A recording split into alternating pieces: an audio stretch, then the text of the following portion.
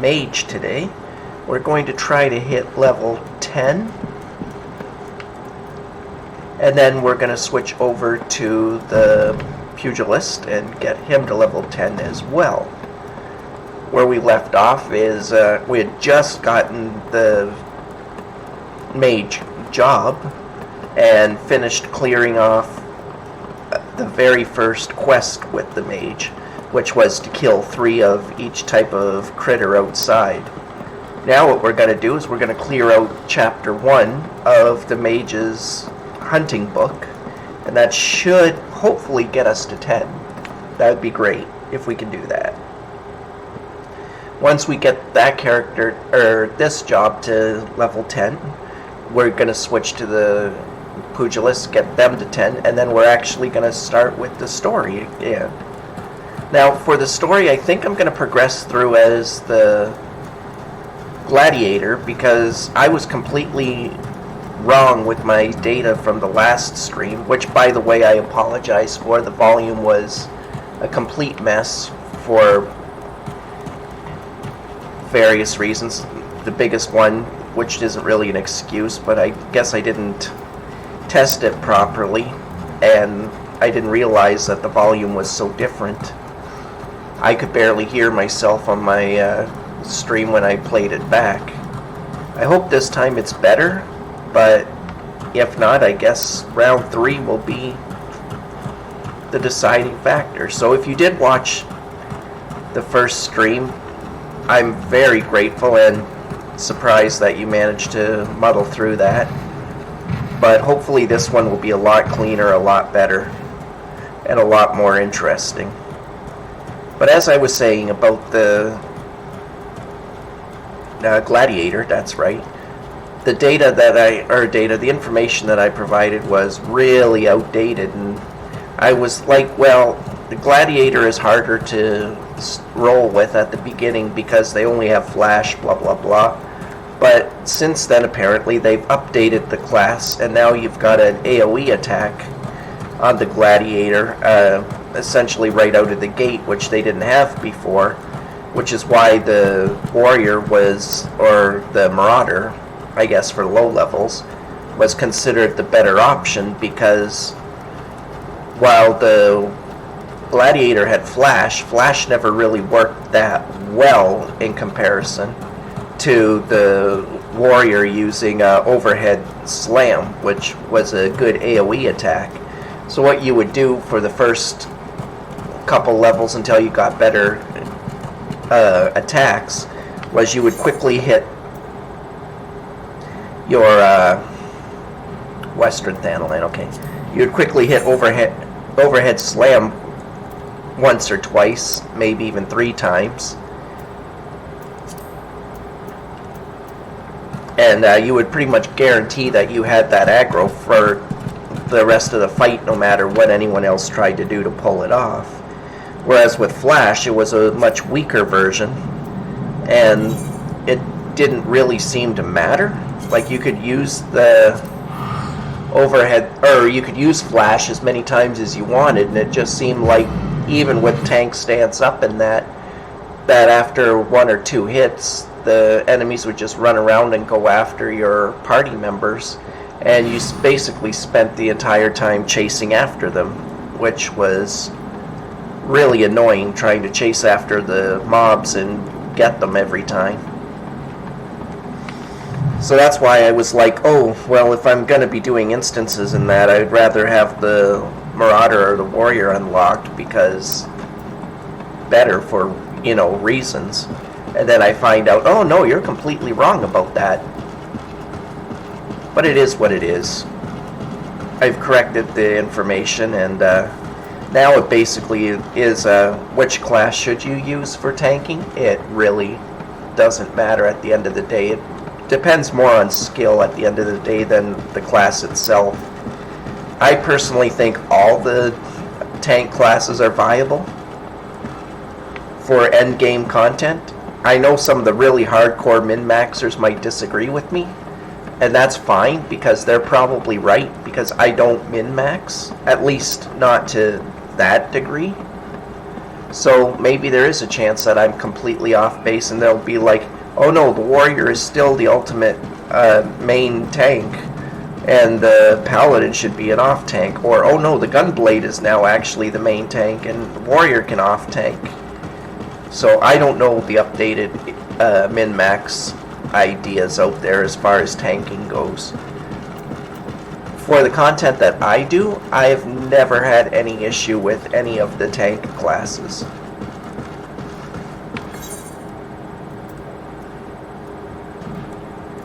I want to go this way.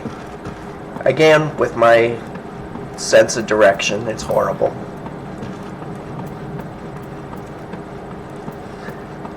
And also, as a heads up, if people enter the channel, if you want to say hi in the chat, that's amazing, and I'll definitely give a shout out to you.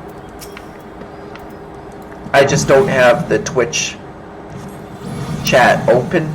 Well, the channel thing open. I have Twitch chat open, so I can see when someone sends me a message. I just can't see when people enter the channel and whatnot. I'm gonna have to fix that, because if people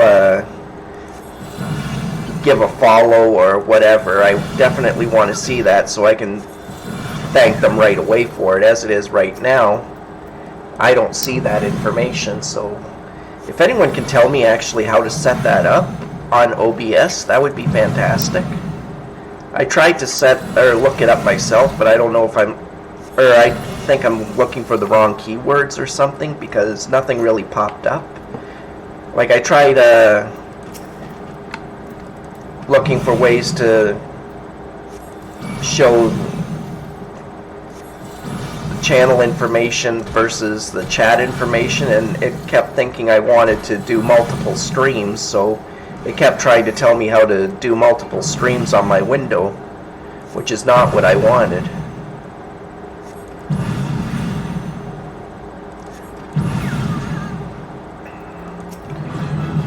Man, those cacatars sound so sad when they die. I almost feel guilty killing them. But we're on a quest. We've got to kill as many as the book tells us, so we shall murder. Oh, I thought I was after the last cacatar. Apparently I killed the last cacatar, and that symbol was this ladybug. Well, let's kill the ladybug then.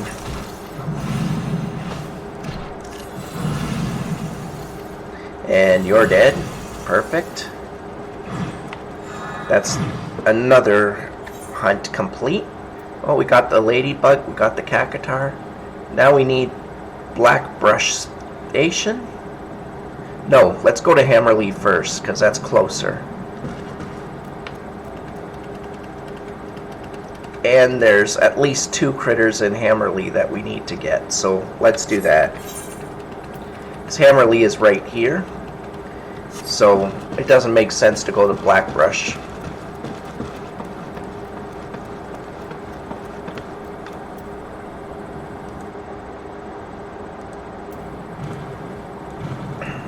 Black Desert Online was trying to update, even though I told it to just remove it from my computer.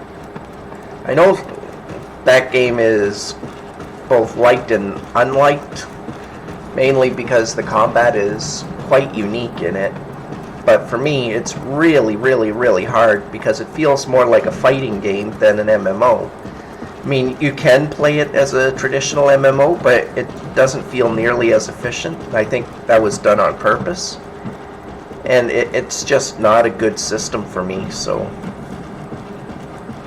That, and I don't like how much hand-holding it does for you. I mean, you literally, when you want to go to a different quest area, you hit T and you just run to the new quest area.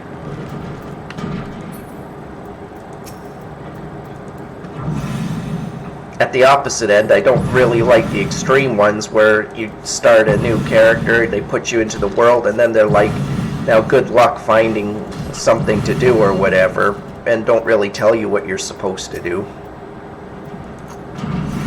I don't find that fun either. I like games where they give at least a broad direction of where you should go, what you should do, but that it's still your choice if you want to do it or not.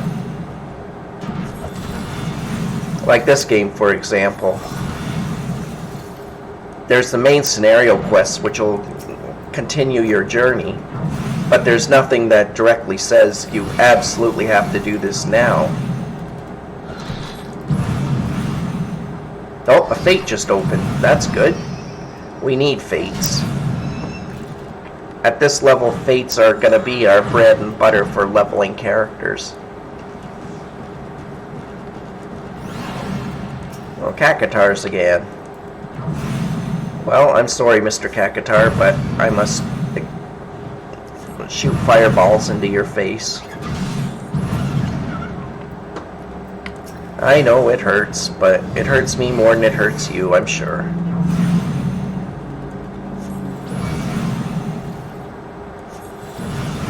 Plus, I really need to practice, as I've been seeing, switching between fire and ice, so that I keep a... Oh, there's another level. Cool. So that I can keep my mana up. I keep dropping it a little too low.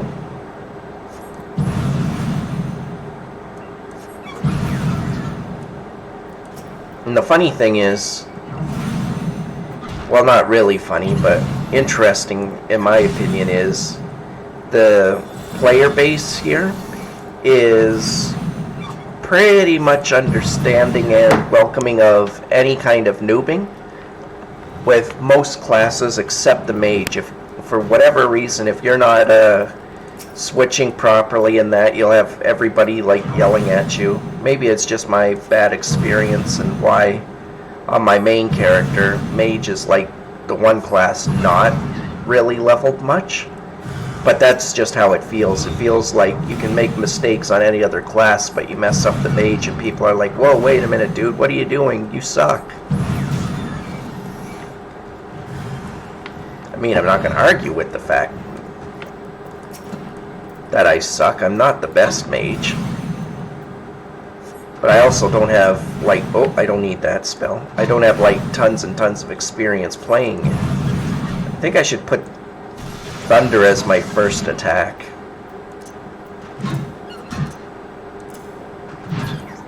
There we go. That should be better now. Because then I can start with a good Thunder attack. Hit fire. And then switch to ice once my mana is low enough. That'll work. So I think I'm going to change it around again, and I'm going to put ice in my secondary slot. Because that's where I technically think it should be. Again, I forgot to use Thunder. Really got to get into the habit of hitting Thunder every time I fight a new mob. And I think I'm going to move fire over here now. Like I said, yes, I'm a dirty clicker, but I've only got my one hand, which is this one here. The other one is always in a fist because I can't open it, so I have to do what I have to do to make the game viable for me, or, well, any game viable for me. Let's move this down a bit, right there. That's a lot less annoying. Alright, let's see. What was the next critter we needed? I was pretty sure I came here because there were a few things. Right, I need to find a goblin. I think they're over this way. Yeah, there they are. The guys with the blue shells. Still got two things chasing me. I'm just gonna outrun them. I don't feel like fighting them. There we go. Starting with lightning. And we go fire 3 times.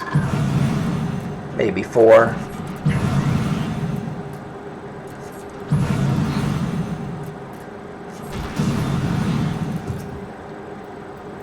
Well, apparently I'm playing the mage correctly already. I'm not moving out of the fire in that. I'm like, nope. it's going to interrupt my cast, I should stay standing in there.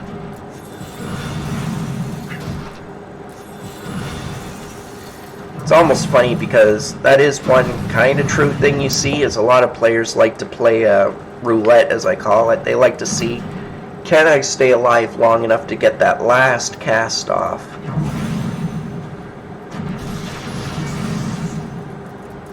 A lot of times the answer is, well, no, and then they die. But many of the mages don't care. They're just like, well, I'm going to stay in the fire anyway until I either get the cast off or someone pulls me out of here. Can't say I don't understand it to a degree. Like, it really would mess your rotation up if you need a particular ability to use at a particular time and you don't use it. But at the same time, you got to remember one thing. Your DPS is 0 if you're dead, so even if it takes a bit of a hit for moving, it's still better than having the 0 DPS that you will have when you're dead.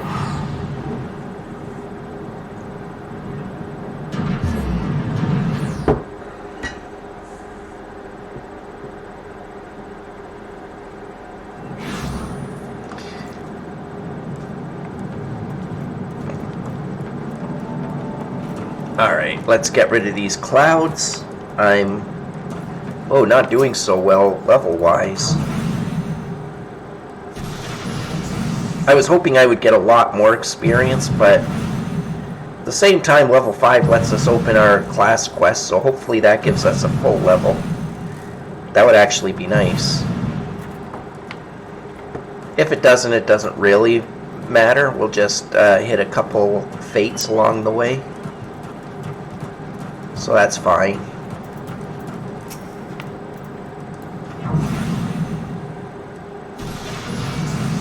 Get some lightning going. Hit this 2 or 3 times, and then I'll switch to ice.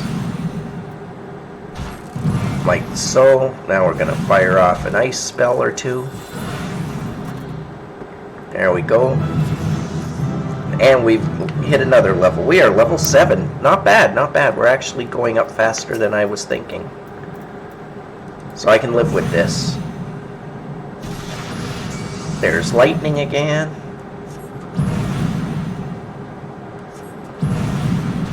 Do some fire.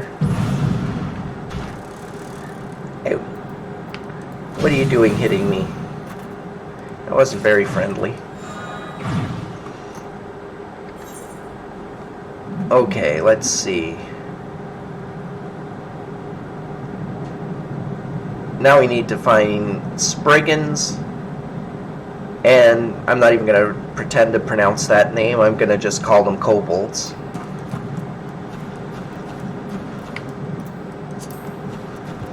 I guess I've played D&D for quite a while. I think my favorite D&D game of all time would have to be the Baldur's Gate series, Baldur's Gate 1 and 2.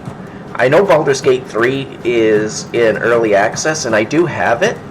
The problem is I'm not much of a fan of it. Plus, to really play it, I need to upgrade my computer, and I just recently bought a new computer, but all the parts aren't here yet, due to, the GPU shortage. So maybe once the GPU arrives, if people say, no, this series is too boring, we want to see something different, maybe I'll play Baldur's Gate 3 instead and see what people think of that. But I don't know. Final Fantasy XIV for me is one of my favorite games. It's one that I can play all day, every day, and really not get bored of it.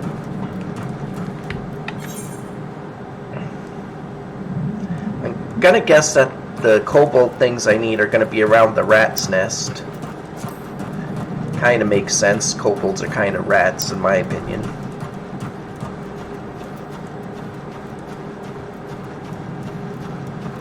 Yeah, I was right. There they are. Hello, rat.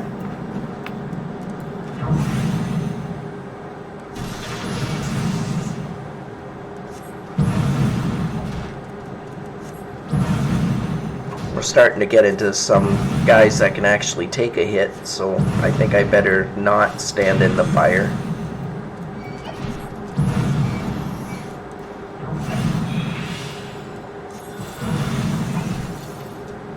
Oh, Blizzard didn't do very much damage at all to them.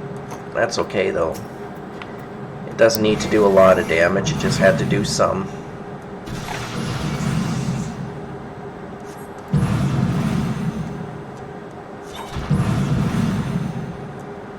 Oh, get out of there. Don't want to die. I mean, death is inevitable in this game. It's going to happen. But I would rather have it happen in the Vale, because that's pretty much where everybody dies for the first time.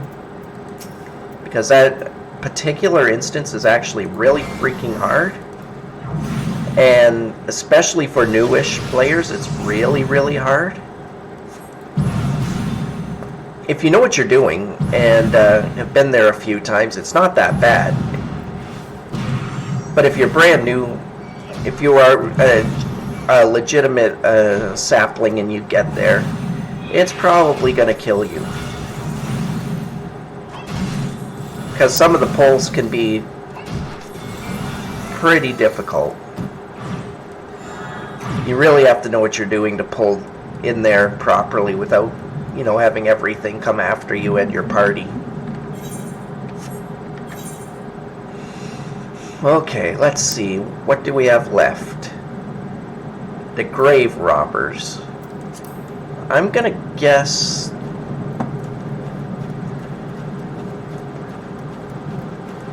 Wait, what do they look like? Oh, yeah, we know where the Spriggans are. We were at that,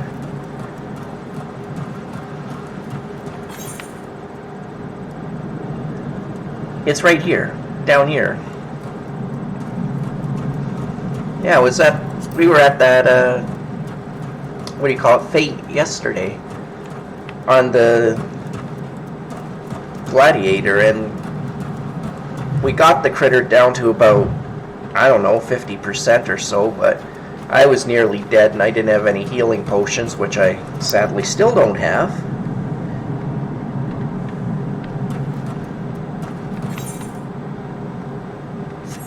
I really should buy them, but I'm kind of hesitant to buy anything right now because my gold supplies are really low.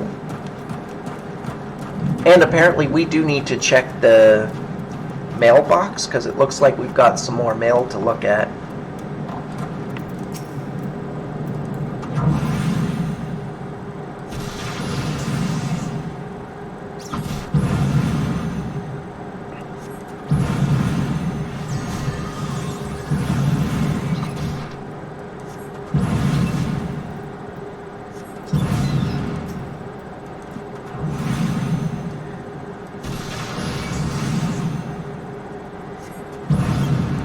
Switch over to ice. Already ice isn't really doing much damage, but we don't need it to do damage really. We need it to replenish our magic supply. So I don't care if it does damage or not, as long as it actually replenishes our MP. Oh, that little guy cast haste on himself.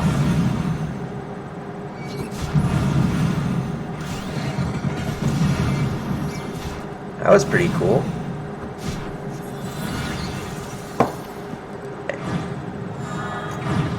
Okay, that's that hunting log done. Last one is a sunbat in the clutch. Where's the clutch? There it is. So we want to go back to Blackbrush Station and then just run across to the clutch. Alright, no problem. Let's do that.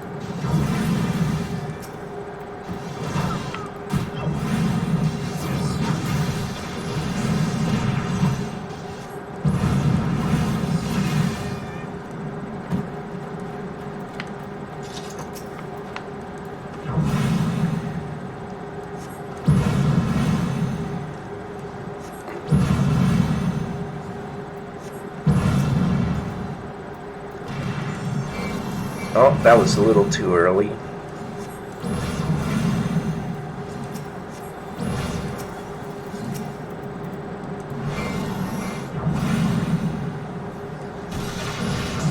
Man, this Gladiator is really ripping through things. Oh, that's why it's not going up at all. We haven't been... That's right, we have to attack this dude. I remember this.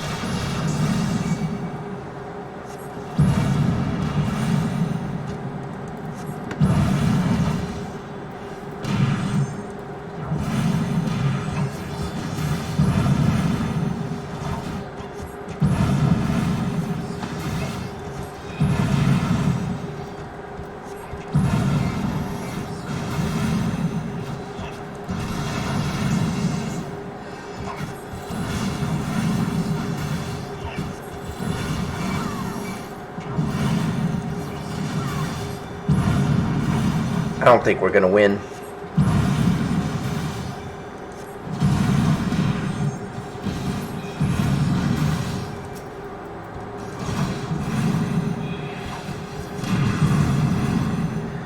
I think that's a little too much for that little hero to handle without a healer of some kind.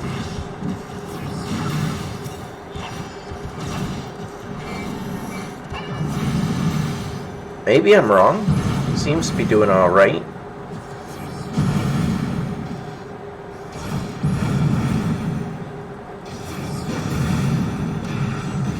Okay, looks like I'm wrong. As long as we keep doing the damage, it should actually be okay.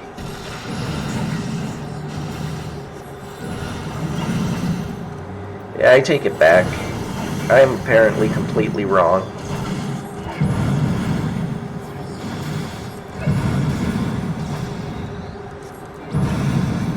I just kind of wish I was doing a little more damage to help, but eh.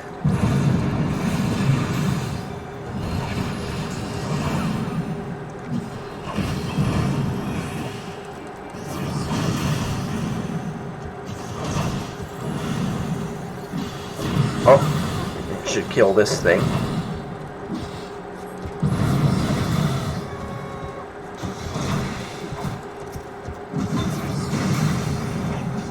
Yeah, we got this guy.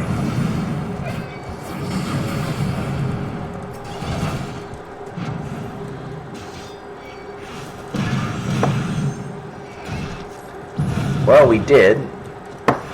And now I'm gonna die. Yep. I gotta get out of there.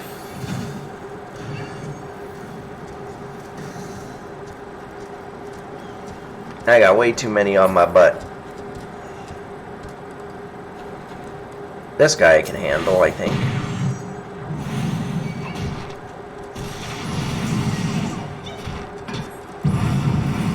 Oh, maybe not. Maybe not. Oh boy.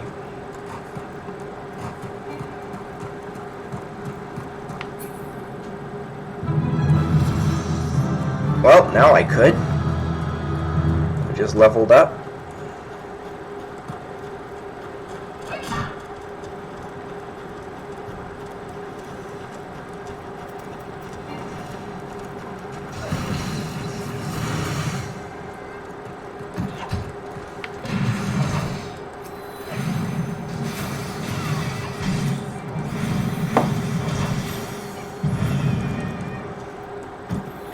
What spell did we just get? Addle.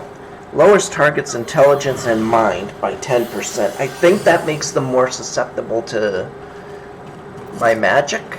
I'm not 100% sure on that. But I'm going to add it right here. And I'll try throwing that in along with... well,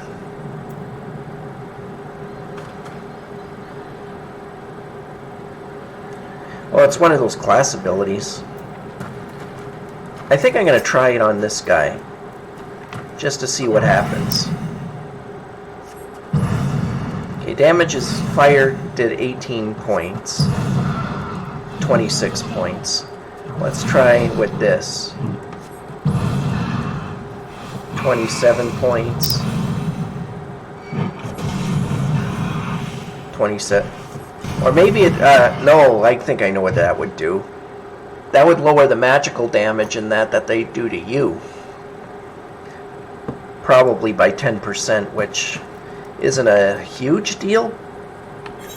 But at the same time, it's nothing to really cry about. And we did hit a new level, so we are level 8. So let's go do this quest, or fate, I mean. And once we're done that, we're gonna finally get to the clutch. We'll kill that guy, and that'll finish our chapter 1 book. Hunting log, I mean. And then, from there, we'll just keep doing fates, I suppose, until we hit 10. Oh, no, wait. We still have the class quest for level 5 that we should be or could be doing, so that's fine. We're alright. We got plenty of options for hitting level 10.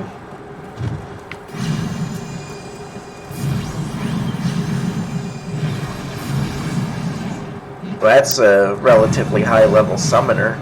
That's kind of cool.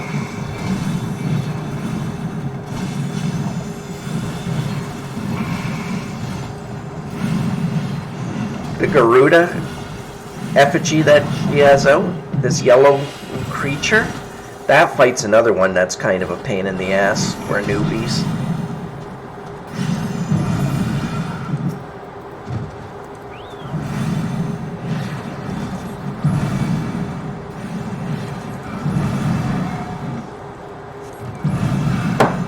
Because if you don't do the attacks right in that, she breaks the pillars that you need to hide behind when she fires off her ultimate ability. If you don't have those pillars up, the raid just wipes. Well, I think if a tank uses the limit break, I think that their shield will actually keep the raid standing at low health, but I don't know, it's pretty risky to hope to depend on that.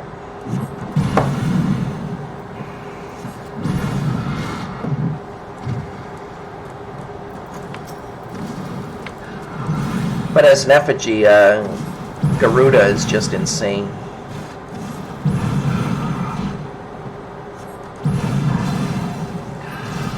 Which is nice because Garuda's an absolute pain in the ass to get, so, or I mean...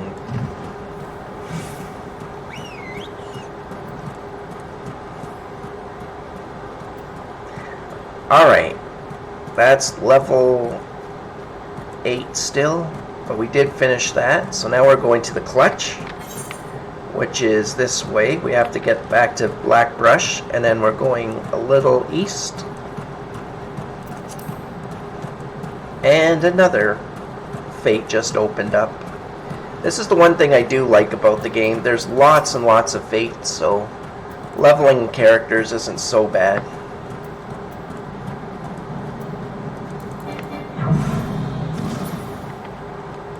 This particular fate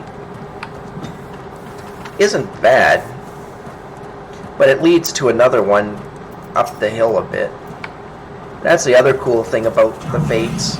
Some of them are in parts, like you'll get part 1 now, and then immediately after another fate will open just a little ways away, that'll be part 2.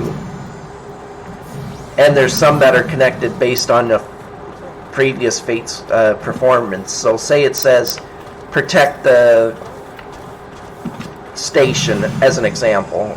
I can't remember any off the top of my head for a direct comparison, but say that there's one that says protect the station, and everybody there does kind of poorly, and the station gets taken.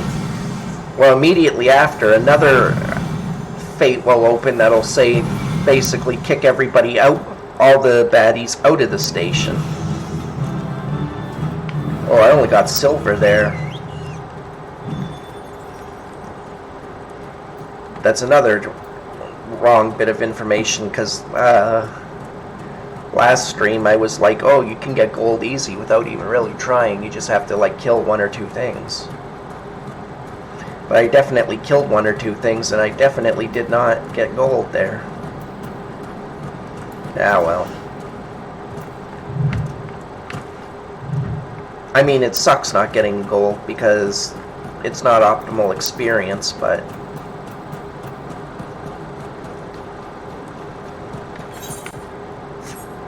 at the same time, it's not that big of a deal to me.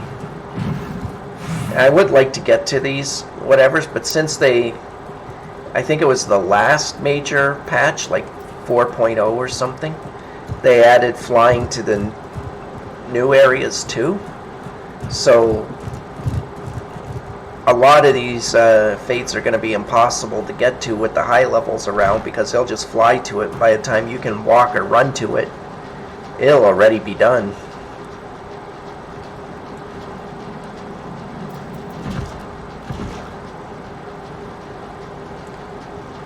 Except this one, if I didn't get lost all the time, I'm pretty sure I could find my way through or get there in time. Oh, there's the sunbat, so we're in the clutch, which is good. So let's kill this thing.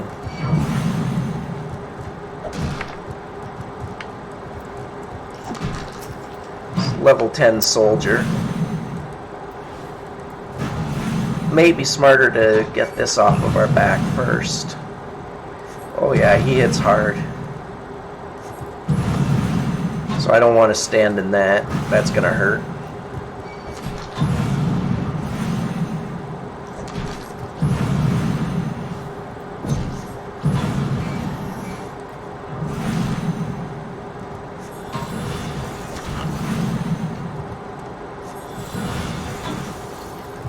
Switch back to fire. Done. Now let's attack this sunbat.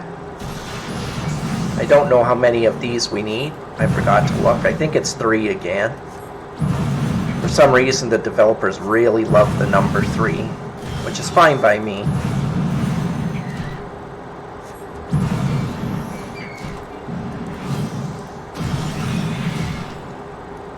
Blood drain doesn't really hurt that bad, which is nice.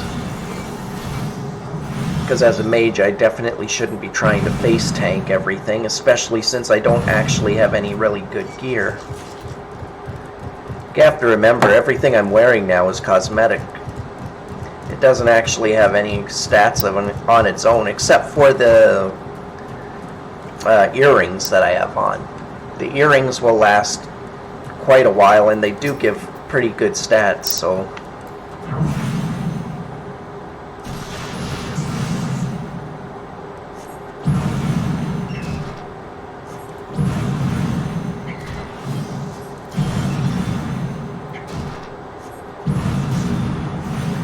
Okay. Good, that little sprout isn't gonna die. I was sitting there thinking, oh shit, I just started attacking this bat, and now there's a sprout just a little ways away from me, in danger of dying. Still might.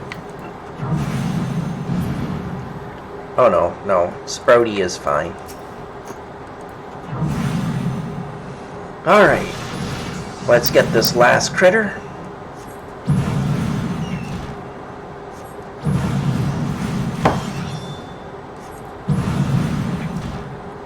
Face tanking is bad, but whatever.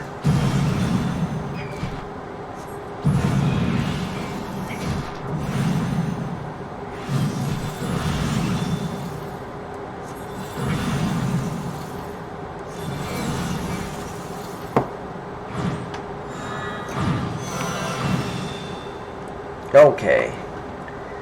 Thaumaturge is done for the book, and we're almost at rank 10. Instead of worrying about doing more fates to get to rank 10, we're just gonna go do our 2 class quests. That should be sufficient to get to rank 10.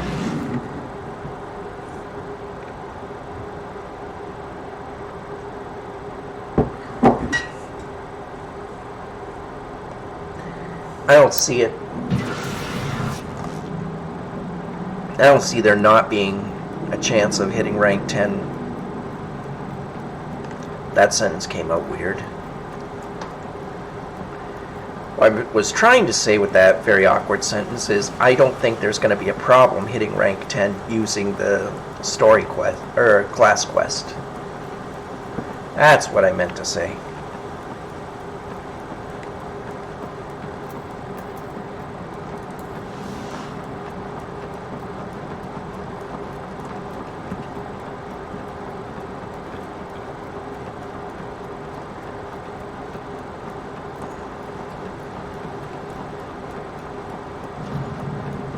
And this time, Kokobukai is going to give us a robe, which will be nice.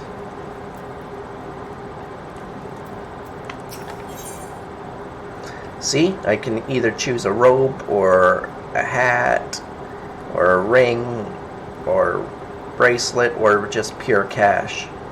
But I'm going to go with the robe, because that'll last us the longest. Your burgeoning power strains against the confines of your untried mortal shell. Another trial you must have.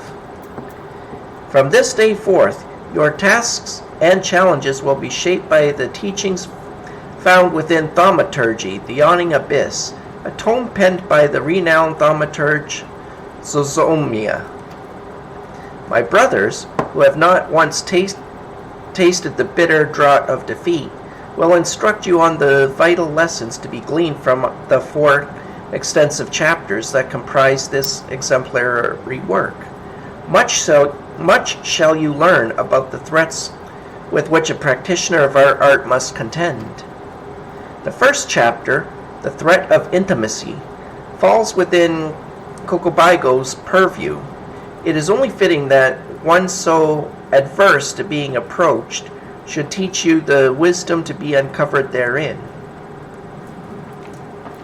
This almost sounds like the starting of training to be a Jedi.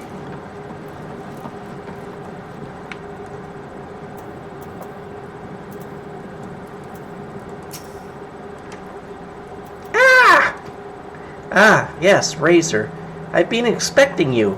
Allow me to read to you the pertinent passages from the opening chapter of Zozomaya's Guide. Ahem. The threat of intimacy. Ah, how magnificent the potent power we wield. Roaring flames, piercing ice, and shocking bolts are matched not by fist or sword or spear. But the burly warrior waxes fearsome with every closing step. Fists shatter bone, blades slide through flesh, spears puncture soft bellies. Know you this threat, and stand you apart from such men. Shivers.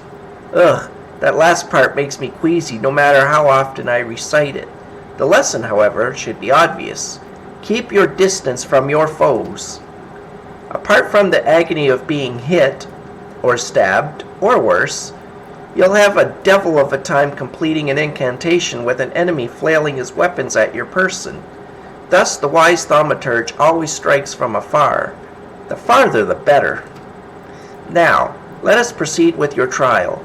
Take this dried fish and set it down in the vicinity of the silver bazaar. Next, simply draw back to a comfortable distance and wait for a vulture to swoop in to feed. That's when you ambush the nasty creature with a barrage of deadly spells. Once you've slain the scavenger, be sure to retrieve a generous slice of vulture meat for Fafarino.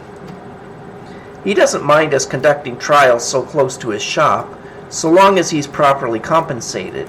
Yes, Razor, we pay him in sorcery-blasted bird flesh. Oh, I guess that's tasty enough. And I see that working out for a shop vendor. The mages get to be taught how to use their magic, and the shop vendor gets freshly cooked bird meat to sell. That's a pretty good system, actually. So let's see, where are we going?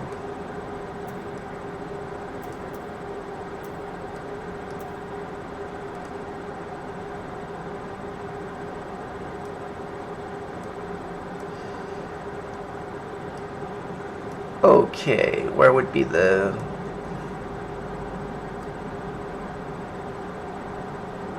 Guess I could just go to Horizon and run south.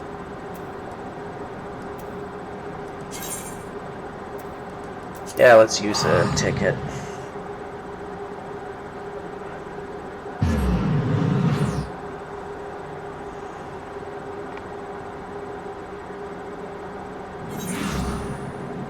Alright, running south. Let's go. Oh, we've got to talk to these guys too. I keep forgetting to do that. Well met, traveler. Might I interest you in a chocobo porter? Ah, do not tell me this is your first visit to this shop. I shall update my register with your name, so that you may access this location in the future.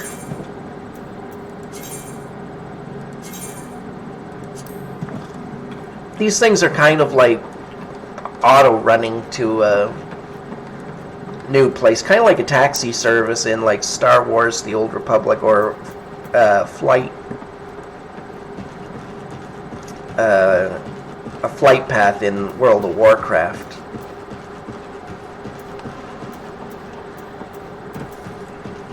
It's a little slower than a flight path from World of Warcraft because you can just like... or it's just the ground mount. But sometimes it is nice to be able to just put something on autopilot and go do something like get a drink or something.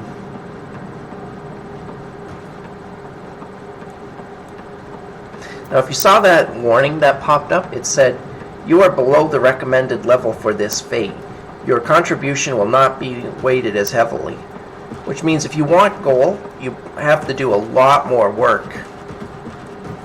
And even if you do get gold, you don't get as much experience.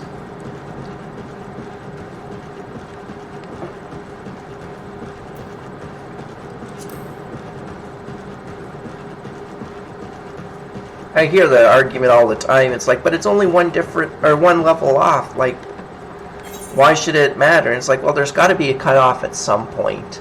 And if they want to make it 10 is the cutoff for a level 10 quest, then it makes sense to me, because it's not like the game can say, well, you're like 9.5, so that's close enough. We'll consider you level 10.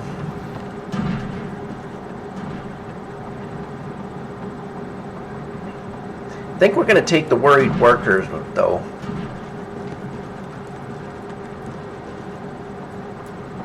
Actually, yeah, we're going to try and get all the fates done in this area. Now, the cool thing is, if you're going for the achievement of doing all the fates in the area, you don't have to worry about what class you did it on, because this is still your character, the same character, no matter which class you're playing. Thal's balls. I don't know whether to slit the throats of them goblins, or them what kicked the buggers out of Ulda and into Hammerley. Now the thrice damned runts are running around buggering up my supplies for the hammers, and I haven't the means to stop them. Now if I had me an adventurer... Yes, let's do that for you. Give the little shites no quarter. That'll learn them.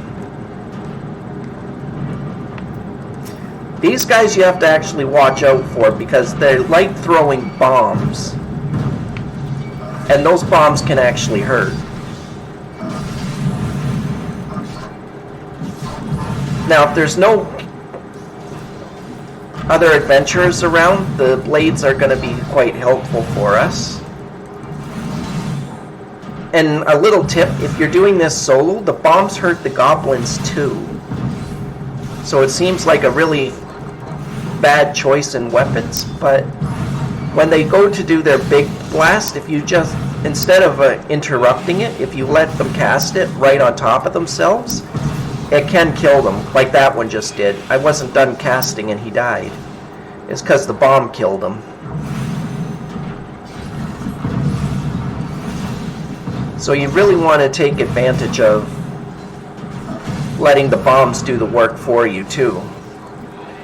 If you're a caster class, because as you can see, I'm nearly dead already. And I didn't really get hit that much.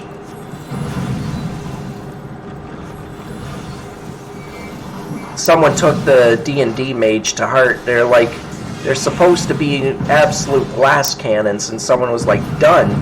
We'll just give them no defense, really, and no hit points in comparison to the others. That'll make them feel the same, and it works. It does.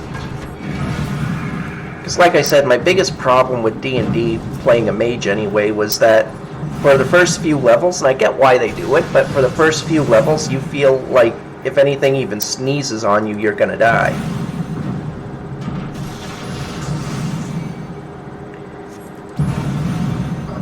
But I understand it from a balancing perspective because, well, actually I don't, because mages are probably the least balanced class in D&D. Because they start off super, super weak, but by the time they hit, say, level 7 or 5, I think it's 5. Starting at about level 5, they start getting really crazy.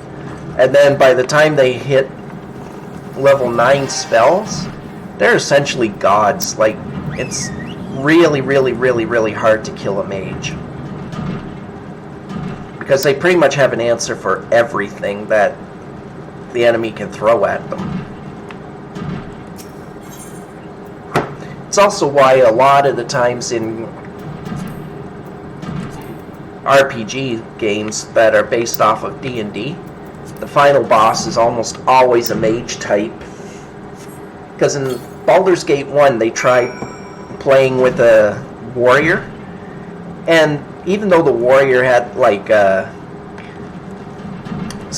Savrik, I think his name was, even if at the end he had like 10 attacks around and crazy stats like that, if you had 2 or 3 mages in the party, you could pretty much one-round him to the point where it just wasn't even a fight.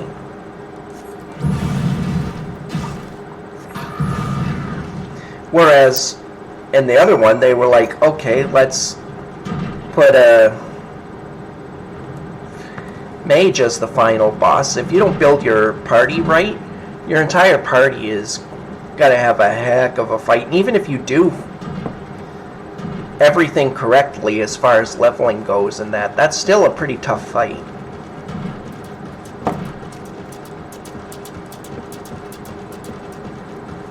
Yeah, we're going to do this fate as well because I want to get all of the fates done. Cores. Cannot drive the piles without Earth Spirit cores. Cores harden the land. Help the piles take hold. Have you any cores? Let's gather the cores for him. Cores lying about. Cores flying about. I think he's been injured or something. He's very obsessed with cores either way.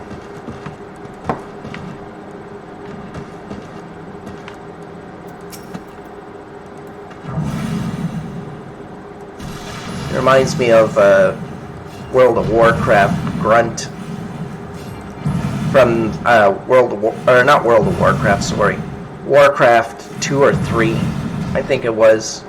I think it was Warcraft 2, where they would sit there and when you talk to them, they'd be like, "Job's done. More work?" But they were always very obsessed with that one job. It's kind of like that guy. He's very obsessed with the cores, to the point where he even made a little ditty about cores. As you notice, we did hit level 10, yay for us. So once we do, or finish the current class quest, and then do the level 10 one, we're actually going to switch to the Pugilist, and we're going to start all over again. But when you throw in fates and the class quest and the hunting log, going from 1 to 10 is actually really not bad. I mean, We basically went from level 3 to 10 in 55 minutes, so...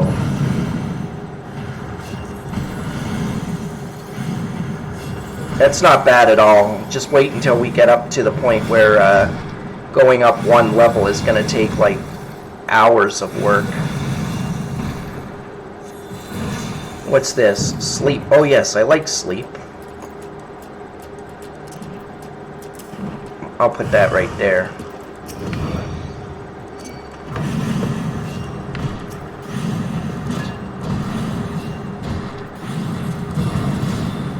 Getting attacked by 2 cores is not ideal.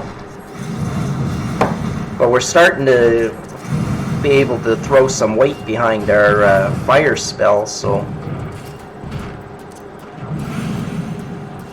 And as you can tell, I'm obviously a moron, because I just got the sleep spell, and I'm like, oh, I love sleep. And then I didn't use it, nor did I switch properly from my fire aspect to ice. That's alright.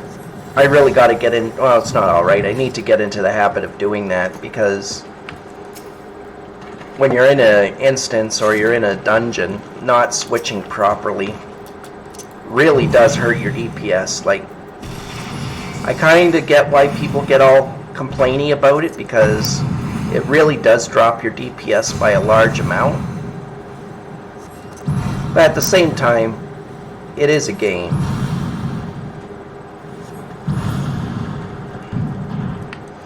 Although you should always try to do your best in an instance, because yes, it is a game. Yes, you should be able to play the way you would like or whatever. But you got to remember that the other people in that instance are also players that have paid for the game and are paying a monthly subscription, so you don't want to hold them back either. You just got to find that balance where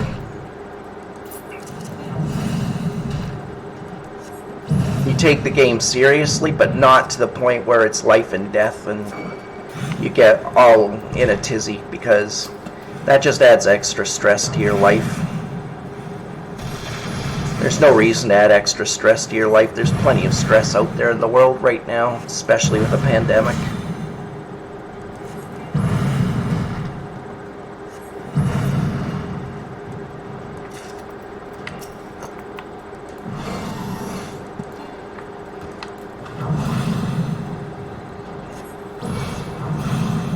Since I'm the only one working on this, I think I have enough cores now to just end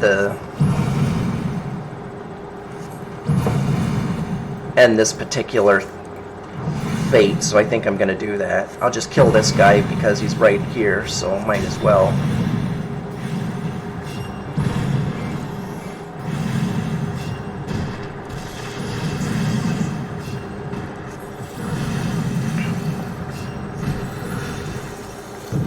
There we go, that's done.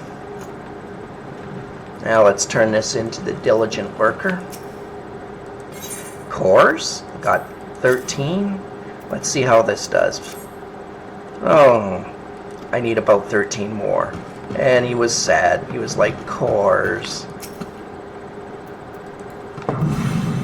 I understand, big guy. He thought, this person is going to bring me all the cores that I need. And then I was like, lol, no, I'm not. I'm just going to get your hopes up for nothing. One class I'll really be excited to play for you guys to see is the Rogue later on, because some of the quests early on for the Rogue are absolutely hilarious. I love them. The only problem is the Rogue class becomes the Ninja, and the Ninja is really good damage, don't get me wrong. Like, the fact that you get to play the Ninja isn't the problem. The problem is I'm so bad at doing the Jitsus correctly that I almost always have Punishment Rabbit on my head. When I get to the point where I unlock the Ninja, you'll know what I mean if you've never played the game before.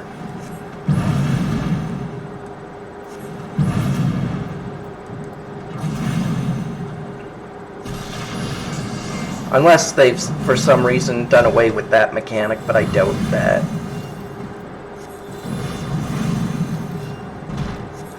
Though I did hear through the grapevine a lot of people were complaining about the difficulty of the class.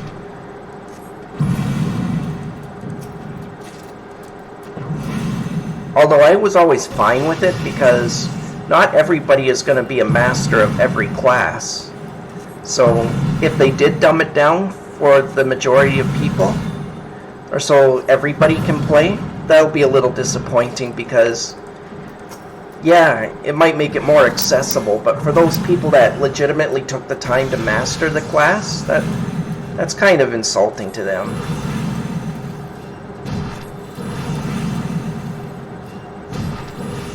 Because it should be a badge of honor when you see someone come in, play a ninja, and they're just absolutely killing it.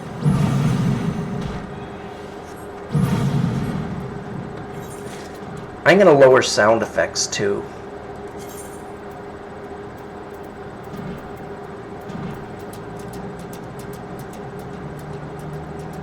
Bring that to 50. The only thing I want to keep relatively loud is the voices, because when we get a cutscene where it's voice acted, I'm obviously going to shut up and just let everybody watch the cutscene.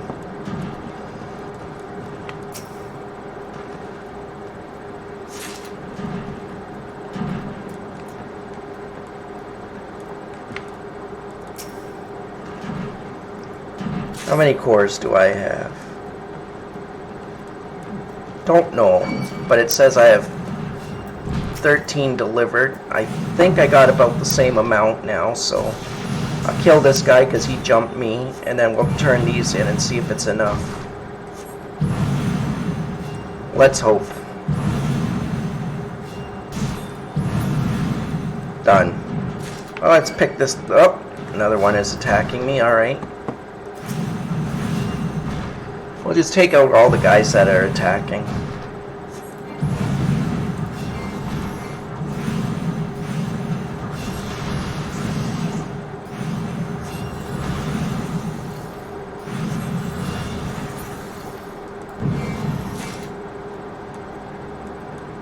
Okay, we'll pick this core up and then we'll go back to our friend. Our sad, sad friend. I was stupid, but, well, we'll kill this guy too then, whatever. I shouldn't have done that. I should not have done that.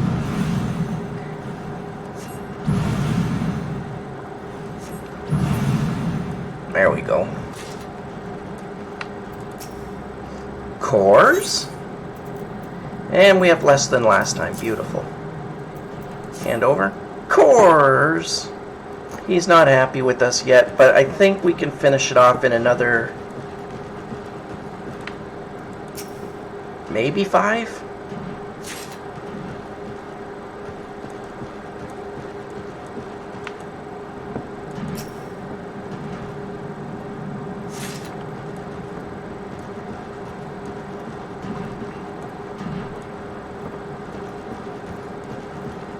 Let's go 3, and then we'll go back and grab the other one.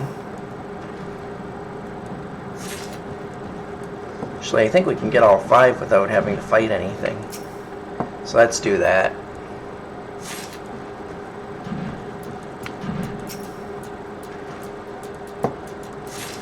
There we go. Now we'll go back to the guy. We'll turn this in. We'll pick up this extra one just in case my math is horrendous. And hope that this will save me from looking like a moron. Cores. Let's turn these 6 in.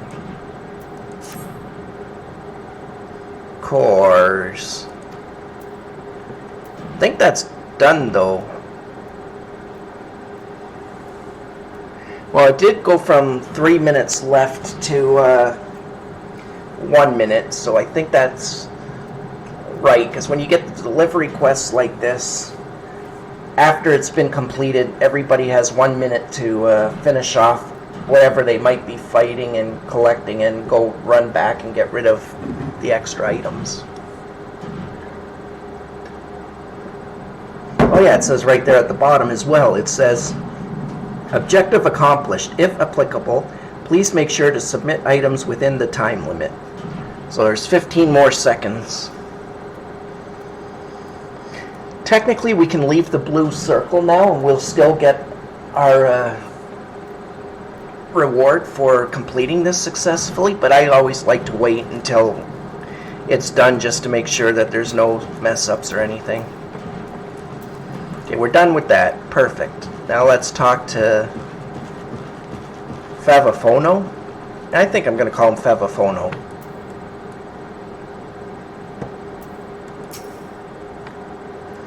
You're done making use of my testing grounds, are you? Cough up the fee, then.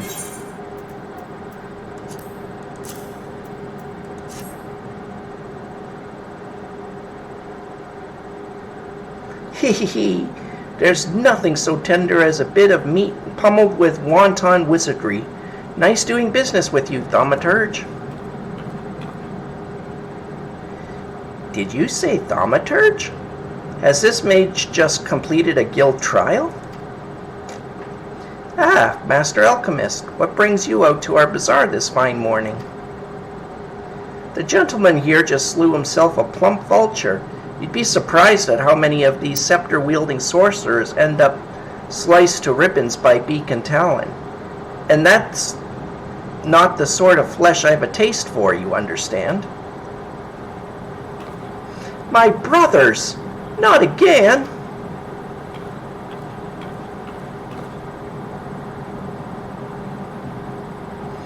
And the vendor's like, I don't know what's going on. Fafano has the look of a Lalafell dying to be asked if he has any work to offer. Well, this is part of separate quests. We are, like I keep saying, we are going to do all quests in the area. All of the areas. But I just want to get everybody caught up.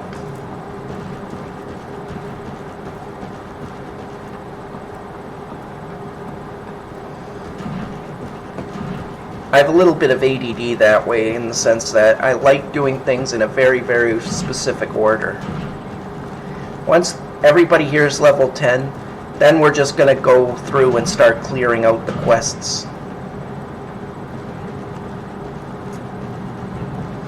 And I'll do one quest on one character, switch to another one, do a quest on that one, switch to the third one, keep doing it like that until we've cleared out all the quests in this starter zone.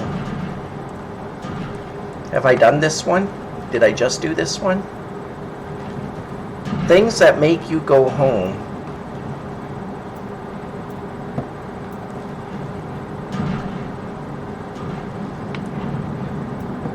Oh, we just have to beat a lot of these Yaron feeders. We have not done this, so let's do that.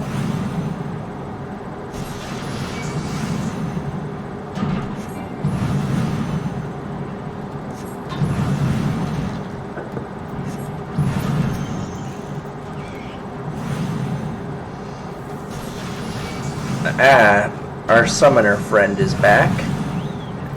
She's going to be literally destroying everything in the area.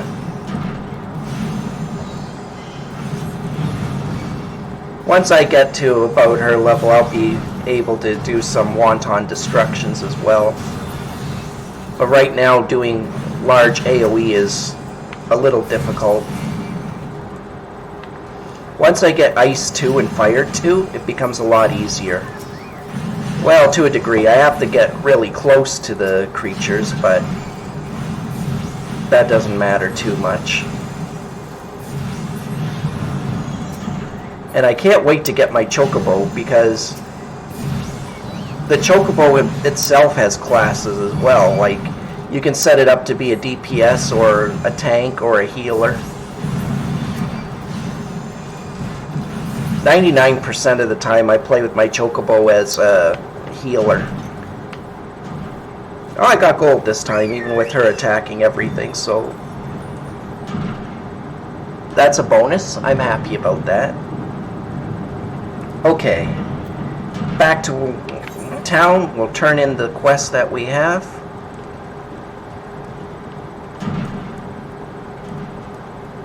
We're going to go to... Actually, I'm just going to return. We're going to go to the Thaumaturge's Guild, and we're going to get our level 10 quest. We're going to complete that, and then we're going to switch to the Pugilist.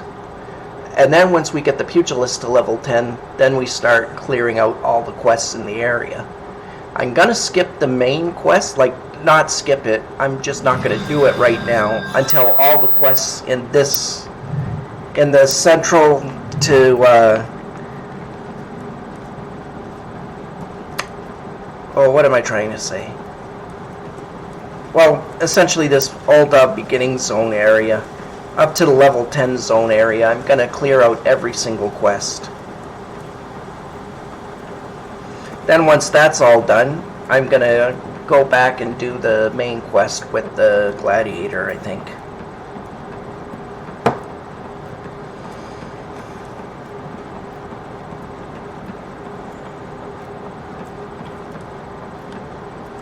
We must rebuild. Okay.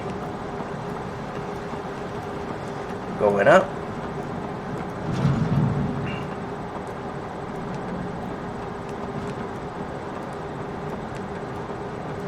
Going in here. Cocobigo is who we're talking with.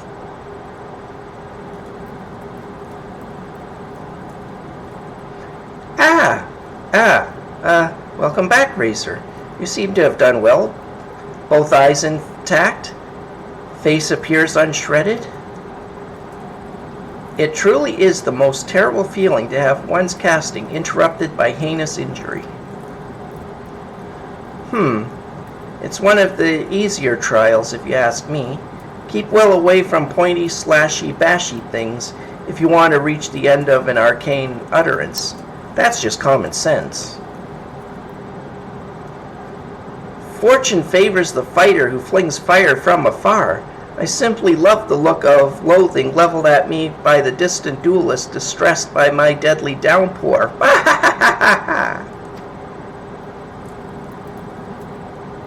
We Thaumaturges excel at offense, but fail miserably at defense. Our most effective strategy is to topple our adversaries with overwhelming force before they have a chance to respond. Honor is for knight and dead mages.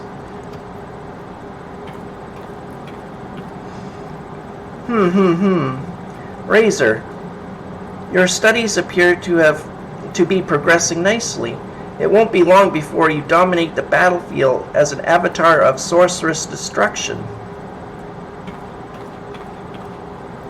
Uh-oh, somebody's mad. So it's true, Bukai. Don't try to hide from me, Baigo. Or you, Banny. Or Beezy. Or Boha. Kokobusi, what are you doing here? You promised you would teach me next. Well, yes, of course we did, Boosie, but Razor here was most insistent. And once again, you brushed me aside in hope that I abandoned my heart's desire. Why do you deny me? I hate you, all of you. Please, Busai, you shouldn't say such hurtful things. You know how delicate Baigo is.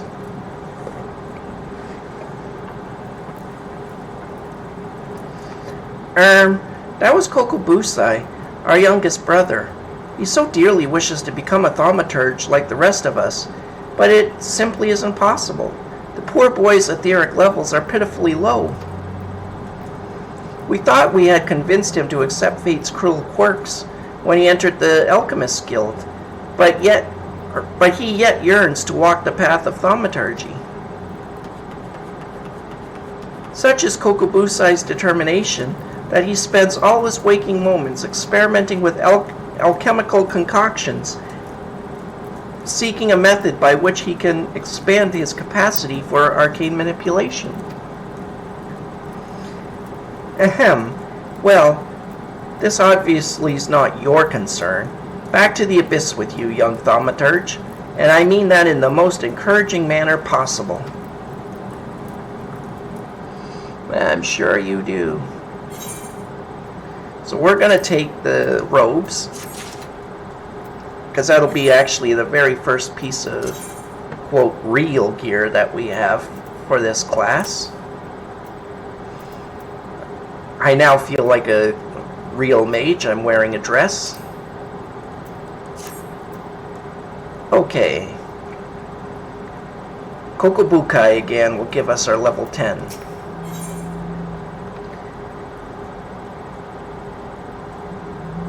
Before we do that, let's look at these. Porters are similar to rental chocobos in that they can be hired to carry you quickly to various destinations. The difference being that you cannot control these birds and that they will not stop until they have arrived at their destination. On the other hand, porters are trained to take the safest route, meaning that they will never be attacked while in transit.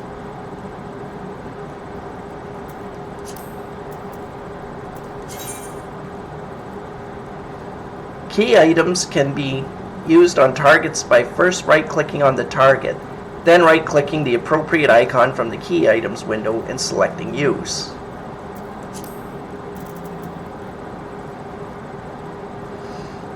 Usually for something like that, you don't actually have to worry about knowing where to find it and that. If you have somebody that wants a key item and you have it, it pretty much just opens it right to that part of your inventory anyway, and you just have to drag and drop or just right click. Just one sec.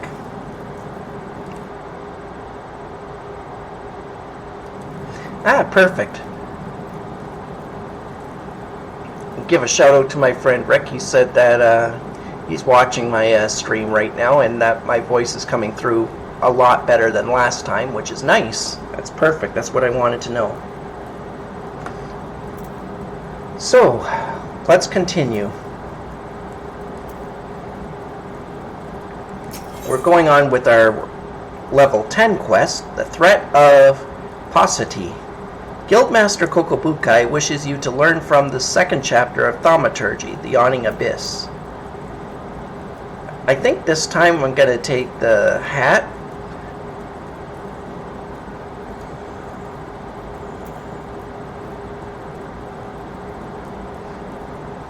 Actually, maybe I'll take the boots, because I kind of want to keep the experience hat for now. Yes, Razor, yes. The aura of power surrounding you is palpable. The glare begins to blind my Thaumaturge's eye. Your lesson today shall be taught by Kokobani. Go to him and hear from the chapter entitled The Threat of Paucity. Okay, so we shall do that.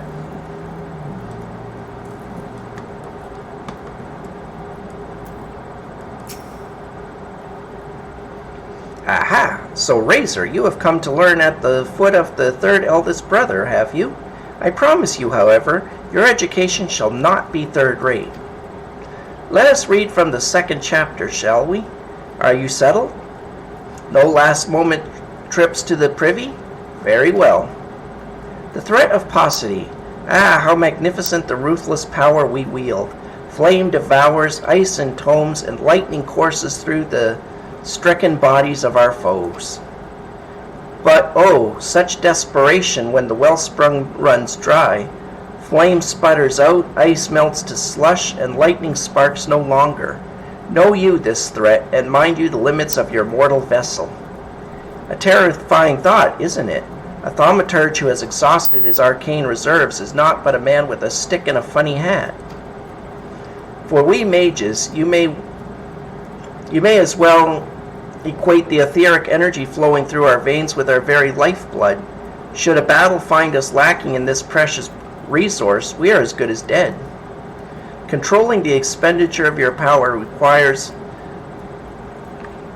an understanding of etheric balance. The scales can tip in one of two directions, astrally or umbrally.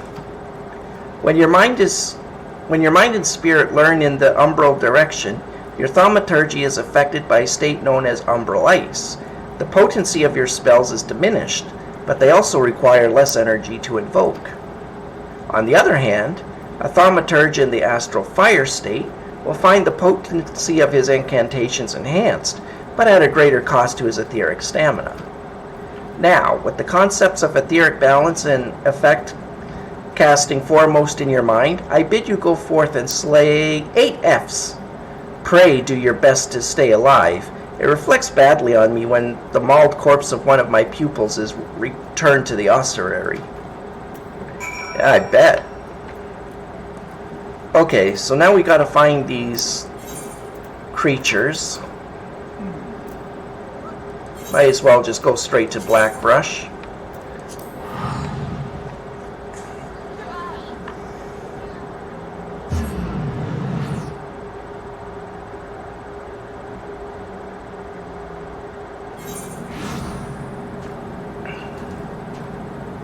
Now, let's... Oh, we have Fate open, but it looks like there's people working on it. So let's see. What's it at?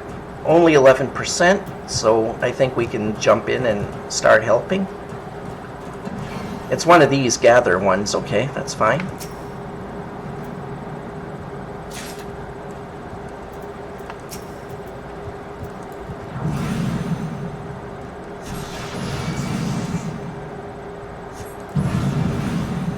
Let's kill these cacti. Feels weird killing cactus.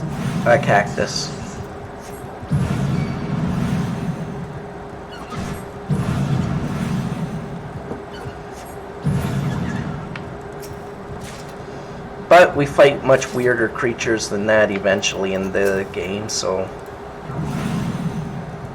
I think the weirdest creature we have coming up much later is a literal wall.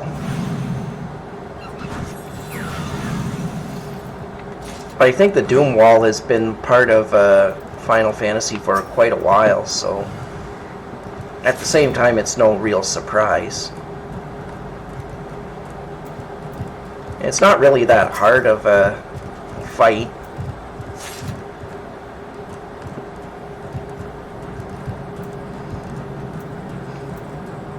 The hardest part of the entire fight is keeping yourself from slipping off of the ice wall and landing up dead because of it.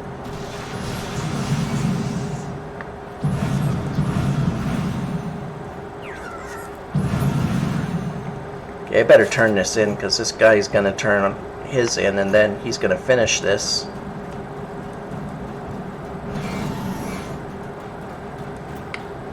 And then I'll be, well, I wouldn't be stuck with it. Any extra items you get for doing quests would just disappear from my inventory. But I wouldn't get any credit for whatever's in my inventory if I don't turn it in, so might as well do that. Got a minute to collect some, so let's just collect 1 or 2. Just to try to ensure that we definitely get the gold. Ducky definitely has the gold, but we might as well try to get gold as well, because here's the thing, you're not stealing gold from another player. Multiple people can have a gold ending. It's like the participation medal. As long as you help contribute to the end goal, everybody gets a gold medal.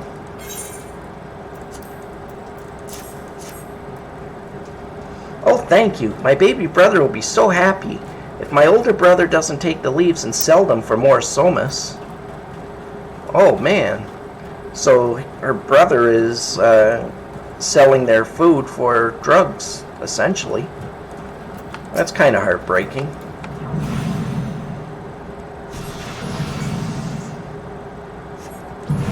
Oh, I didn't need to kill this thing. Why am I killing an ant? My brain must be asleep. These are the things I need. I need to kill these ugly-looking salamander things.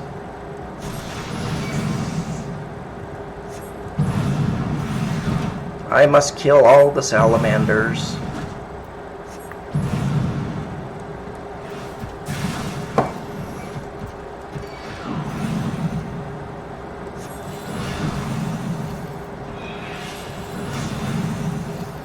or they will kill me.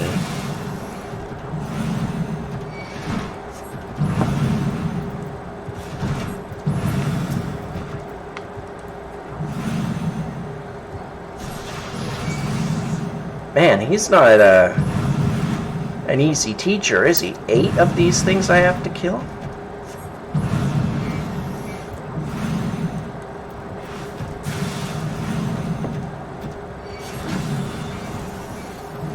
That's a little cold.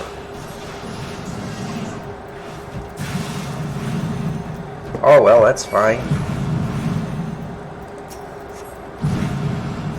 But I probably should rest a bit and heal up after this one's dead.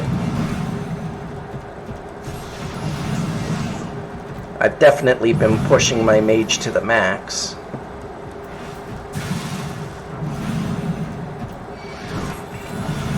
I'm sure someone will tell me, oh, you could bring him a little closer to death without running away. There's always someone who's willing to push things a little further than you did. Okay. Oh, I messed up moving there. Might have been able to take another one if I hadn't messed up, but whatever. Still alive, that's all that counts. Let's go.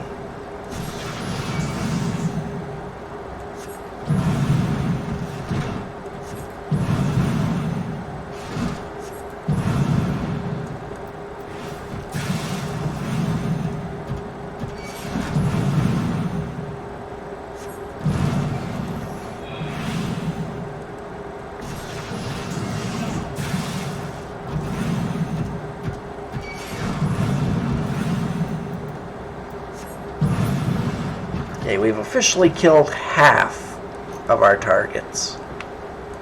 That's nice. Let's finish this.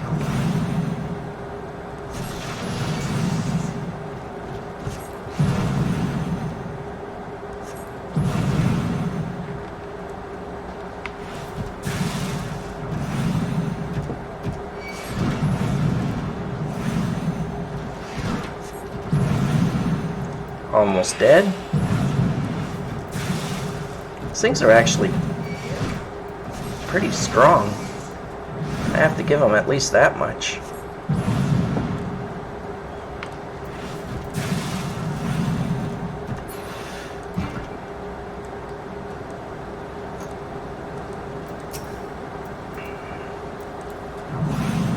I'm pretty much at full health now. I could probably finish these in one go, so I think that's what I'm going to try to do.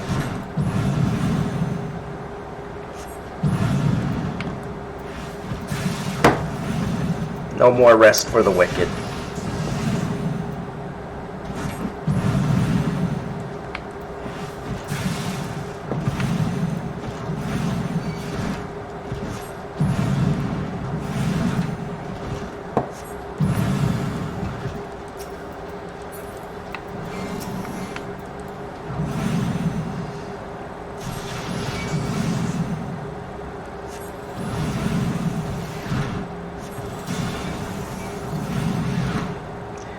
Ten seconds left on my thunder ability. No, don't sleep.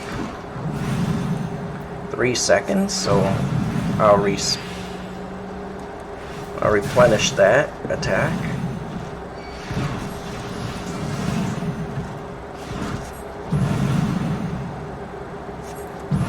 It's actually been a pretty good test of my abilities. Okay, we're almost there. We're almost there. Just last kill. We can do it!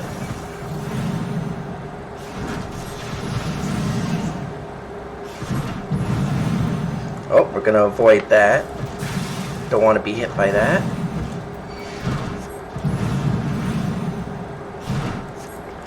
Oh, we need to avoid that.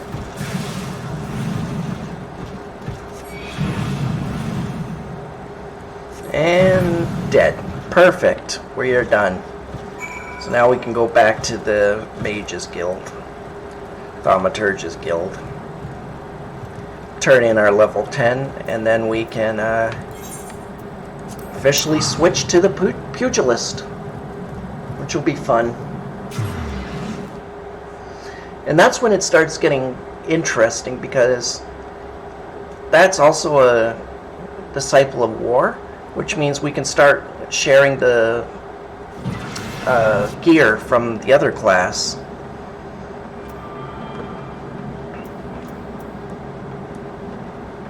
And I'll show you what I mean in a moment. First things first, though, we'll turn this class quest in, and then come over here to the Pugilist Guild and become a member.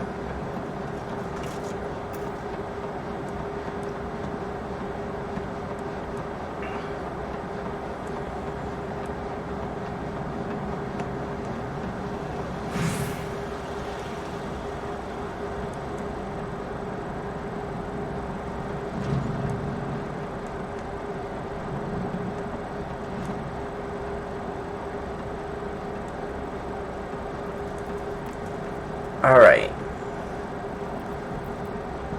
Coco Benai, what do you have to tell us? Aha! You arrived before me, upright and breathing. Wonderful!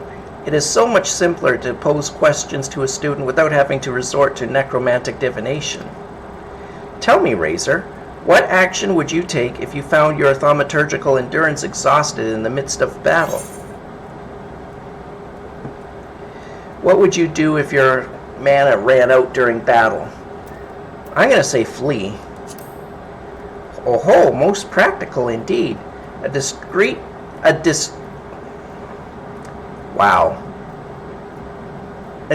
withdrawal to await the replenishment of your energies is a sound strategy. But should there be nowhere left to run, a vial of ether can be your stoutest ally. Ah, ether, the draught of the gods. We thaumaturges, indeed any who practice the arts of arcane manipulation, value this substance above all others. Thus, it was with unbridled fury that we received the most recent report of beastman activity. It seems an Amaljaw raiding party has attacked a caravan on the trade routes and made off with the entire crate of precious ether. The time has come for you to put your new knowledge to the test. Annihilate these Amalja bandits and retrieve the cargo of ether-filled vials. According to the report, their armored war transport was last spotted to the south of Drybone. Ah, and I believe Kokobukai has an additional request. While you are busy incinerating Amajal, be sure to collect some samples of their blood, assuming you can draw any from their smoking remains. Oh wow, they really want me to go all out. It almost sounds like they intend me to, nuke them, in the sense that there's nothing left of them but ash. Alright, well, let's see if we can do so without disappointing them.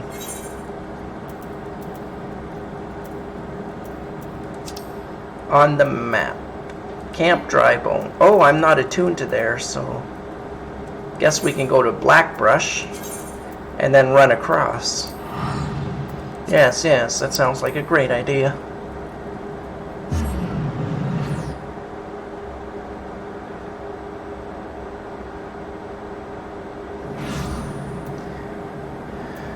Alrighty, and there's a Chocobo Keeper here that I didn't talk to. Well met, traveler. Might I interest you in a Chocobo Porter?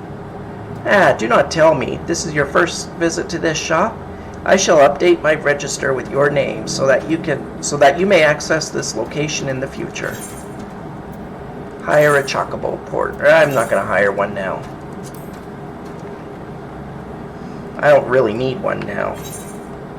Let's go this way because we need to go to Drybone. And this is the quickest way.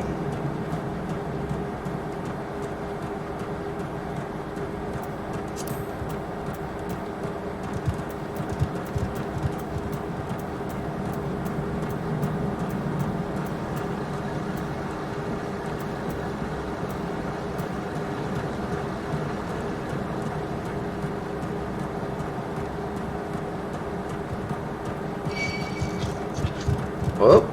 That didn't sound right. Let's go, let's go. Let's get away from this thing.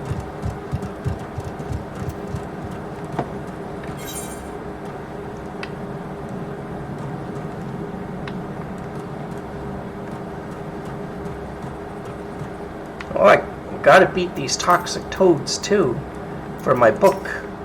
Might as well. It's 4 levels higher than me, so maybe it's not a smart thing to try, but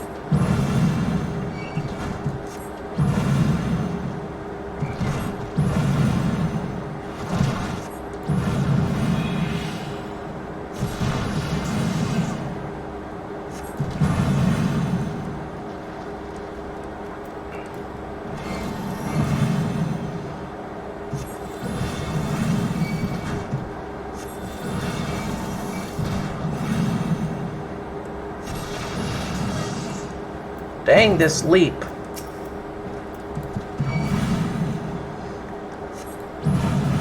Dang how hard this thing hits.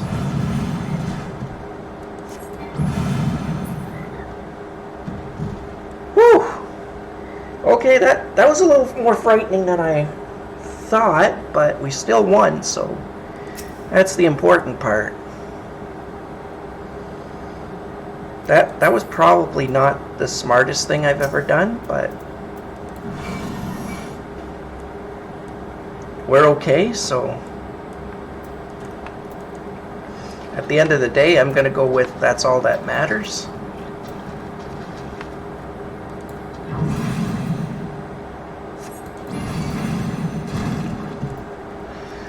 Get out of there. You do not want to be toad snacks.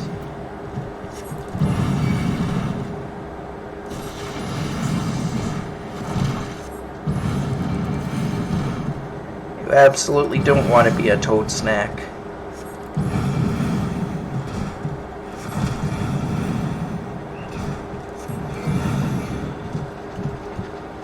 No, I ain't doing this.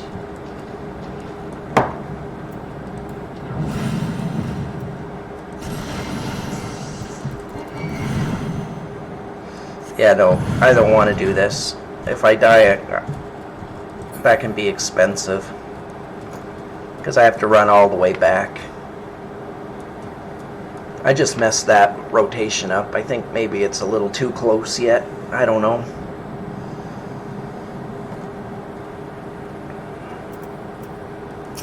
Let's try to get full health and full magic, and we'll try again.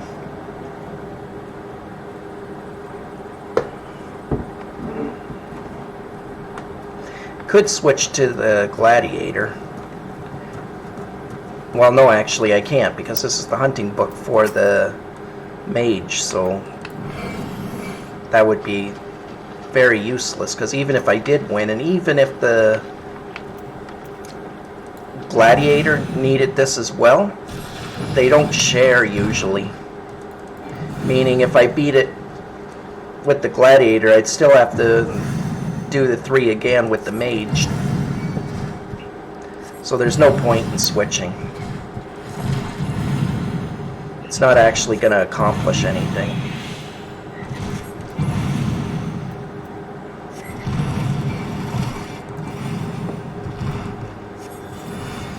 This toad is not cooperating. I need him to do something like that. There we go. I needed him to do something where he wasn't attacking just for a few seconds.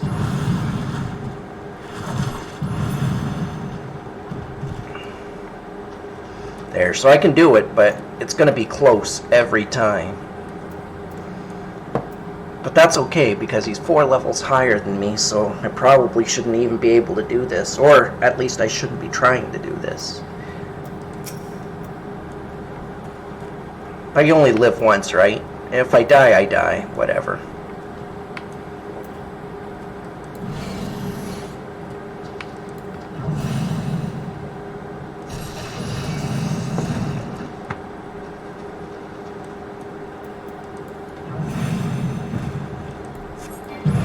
Maybe I can trick him into attacking more often just by running away. Because it seems like whenever I try to get too far, he tries to do the jump.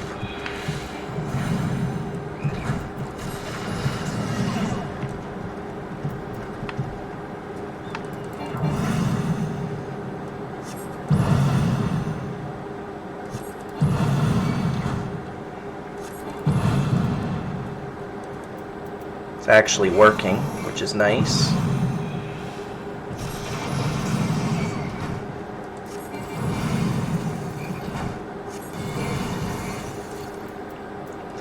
Don't want to get too far away from him now, because now if I get too far away, he's going to run. Yep, he's going to do that.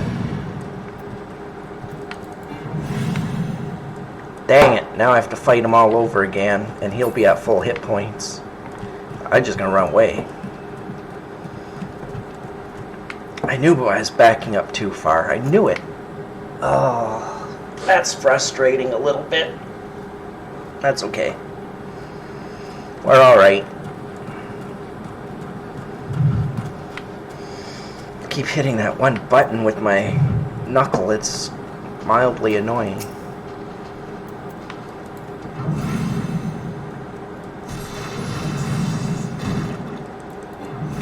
Nope, nope, nope. Not gonna get hit by him because he's too high level.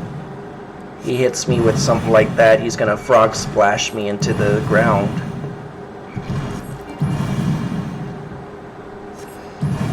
Nope, nope, nope, run! There we go.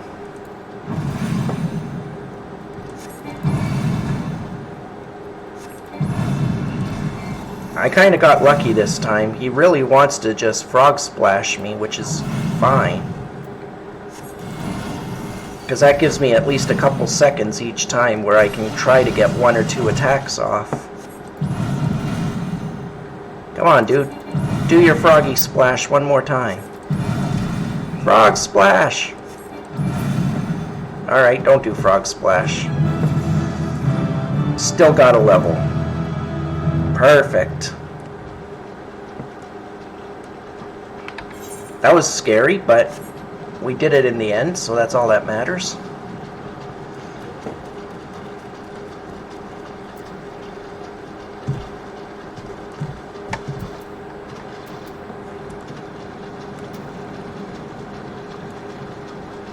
Just run through these guys. They don't attack me, so I'm not going to attack them. It's a pretty fair understanding we have, I think.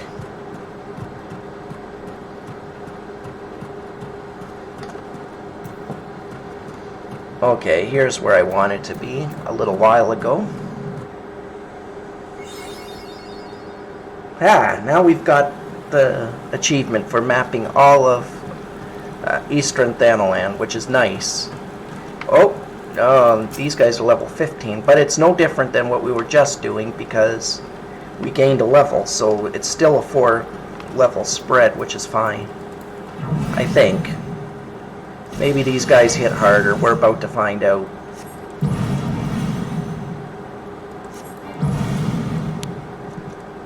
They're thankfully slower, which I'm actually okay with.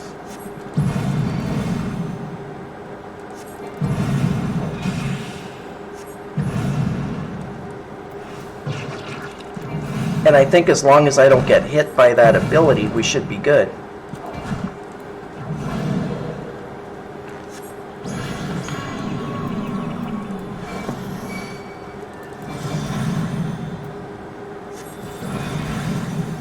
Well, that's nice. I can sleep them, and it's not like WoW, where when you sleep them, they just reset. I'm actually happy with that, because that makes it real easy to do this. Well, that's a level at least 45 white mage, because you don't get the quest for their particular gear until then.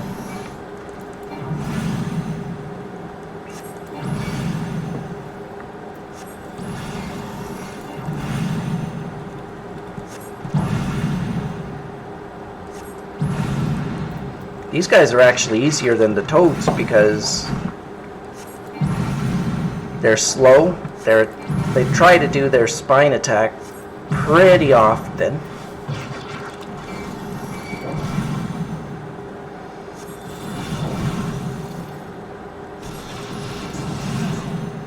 Which means I can just dodge back and forth.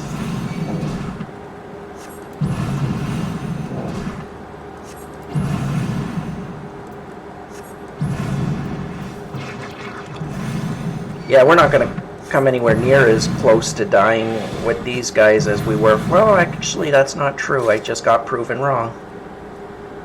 I think we dropped down to 30 or 22 hit points fighting the froggies, so apparently they can do damage. So I kind of want to avoid getting hit by them.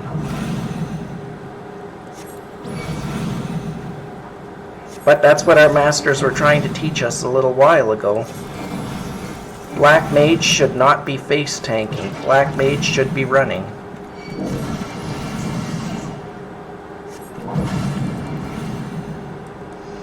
Unless Black Mage has no choice but to fight.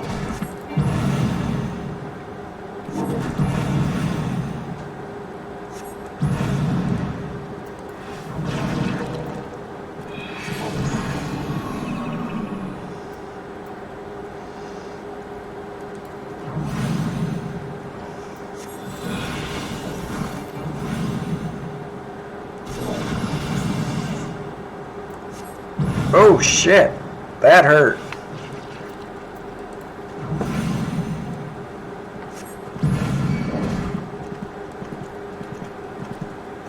Oh shit, yep. Don't fight that thing.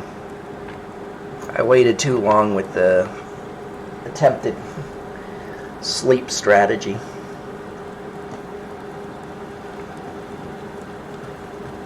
I waited way too long. And I don't think I was at full health.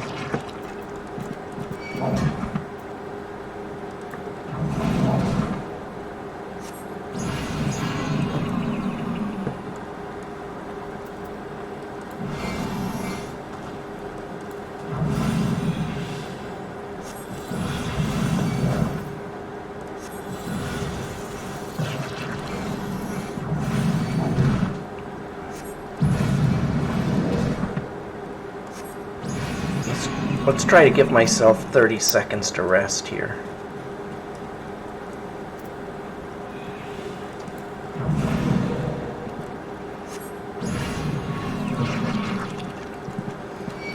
Oh, he's immune now. Shit. I wasn't aware that that was going to happen. This isn't good, people. I'm going to die.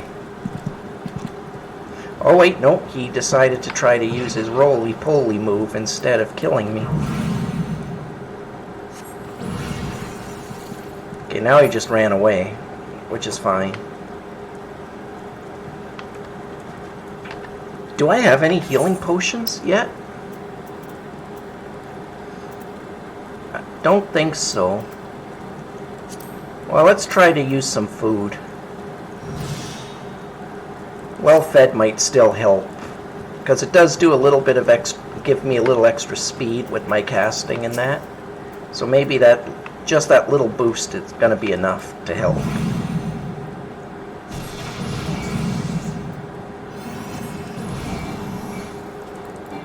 Yeah, I kind of doubt it too, but you never know. It just might be enough. Because we only need one of these guys now. We've already killed two. So if we can get just one.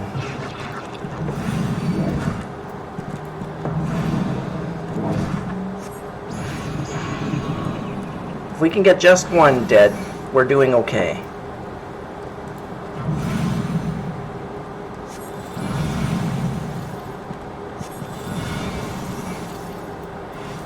I think we got him now.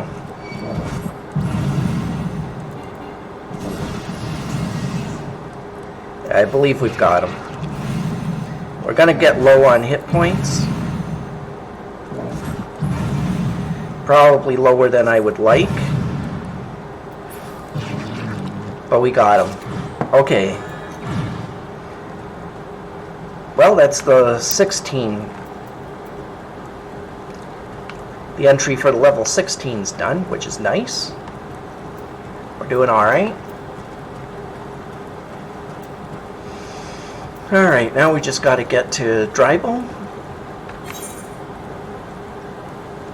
Actually, let's go to Camp Drybone, and then we'll run back down to the quest.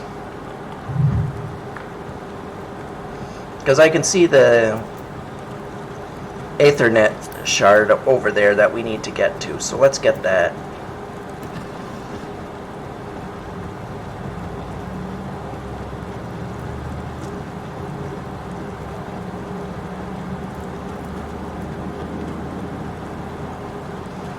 I'm jumping.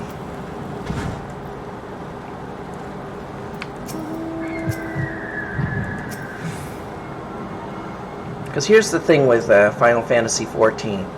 You take fall damage, but the fall damage will never kill you. So you can jump from pretty much any height and land. And if it's too high, you're going to land and have a single hit point left. Now, while you can't die from fall damage directly, if you land right near a hostile enemy and it turns around and hits you, you're just going to die.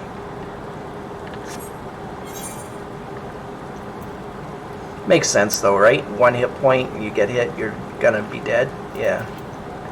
Animal skins. Animal sinew. Sell the bat wing. I'm going to keep the high quality ones to see if they're worth anything.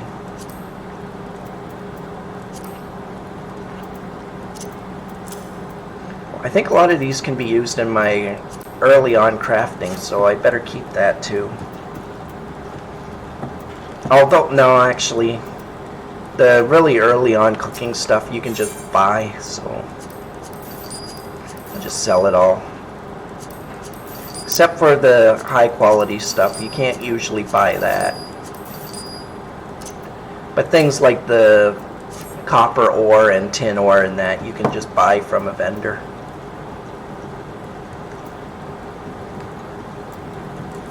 And it's usually not worth all that much in terms of buying from a vendor.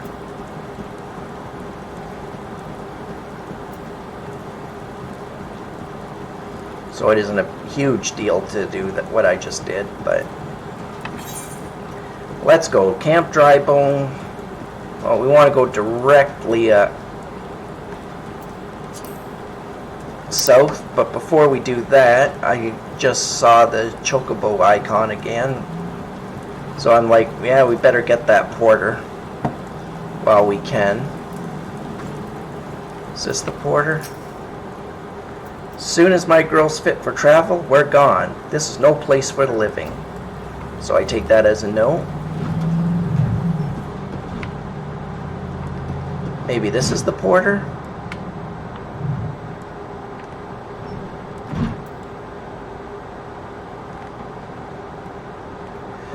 I'm guessing no.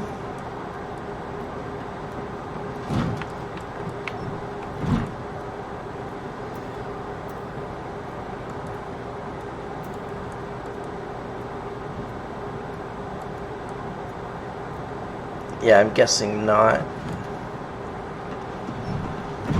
The porter must be above me then, I think.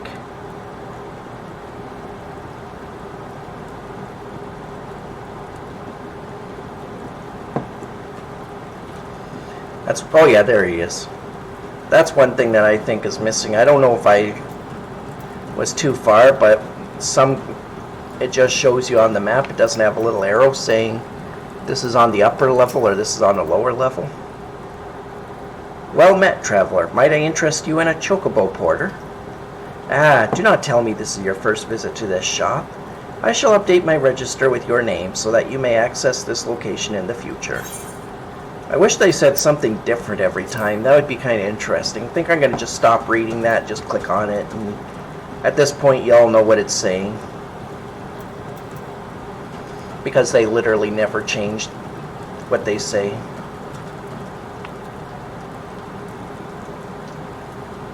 Oh, there's the level 16, but I'm not that brave.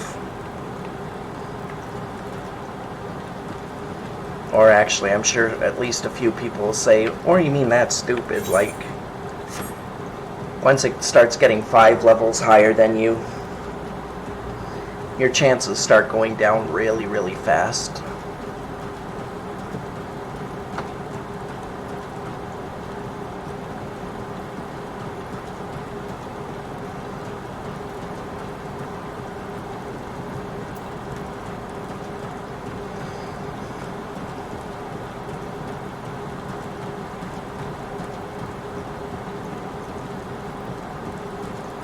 Avoid the Tuco-Tucos. Don't need them anymore.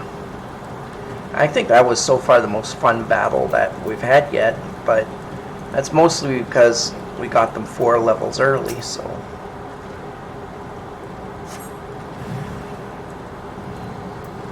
Oh, here we go. These guys are only level 7 compared to what we've been fighting. This should be a breeze. Yeah, my guy's like, you can't touch me.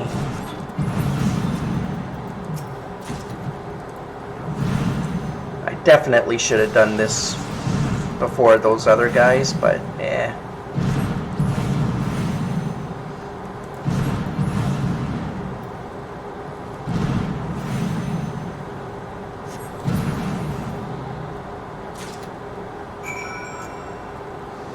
So we're investigating.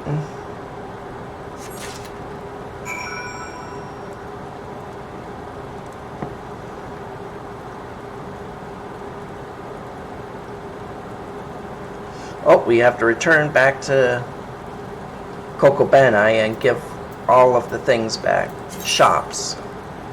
A myriad of items can be bought and sold from vendors all across Eorzea. Purchasing an item is as simple as clicking on an item in the shopkeeper's inventory, while selling an item is as simple as dragging an item from your inventory or armory chest. You can also sell items by right-clicking them and selecting Sell.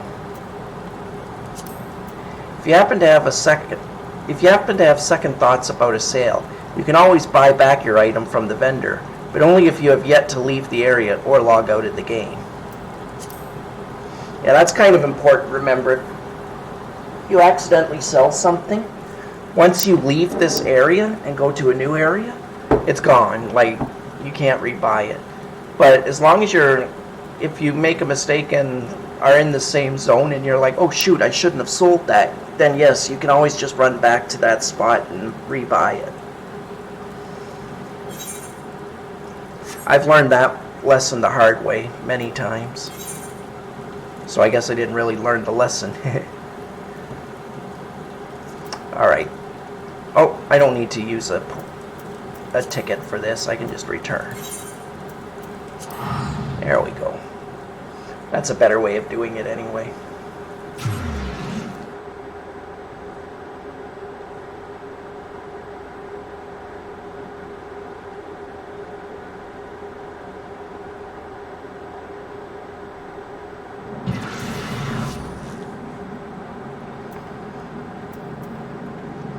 Alrighty.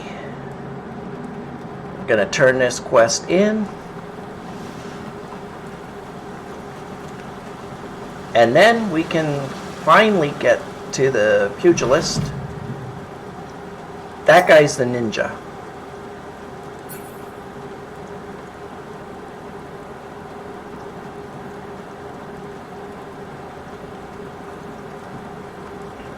It's a fun class. I do like the aesthetics to it, but I'm not that great using the whatchamacallthems. Jitsus.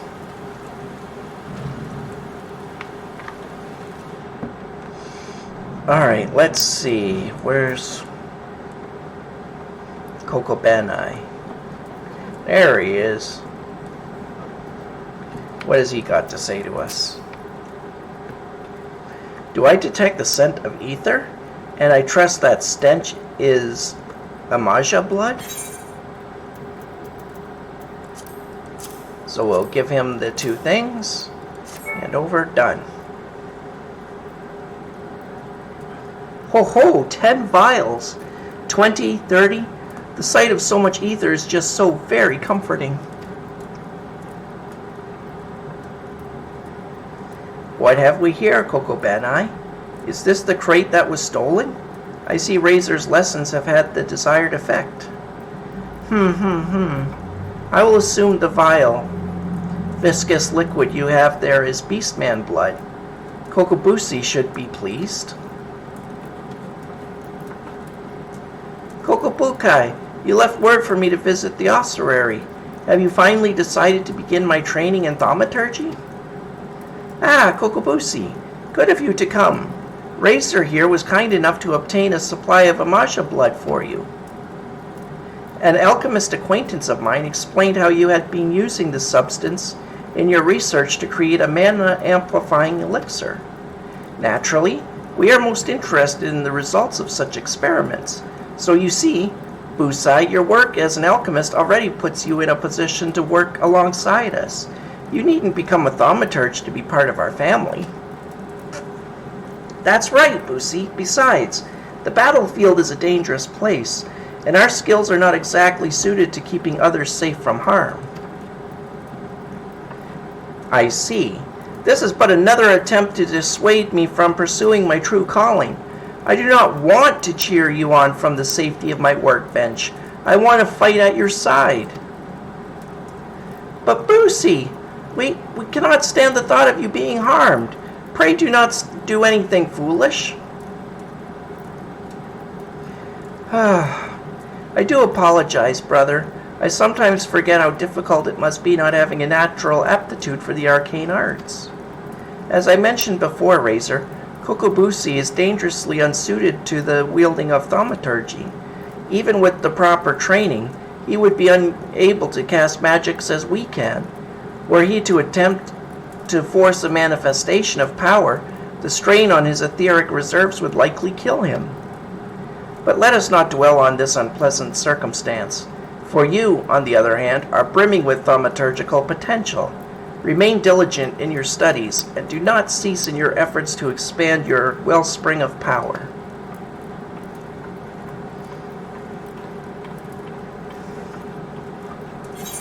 Aw, poor little Busi. Yeah, I'm going to take the duck bills. The amateur's duck bills. Quest complete. And that brings us to level 12. When is the next quest available? It would be level 15. But I'll show you, because it's every 5 levels. See? Level 15. So we can't do that quest yet, which is fine, because the goal for today was to get everybody to level 10. Well, every job to level 10 of the war and magic.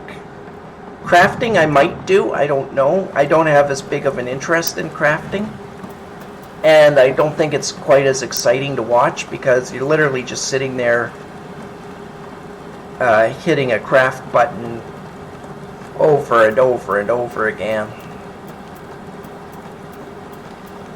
I always find combat a lot more exciting to watch and to participate in. And the only other aspect of the game that I won't be really doing is PvP, because I've never been a fan of PvP.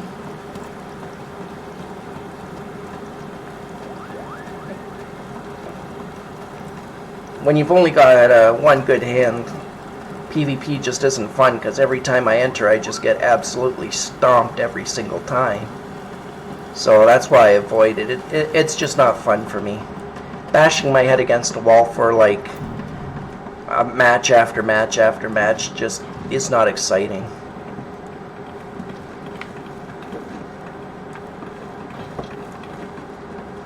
There's the secretary or the receptionist. Gagaruna. Greetings and welcome to the Pugilist Guild.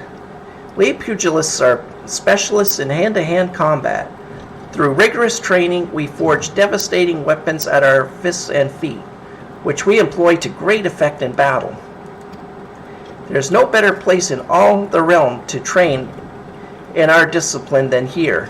If you would walk the path of the pugilist, I highly recommend you add your name to our roll. What say you, friend? Are we going to join? Yes, we are. A decision you'll not regret. But before we proceed to the paperwork, it is essential that you know something of our guild's storied past. Since time immemorial, man has used whatever has been at his disposal to settle disputes. In the beginning, that meant fighting with his fists. Such hand-to-hand combat existed in various forms throughout Eorzea, each evolving independently of one another. The origins of pugilism, as we know it, however, can be traced back to the staging of bare-handed bouts at the Colosseum. These contests attracted fighters from far and wide, bringing their myriad styles crashing together on the blood sands. Amidst the chaotic intermingling of styles, there rose a pugilist of singular strength and skill. This woman made it her life's mission to master every form she encountered, that she might refine her art.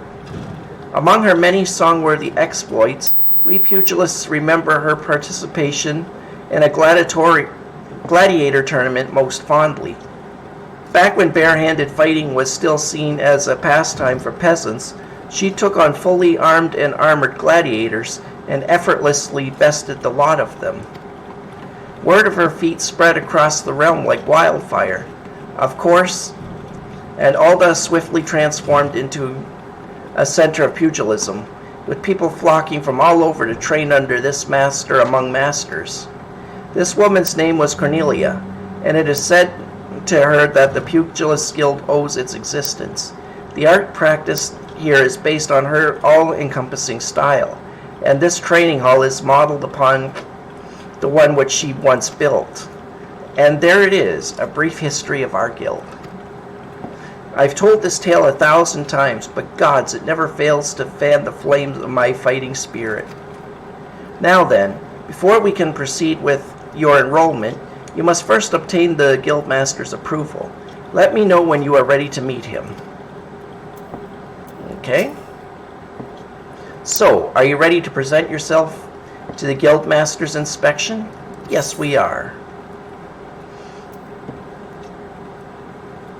Gagaruna wishes you to reaffirm your desire to join the Pugilist Guild. Let's say yes. Master Hamon is among the greatest pugilists of our time. For long years, the man ruled the Blood Sands as the Holy Fist, though he has since retired in favor of training aspiring fighters. You'll find him overseeing his charges yonder. Go now, and show to him the fighting spirit that burns within you. I shall do so. There's Hammond.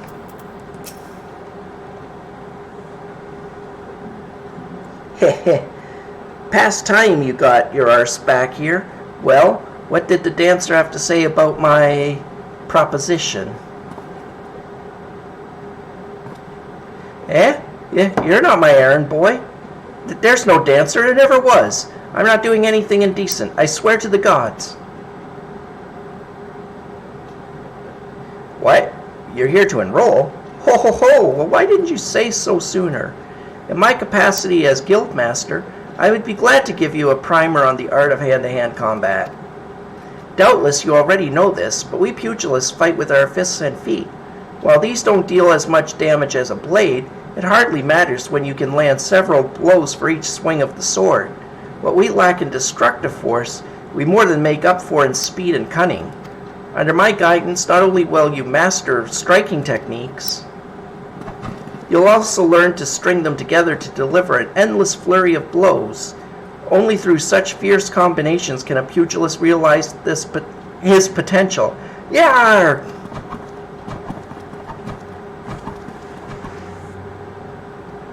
So far he seems to be like Master Orochi in a way. Crikey. I'm spent from all this talking. You ought to speak more, son. It'd give me a chance to catch my breath. But where was I? Ah, right, joining the guild. Before you do so, I must warn you that the path of the pugilist is long and arduous. Do you believe you've got what it takes to go the distance? Be honest with yourself now. I'm going to say yes. Yes, you have fighting spirit. I can see it in your eyes. I see no reason to deny you a place in these halls. Welcome to the guild, son. To help you on your way, I'll add some names to your hunting log. Opponents that you might hone your skills against. And so, as to make a budding pugilist of you, here's your very own pair of Hora. They're a tad old and rusted, but that'll serve to make you look meaner, I reckon.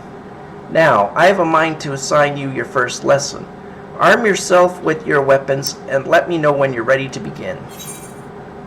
Okay, so we're going to complete that. And now we got to equip the weapon. And we can put on some actual gear so that we don't, just get beaten. There's this. What level is this? That's a level 9 staff. It's a level 5. I'm going to throw that out. I don't need that.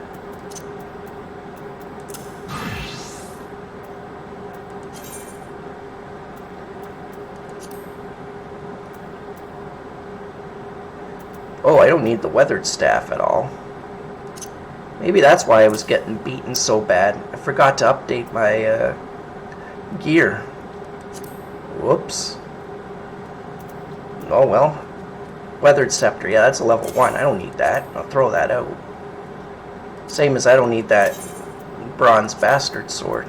That gets thrown out too.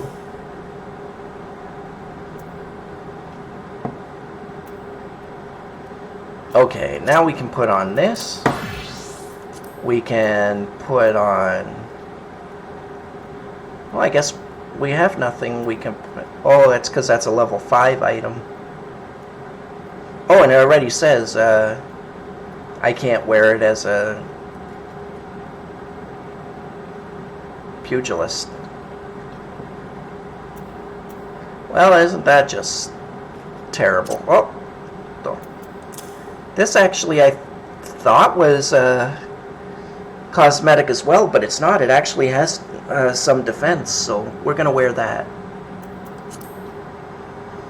And we're going to update this. No, actually, we're going to add.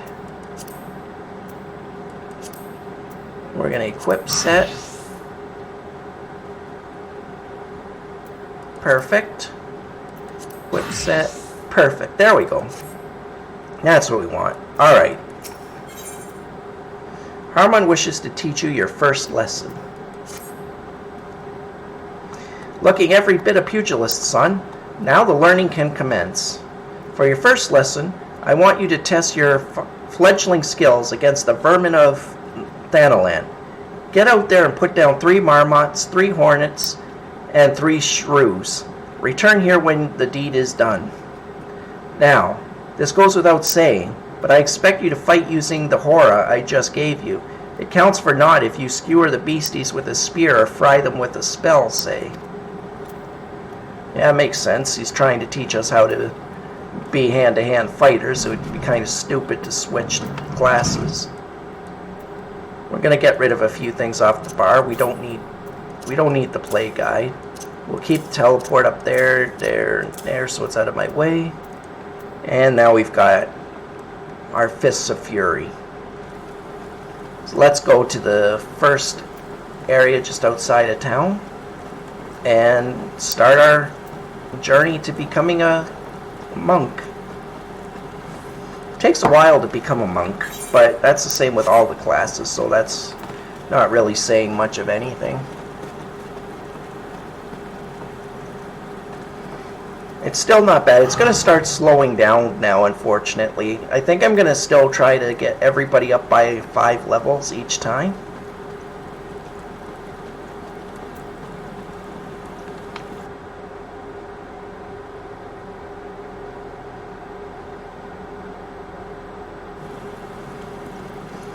Okay, let's see. There's the marmots. So let's go and punch them in the face.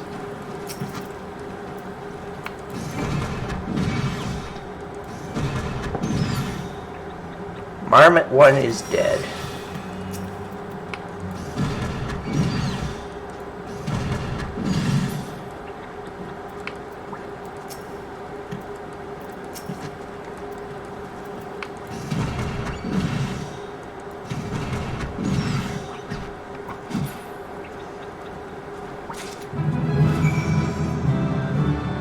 Okay, oh.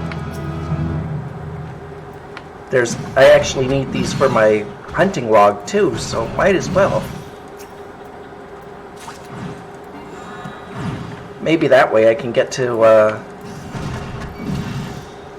level 4 before I even get to the... Yeah, I should be able to even get to level 4 before I finish this. And the hornets are again part of my book quest as well, so... My hunting log, I mean. I keep calling it the book, but it's a hunting log.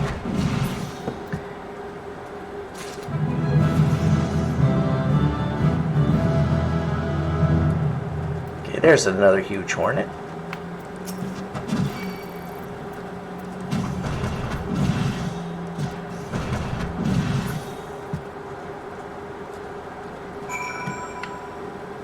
I need one more huge hornet.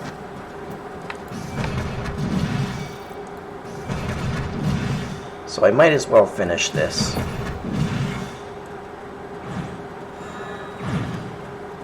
Done. Now I need to find me some shrews. I think they're over this way.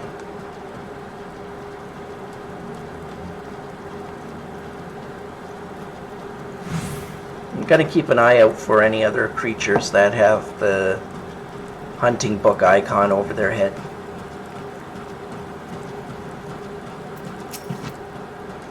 Unfortunately, I won't know if the shrews are part of it as well until I beat them. I could look at the book, but... Yep, they are part of my hunting book as well. Well, this works out just beautifully.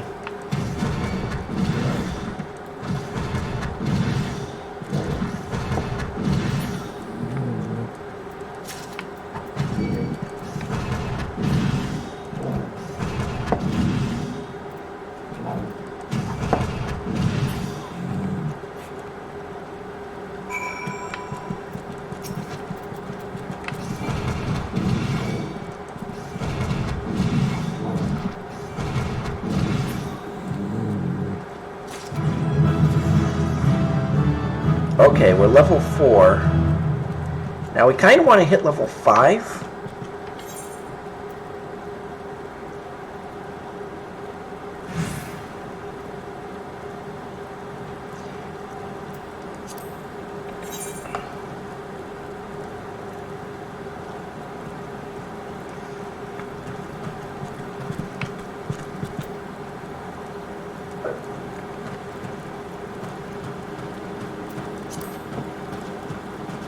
But I think we're gonna go and we'll turn this quest in.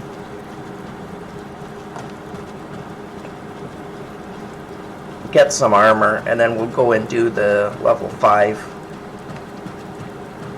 hunting log, and maybe a fate or two. Try to get all the way up to 10.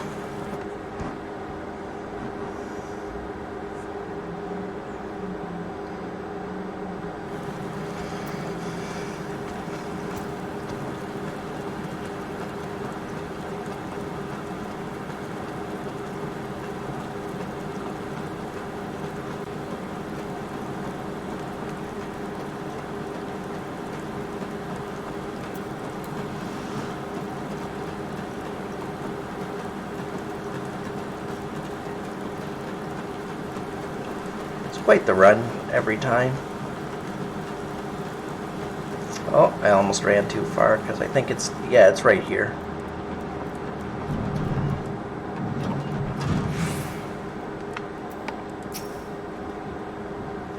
Ah, you're back, and none the worse for the exertion. Youthful vigor's a truly blessed thing. If you want to become strong, you mustn't neglect your training. Indeed, a pugilist is only as good as the number of strikes he's dealt. So get out there, Razor, and let your fists fly. When the time is right, I'll teach you something new. There's no limit to the potential of youth. I look forward to seeing you come into your own. Ha ha ha! And we are now done. And that just told us that the next quest will be available at level 5, so we're level 4 now. So let's go do the level 5 hunting log and maybe a fate or 2 or 3 to get to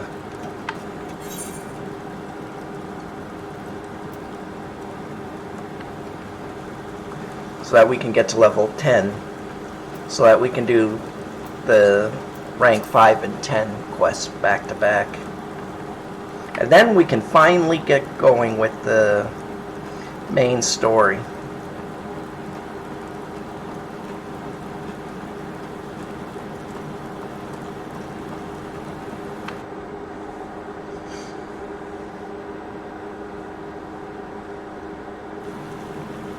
Because we have to get the main story in regardless.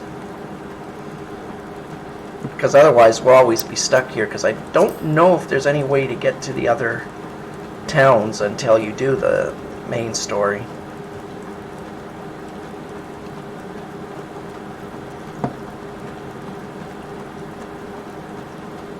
Oh, cacatars. I need them, so...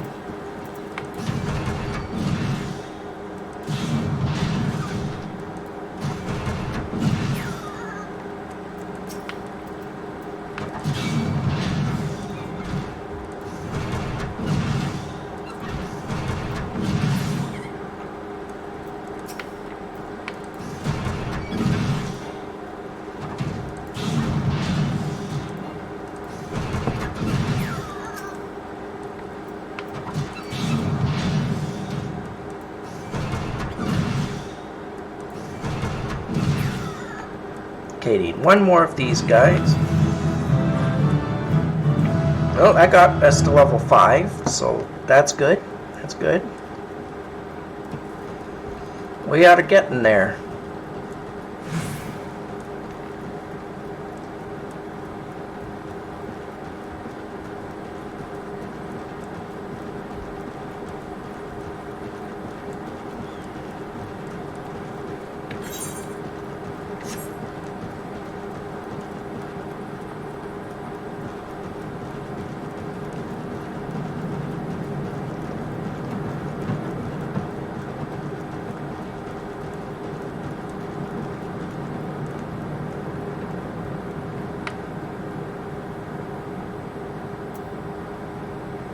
Oh yeah, we're not doing a level 9 fate. That would be disastrous at this level.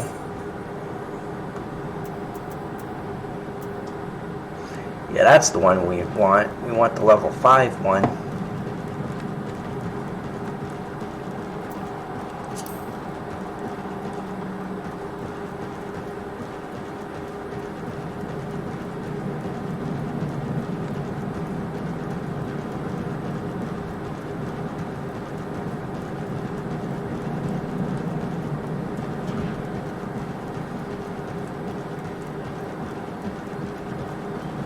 Okay, we've joined the fate, but oh, cacatars. Those are the ones we need to beat up.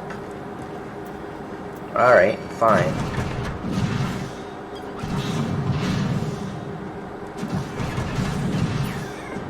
At least we have a lot of time to beat up on the cacatars. Just gotta find them.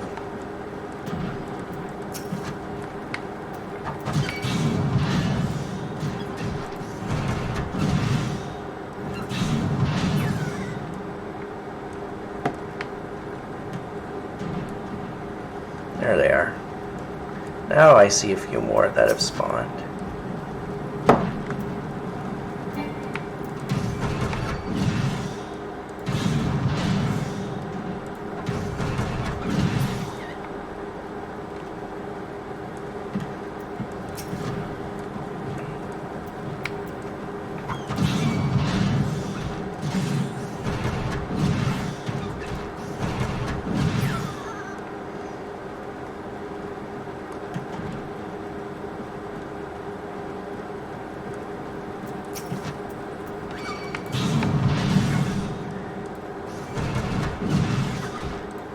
Another Kakatar down. We're not even halfway yet. That's okay. It's actually going a bit quicker now that they're spawning proper. Or at least now that I'm seeing them proper, I guess.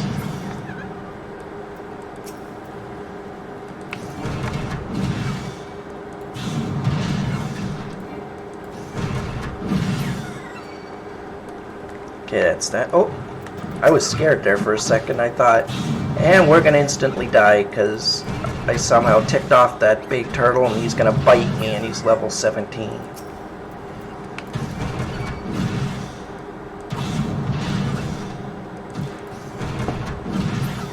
That would have been bad. You don't want to hit a turtle that's that high of a level compared to your level.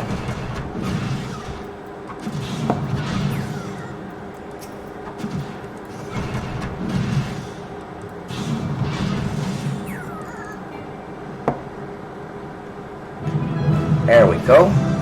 That's level 6.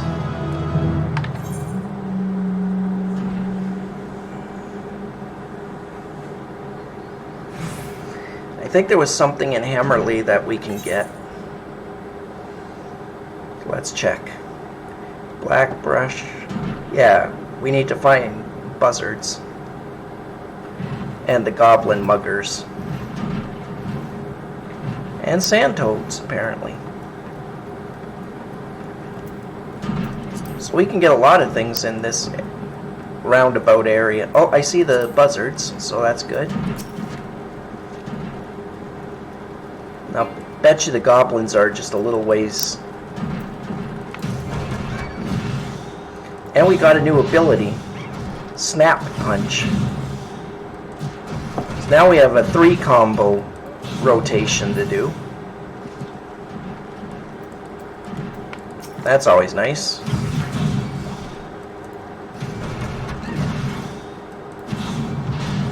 Makes combat a little better.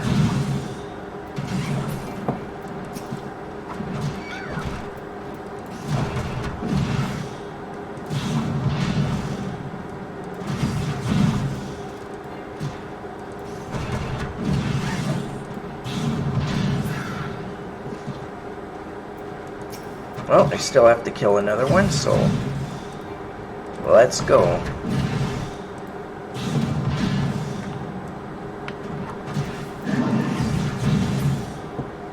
There we go. That's another critter down. Now we just need the goblins.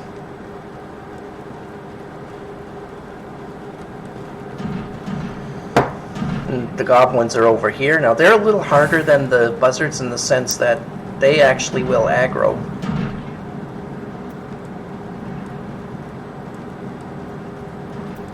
So if I'm not careful, I can end up having to fight a couple of them at a time.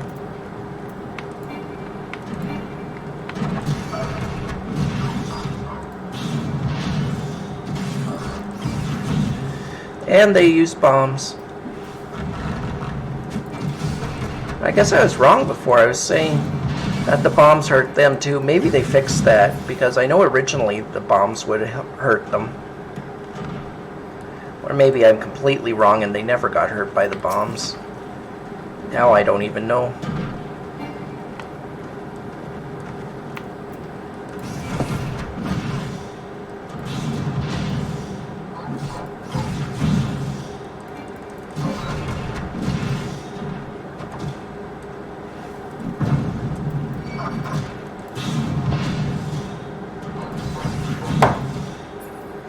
Or maybe it's the kind of bomb they throw.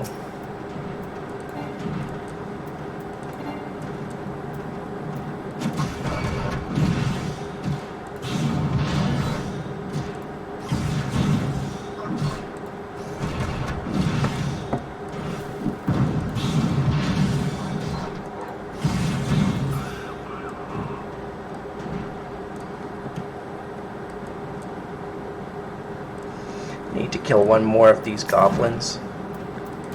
This one I'll have to do. I guess I was wrong about them aggroing too, because that definitely should have had them coming after me.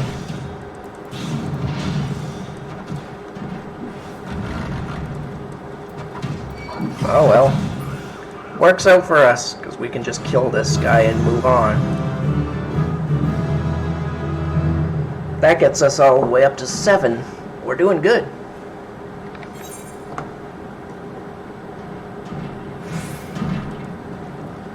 We can go up to do the villain. It's only 2 levels different. We should be okay with that, I would hope.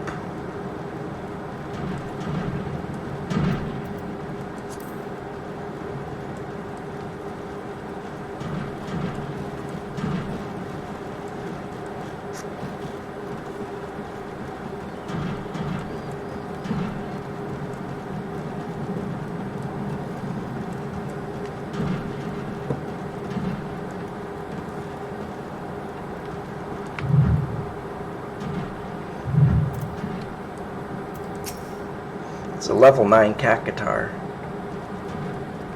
I think I'll just leave him.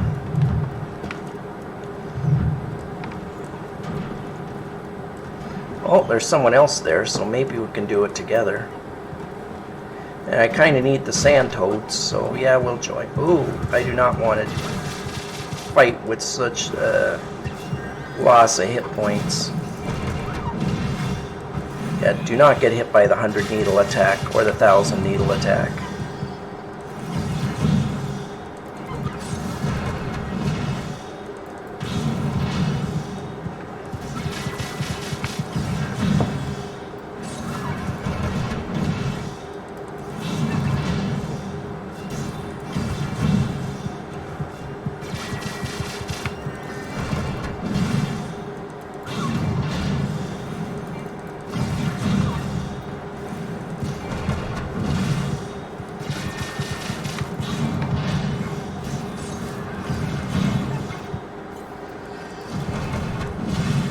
Yeah, we got this.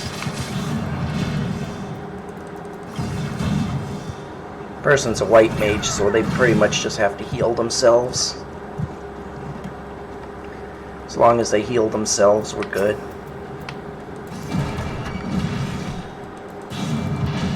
And honestly, as long as I kill all these toads, we should be level 8.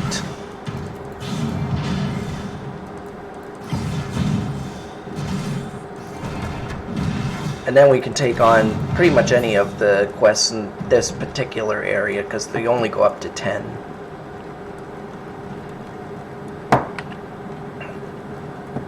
And a 2-level difference isn't a big deal. 2-level difference when you're fighting a single boss mob can be a big deal. But against the regular trash, 2 levels isn't a big deal.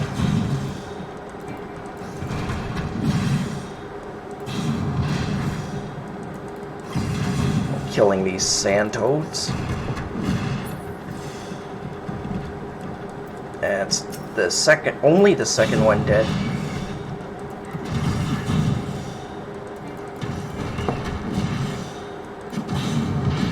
That's okay.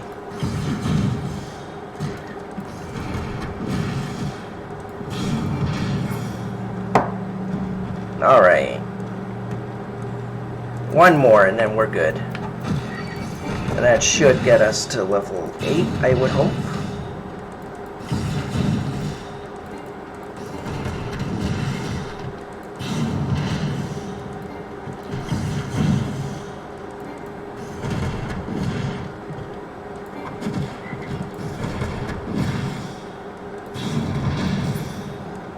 There we go. Oh, so close, so close. And yet so far. That's okay.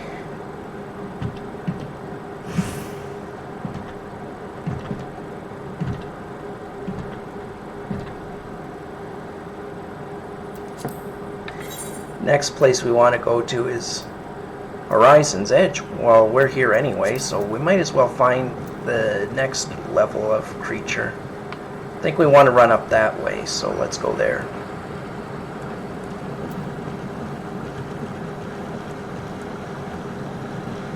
Because Blackbrush is in the other zone, and we don't really want to switch zones yet.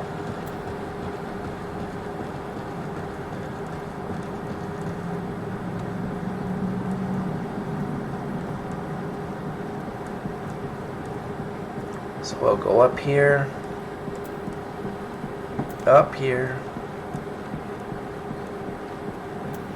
keep going up. There we go. And now we can look for the level 10s around here that give us what we need. It's gonna say, oh, that looked like a boss, but no, it's just someone on their mount.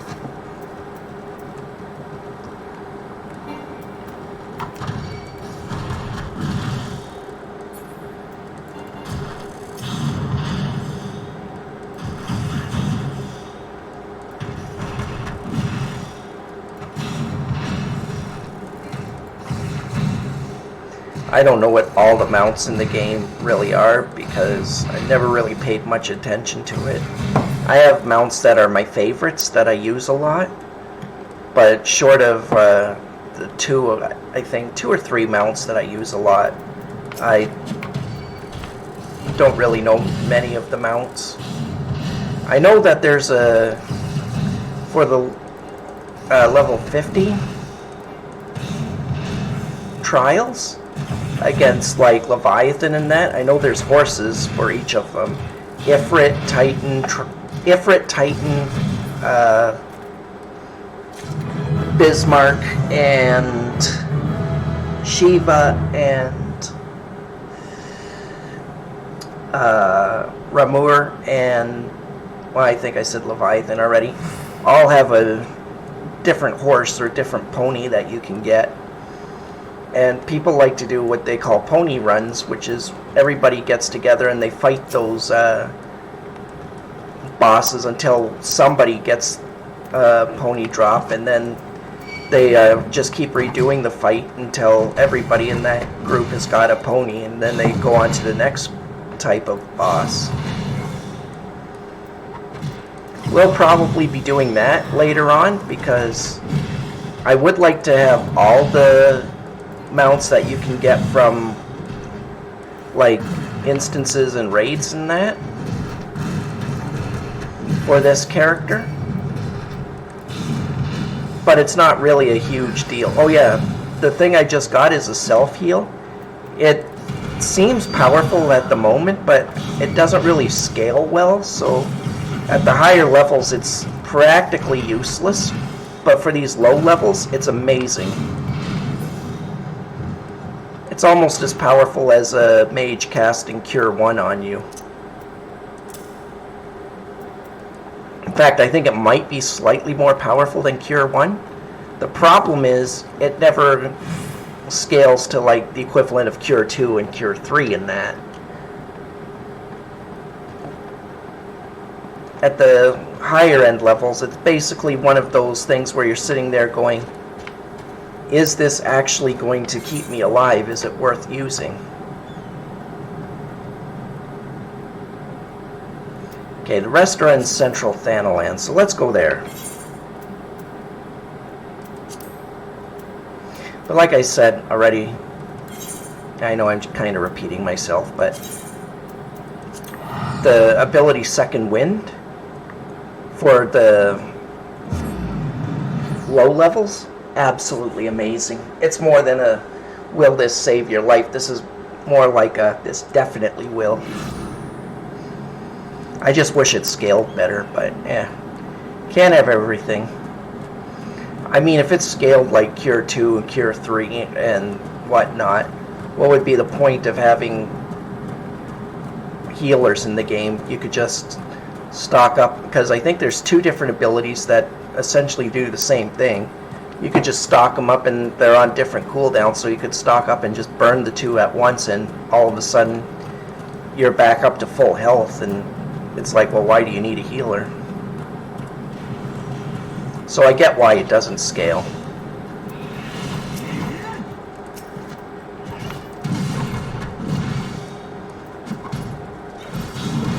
Besides, this character is a fighter, not a healer, so the heal should really only be a oh snap button, like Oh snap, if I get hit again, I'm gonna die.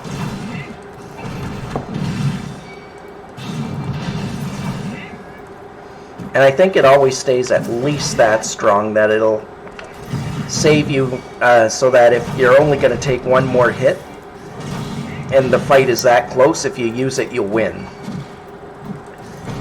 But it never gets to the point where if you've got the critter somewhat low on health, but you're almost dead,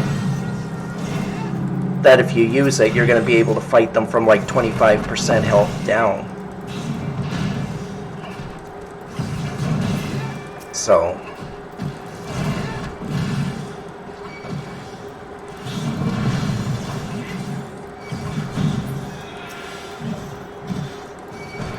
well, we're almost done this one, so that's good.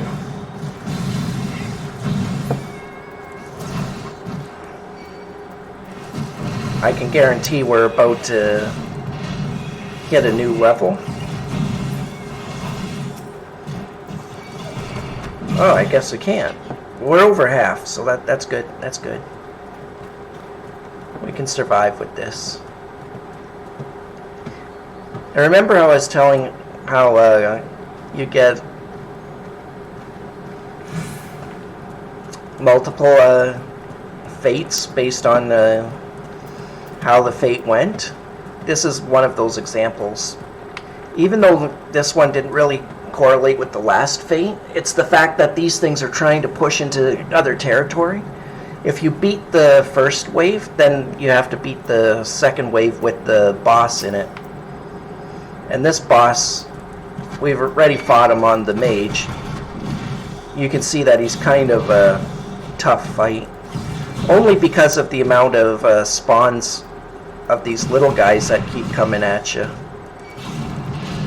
And there's no real way to pull this boss, because once you get outside of the main ring, he just runs back. Which totally makes sense, because otherwise you could pull him right out of the camp to a safe spot and just fight him there and not have to worry about all the respawn. And that's kind of not what they wanted.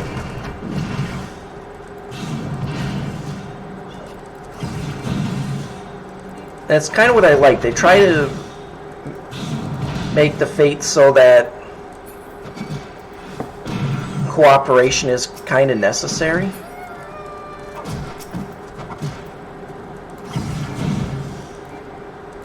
I've never been a fan of group quests or open quests where everybody can participate, where really as long as one person is doing it, they're going to win. If it's a big open world event, it should be something that everybody has to help with, or it's not going to happen.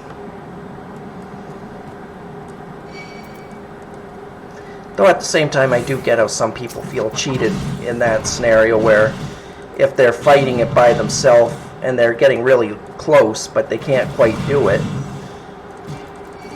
and they eventually lose, I can get why that can be frustrating too. Was that other people? No.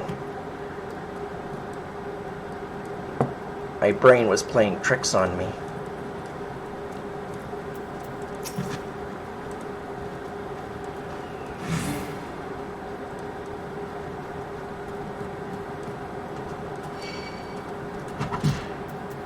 I do kind of wonder if I can move the guy to a relatively safe position if I only ever have to worry about this one guy respawning. That would be nice, because then I think I could beat him.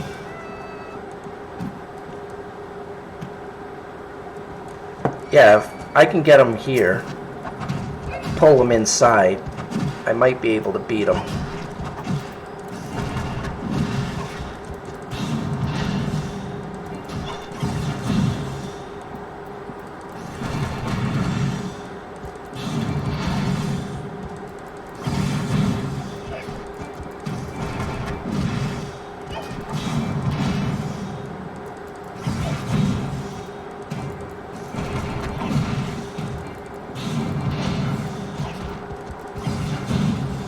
Take it back. There's no way I can beat him by myself. I'm getting out of here.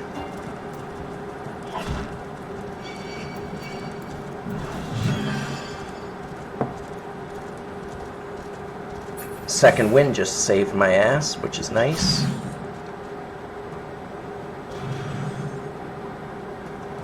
I'm just not gonna bother. It doesn't matter. But maybe I can beat this one by myself. Oh, no, not in 36 seconds or 38 seconds, whatever it was. There's no way. Well, why was I here? Oh, right, my hunting log. I want to find these Orobon and the grave robbers again. Well, I know where the grave robbers are. They're to the south.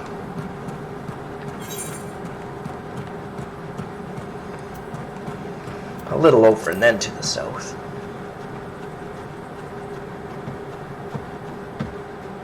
So let's go this way then. While we're running, we'll keep our eyes open for the Orobons.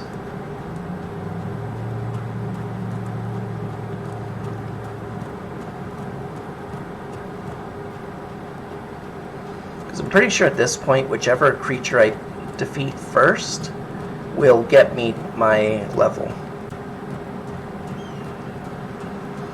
It'll get me to level 9.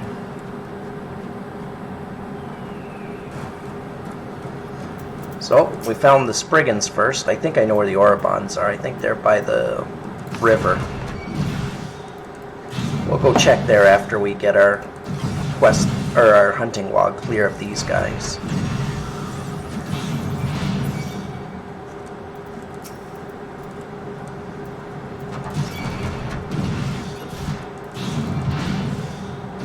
We got 4 of these guys to beat.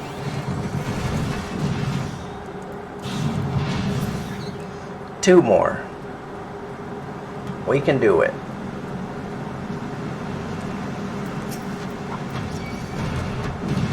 And I do see that there's a help tip for Pugilist forms. I'll read that in a second.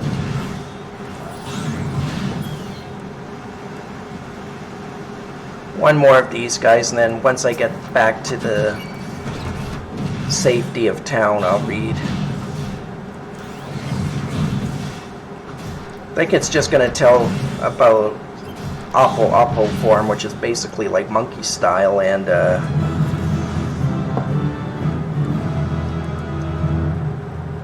how that affects things. Well, actually, these guys don't attack, so I'm safe here. So, unlike other melee classes, Pugilist's weapon skills are used to cycle 3 unique battle forms, which dictate the flow of weapon skill combos.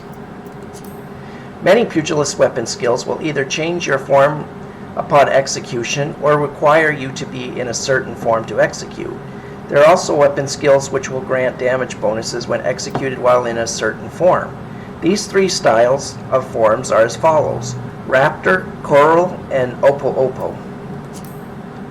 By successfully changing your form from Oppo to Raptor to Coral, precisely in that order, you'll be granted an increase to attack potency, as well as other additional effects based on the weapon skills executed.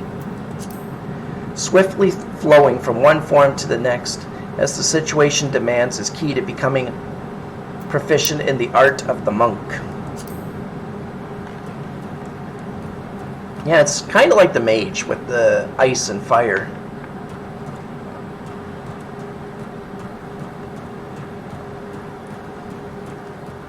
Alright, so we're going back to the river, and when I say the river, I mean by the clutch, this spot here.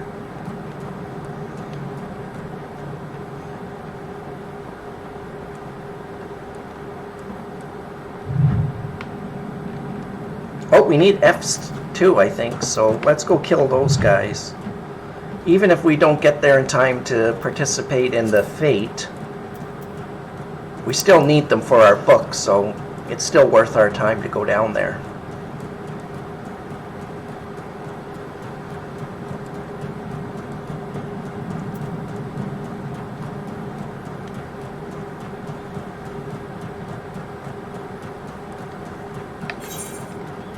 Yeah, this is still fine. I can get there by going this way.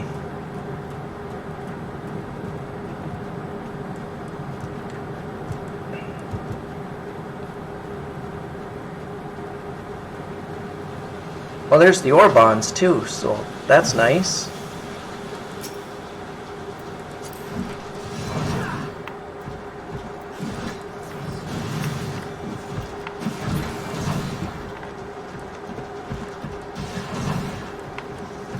Oh, I got a bronze for participation medal.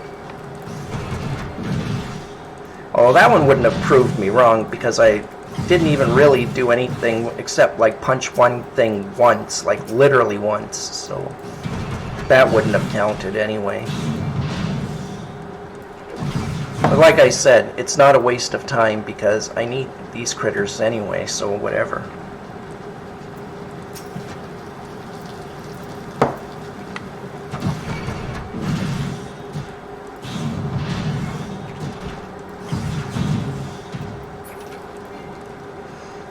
Okay, I just need one more of these guys, and then we go look for the other dudes, which I'm really sure by the clutch, so we'll go there. Done. Didn't get much for them, but that's because I also didn't really finish this.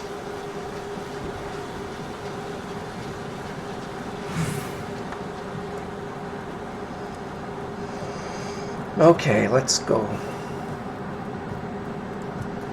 Now we're going back to the river that I was talking about before.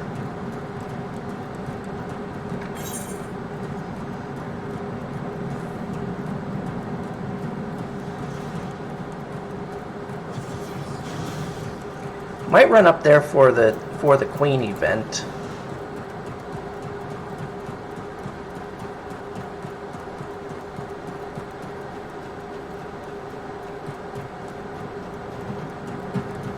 I'm definitely going to run up there for the Queen event.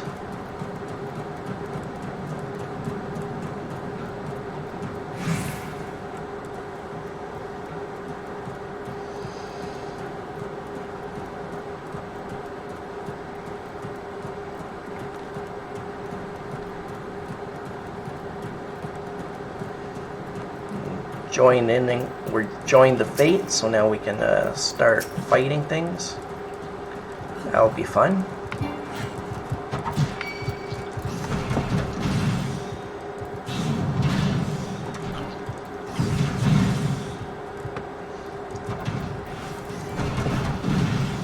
I don't know, but standing in acid just didn't sound like a great idea, so...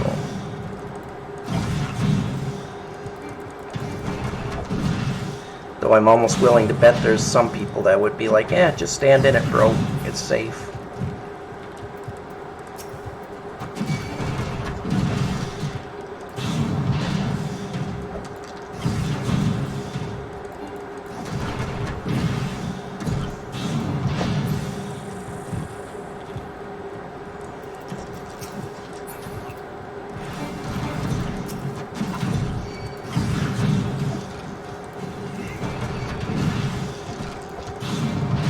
Oh, someone joined in on the fight.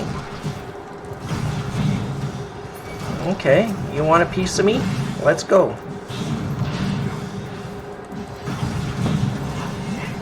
I give you a knuckle sandwich free of charge.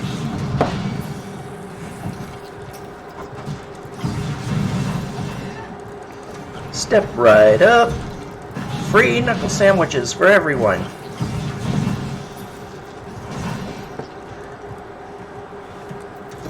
Wait, where are you going, bro? No, don't run away. Didn't you want your freebie? Come on. Oh, no, I don't want yours. You stay away from me with that acid spit. That's disgusting. Really? You're gonna acid spray me again?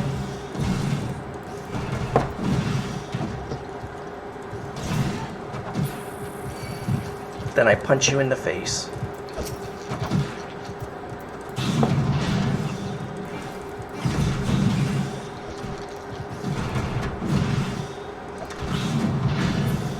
Alright, that's 2 down. Or actually more than 2. I don't know why I said 2 down. Oh, maybe my brain is thinking there's 2 left to beat. But I'm pretty sure even that's wrong. I think after this one, the fate will be complete. Yep. Fate is done. That's good.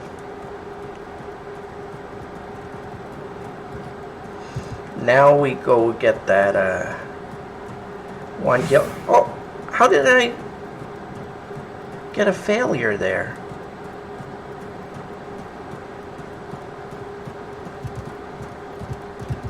That was weird. I'm gonna have to rewatch the video at that. So this is, I would say I'd have to look at it at the 2 hours 55 minute mark and try and figure out how I failed that.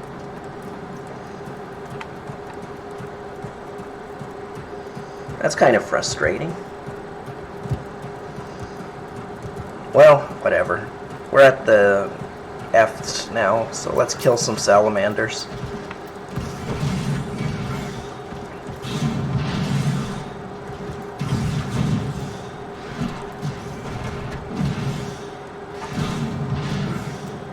I don't know how many we need, but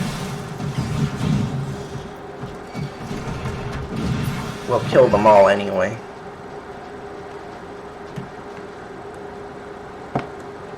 Oh, we only need 2. Well, that's not many. I was thinking we need more than that, but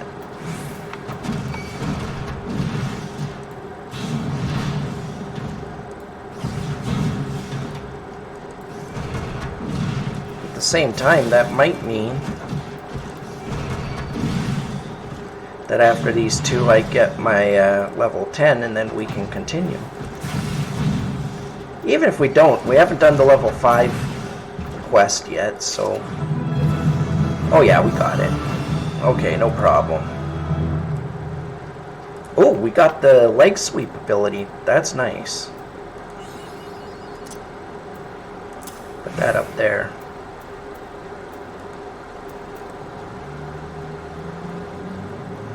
Sweet science. Nice. Okay. Now we go back to town. We'll get the 2 quests for the Pugilist.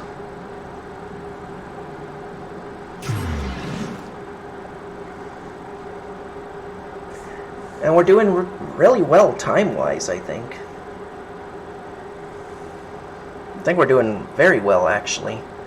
So before we turn in the Pugilist thing, I'm gonna get my mail, because it says there's 12 more messages, so I was gonna do that at the start of the stream, but then I was like, yeah, well, let's see how we're doing on time.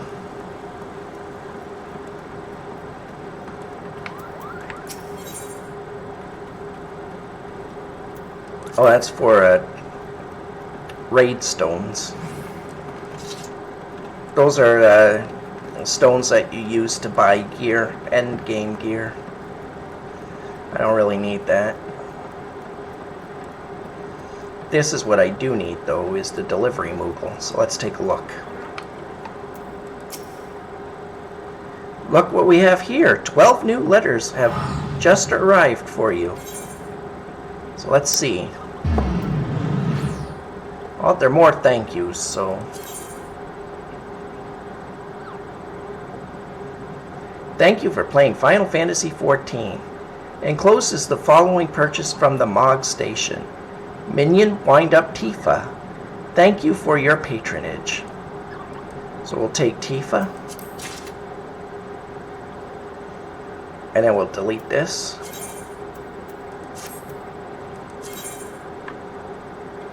Enclosed is a Behemoth Warhorn for summoning a Behemoth mount and a Wind Up Leader minion.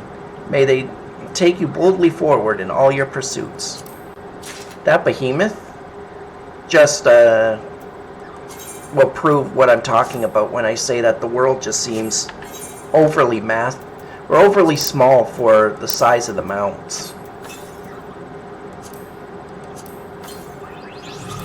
like, it's not even comparable. It's kind of ridiculous, actually. I just put those all in my minion and mount banks, and I'll read their flavor text in a moment.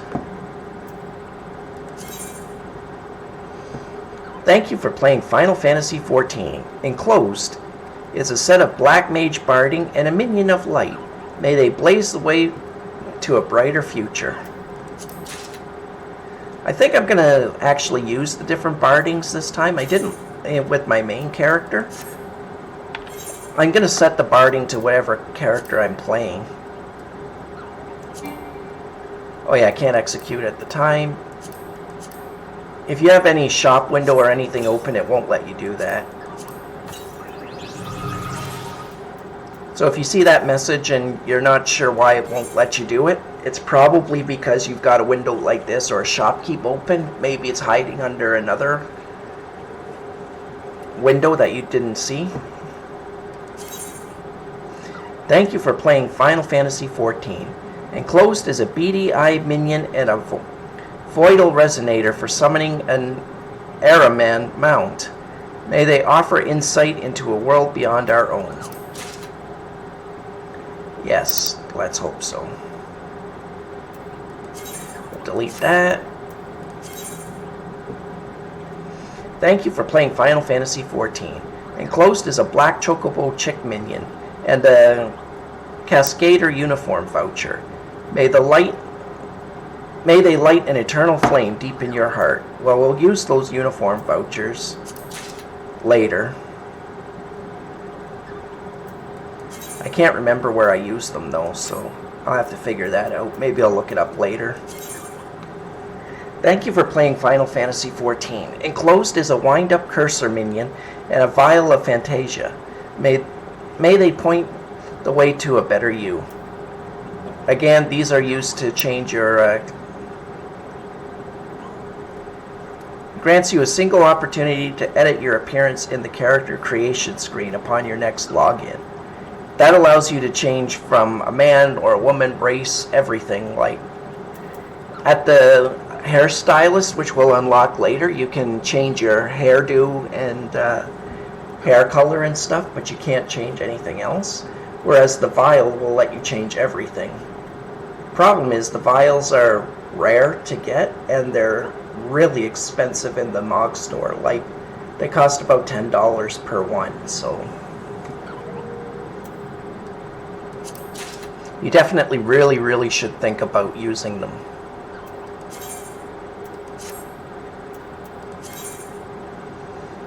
Thank you for playing Final Fantasy XIV. Enclosed is a courier bell for summoning a Coral mount. May he bear you to a faraway lands.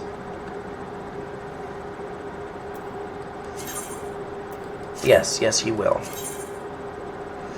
Thank you for playing Final Fantasy XIV. Enclosed is a set of behemoth barding for your chocobo. May it strike fear into your enemies. Alright. Take that too. We've only got 4 more to go, so just bear with me. Thank you for playing Final Fantasy XIV. Enclosed is a baby behemoth minion. May it follow you to the ends of the realm. We shall take that. 3 more. Thank you for choosing Final Fantasy XIV. Enclosed is a helm of light. May it guide you to greatness. That I might actually wear because on my Disciples of War, because it's kind of like the...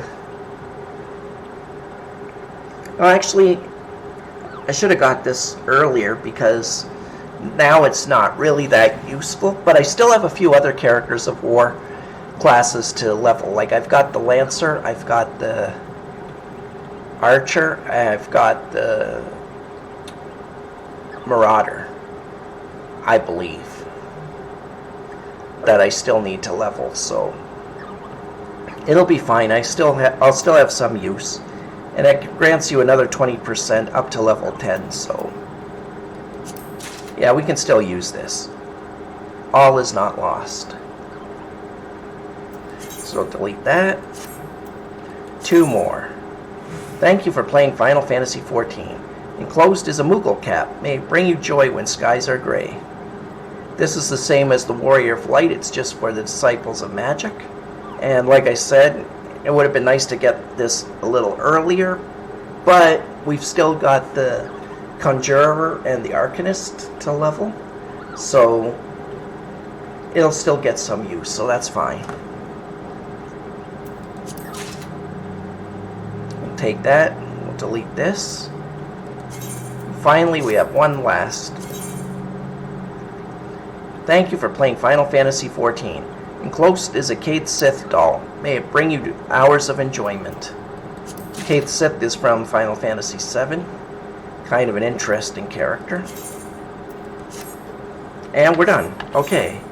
So I'm going to throw all of these into my minion bank and mount bank. And then I'll read their flavor texts for you.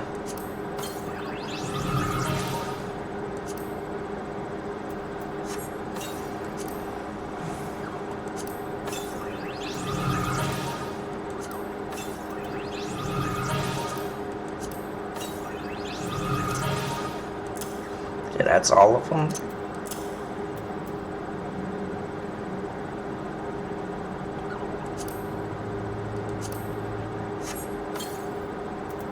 There we go. Now, no, that's it. I want to go to main commands. Now we're going to go to the mount guide. We're going to open that up. The drop chocobo. This heretofore unseen breed of chocobo was said to have been discovered by chocobo hunters searching for the legendary chocobo forest. Its enormous size would make it a fine pack chocobo, but its foul temper prevents it from completing even the simplest of tasks without the injury of some poor rider. Fat chocobo, playfully described by some as large and in charge. In truth, when summoned, this gluttonous gourmand will flap nary a feather unless a garland of gishel greens is dangled before him, in which case not even the laws of nature can slow the fat chocobo down. The coral. Native to the jungles of the Near East, corals were only recently introduced to Eorzea, brought over from faraway lands such as Thavanair by Uldar nobles who thought to breed them as pets. Now, but a handful of skilled tamers living in recluse on the Pearl are said to be able to train them. The Ahriman. Though little is known of the Void and the creatures which call the extra-dimensional realm home, scholars have discovered that there is a strict hierarchy amongst Void sent, coexisting of 12 distinct tiers. Ahrimans are believed to fall in the 5th, making them formidable foes when not enthralled by curses. The Behemoth. Immediately following the calamity, an adventurer returning from Gridania, from Falcon's Nest in Korthus, claimed to have happened upon a den of baby behemoths who had lost their mother. Despite objections from friends and family alike, she kept the beasts, eventually training them to serve as mounts. Griffin. Fantastical winged beasts native to the unscalable peaks of Abalanthia's spine. Griffins actually have a long history of serving as mounts. Indeed, before the city-state's fall, the Alamagan army maintained a regiment of griffin-backed soldiers who had harry opposing forces. Sildra. Legends say there once lived a kindly sea dragon who befriended a pirate, and that their friendship knew no bounds. This is not that sea dragon, however. With a little time and caring, who is to say that a similar relationship cannot be forged? Sea dragons have no relation to actual dragons. Grainai. Possessed of a strength of both mind and body that is unmatched in the first. As a Mount, Grainai has no peer on land nor in the heavens. It is said, however, the noble creature will only accept a rider who has pledged to restore shadow to a land bereft of night. Interesting. So that's all of those critters. Now we can go to the minions.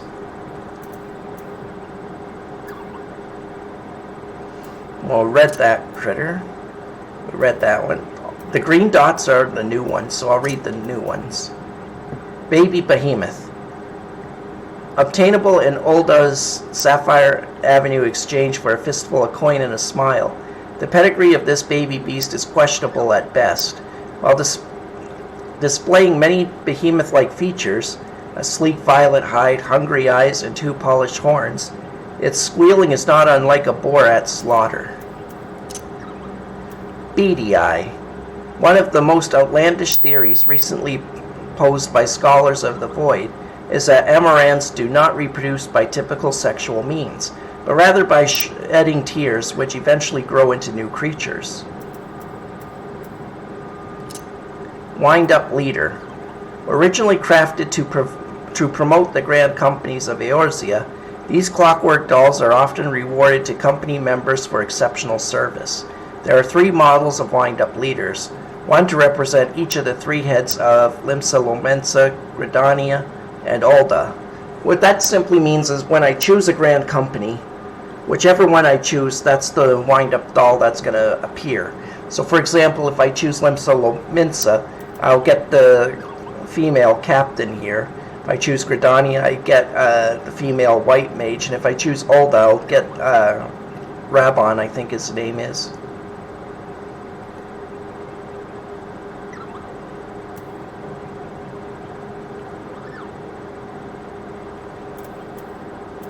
And Kate Sith doll. A clockwork rendition of an enigmatic cat spirit from the pages of Midlander mythology, Goldsmith's Guildmaster serendipitously crafted this lifelike figure to bring joy to those children who are orphaned in the calamity. If you're wondering what the Obedient is, that particular stat, that comes into play later at the Gold Saucer. There's a mini game that you can use your minions to fight. It's kind of like a tower defense game, and the behaviors are important there. Wind-Up Cursor. If we are to believe the slurred ravings of a self-proclaimed goblin theologian deep in his cups, this seemingly inconspicuous white glove is actually the hand of fate, by which all of us are controlled from a dimension beyond the aether. It's kind of breaking the fourth wall. It's pointing out that usually there's a mouse cursor like that. A Minion of Light. Ancient records show that almost every astral era has had its own warriors of light, brave souls who appear before forthcoming disasters to unite the people of that time, only to disappear once again as catastrophe rained down from the heavens. From what I remember, each time you summon it, it will change to a different appearance of the 3. It'll either be the white mage, the black mage, or the warrior, the red head. And finally, Tifa. A gravity-defying rendition of the legendary bartending brawler, carved with tender, loving care by a 7-fingered craftsman who was oft overheard mumbling to himself, "Words aren't the only way to tell someone how you feel." And we're done. And next, I was going to... Oh, it doesn't matter. I can't look at the bardings until I actually unlock the chocobo, so I haven't forgotten about that, but we will be using it later. So let's go talk to the monk and get our level 5 quest, and then we can get our level 10.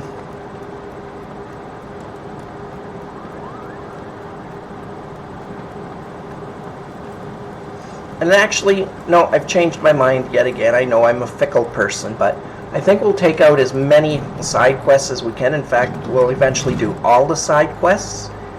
And then we'll do the main quest once we've cleared them all out, because then there'll be nothing left to do in this region, so we might as well move on.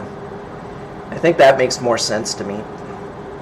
And it'll be a nice way to end the region, doing the main scenario quest.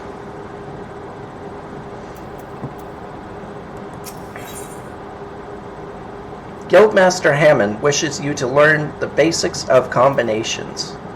We've already done this, but... You've been training hard, Razor. Aye, I can tell by the lightness of your steps and the strength in your fists. I reckon you're ready for your next lesson. But before we begin, some warm-ups in order. For this, I've scattered some gil across Ul'dah. I want you to run around the city and pick it all up. Now, that's my money lying out there, so I want you to go about it like there's an Amalja warband on your heels. In other words, I want you to sprint. Of course, you can't go on sprinting indefinitely. Your body needs to rest after a while after each burst of speed. This may sound elementary, but I'm telling you this to demonstrate a point. As a pugilist, it's essential that you learn to pace yourself in a fight, else you're liable to get worn out. And when that happens, the fight's as good as over, and you'd be sorry if you had bet on yourself. Okay, so we're gonna go grab all of his money.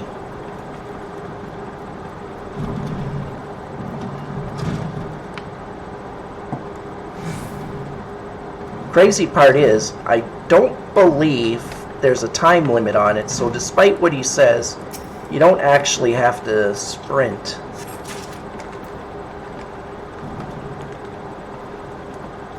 Of course, you'd be kind of crazy not to, because the distances in between are pretty big. So I bet you that's why they expect you to sprint, is because they pace them out enough. That's okay too. So we take this.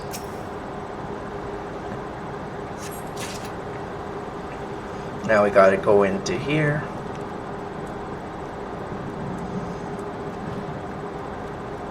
As you can see, some people can get overwhelmed in this game because there is an unbelievable amount of side quests that you can do. Which is good, I'm not complaining. That's 3 picked up.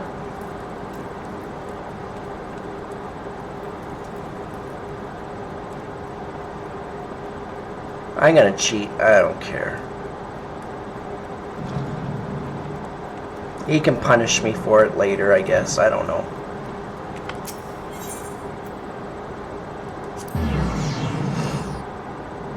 But I honestly don't think he cares either, as long as he gets his money back.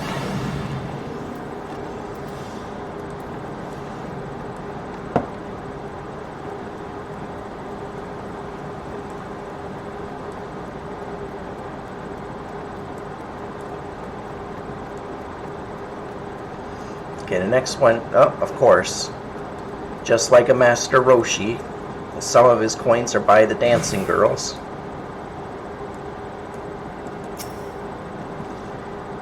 I don't know, a lot of people find these dancing girls hot, but for me they look like really, really young teenagers, and it's kind of disturbing to me. They look like 13 or 14-year-olds trying to dance sexy, and that's just not right.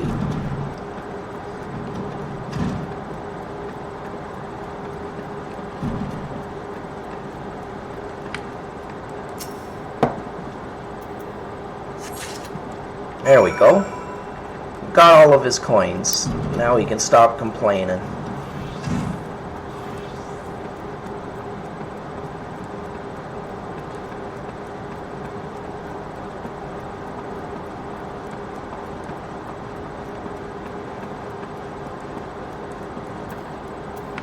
Let's run back to the master, try and make it look a little more dramatic for him.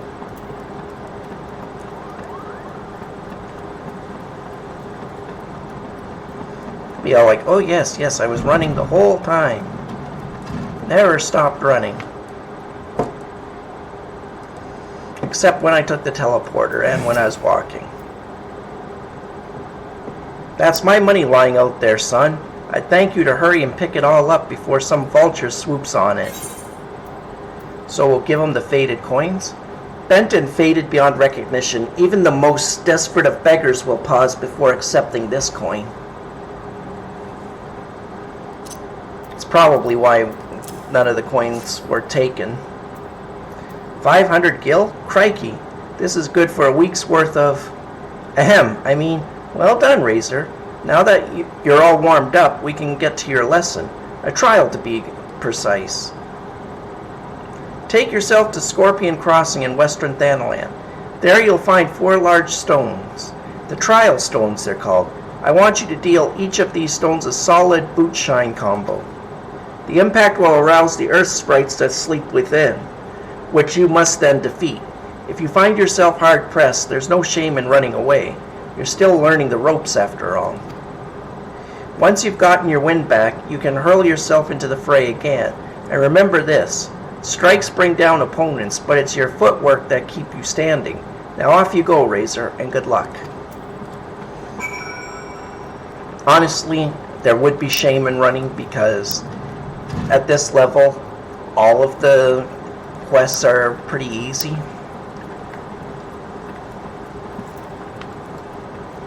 So if they make me run, I'll be eating my own words and I'll feel like a fool, but I really don't think that's going to happen. I'm pretty confident anyway.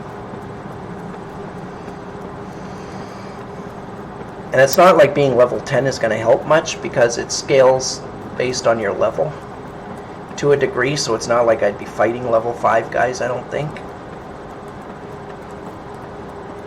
Well, we'll find out, whatever. Either way, it's not going to be hard.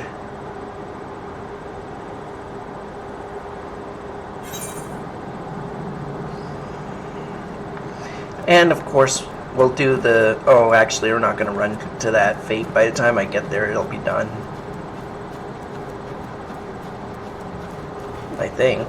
Maybe not. Maybe I'll head that way. We're still at 66%. Oh, it's at 73 now, of course, now that I'm running there.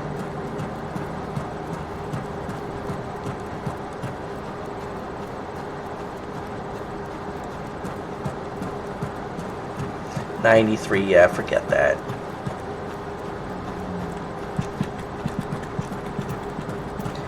Maybe if I had sprinted, I would have got there, but I think I would have only got there in time to get like 1 or 2 punches in again. Which kind of feels like a waste. Well, this is Papashan. I don't want to do Papashan things. Shoot, I went the wrong way. Well, of course I went the wrong way. That is the one thing I'm consistent in. If I'm going to be consistent at anything, I might as well be in going the wrong way, I guess. Because I do it often and I do it well. Alright, we're good now. There's a few open... Yeah, that one's almost done. That one just opened, it's level 10, so we might as well try to get to it. The one on the bridge will be done by the time we get to the other one, so whatever. I see the critters, I see them! Let's go punch them.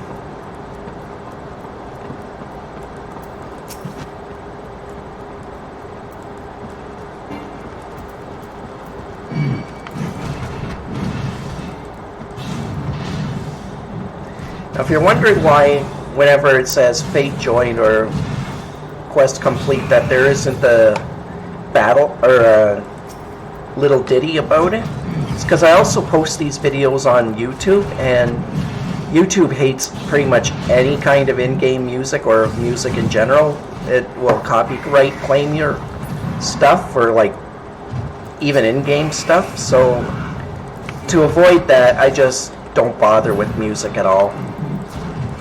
Maybe one day my channel will grow and I'll be able to afford to like buy licenses, or I can look into the DRM free music streams that I can add. But for now, I'm just not going to bother with music. It just makes it a whole lot easier. Well, I guess technically I didn't really have to worry about it because my YouTube channel is as new as my Twitch channel, so it's not like I had to worry about getting demonetized because I don't have enough subscribers to be demonetized. But I still don't like when you see a strike against your videos.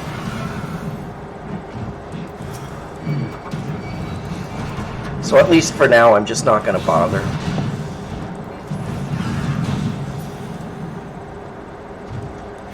Once there's more than just me actively in the channel all the time, I'll worry about adding music or, you know, something to help entertain.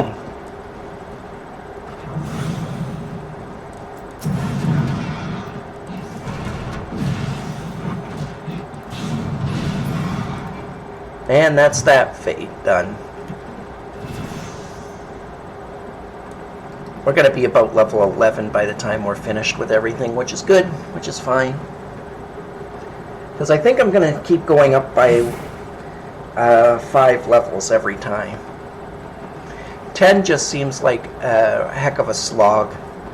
And obviously later on in like the 70 pluses, I'll probably only go up like maybe 1 level. Or even half a level a day. I know it'll slow down a bit, but unfortunately, you get to the point where levels take a lot longer to be granted to you, so even half a level will take quite a few runs. Might be able to do a half or even a full if I really just grind, like put my nose to the grindstone, so to speak, and just go 8. I might be able to do a level a day. We'll see. Once I get that high, we'll figure out what works best.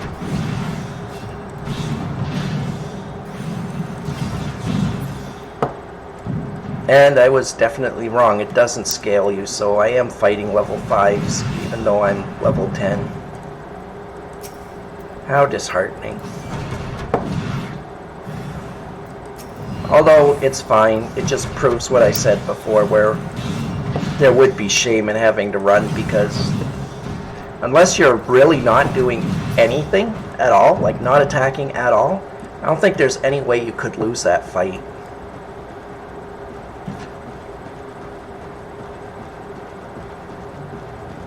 But as long as you're doing something, hitting any one of your attack buttons, you're gonna win.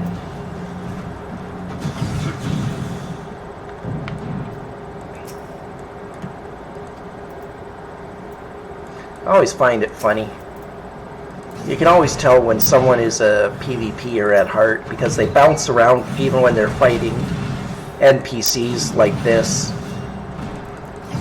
And why that makes me laugh is because, 1, it kind of looks ridiculous, but 2, NPC characters have perfect aim, computer controlled, so the more you bounce around, it doesn't really do anything. It doesn't like confuse them or anything. The only time you should be moving is when they do like their big cone attacks or circle attacks, you know, anything where they have a cast timer and you don't want to be hit by it. But when you're just fighting and they're fighting, running around in circles around them doesn't really do anything, because you're not going to make them dizzy, you're not going to make them miss, because it's all computer controlled. In PvP fights, it's really important to be able to do that and to strafe in that, because maybe you are faster than the other person at that, and you are going to win. But against mobs like this, like the trash mobs in the game, yeah, that kind of movement doesn't actually do anything for you. But to each their own, play the way you like.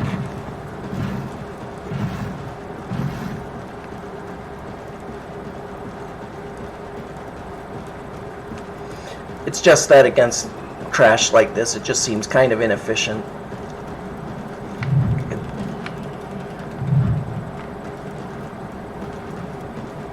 Unless you're doing it solely to practice strafing yourself at all times. Kind of like a MMA fighter in a sparring match. I guess I can see that now that I think of it. Didn't actually think of it that way before, but I guess that actually does make perfect sense. Guess it's kind of like shadow boxing.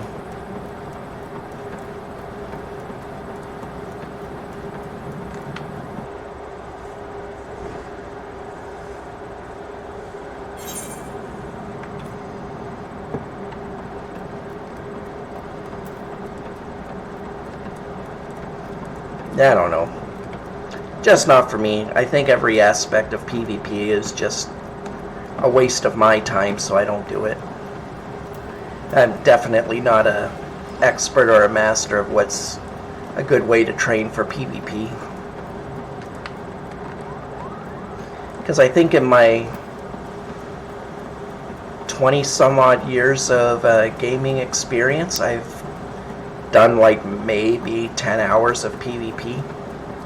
That may sound like a lot, but I always play pretty hardcore in terms of hours, so 10 hours is probably not even like 0.1% of my overall time.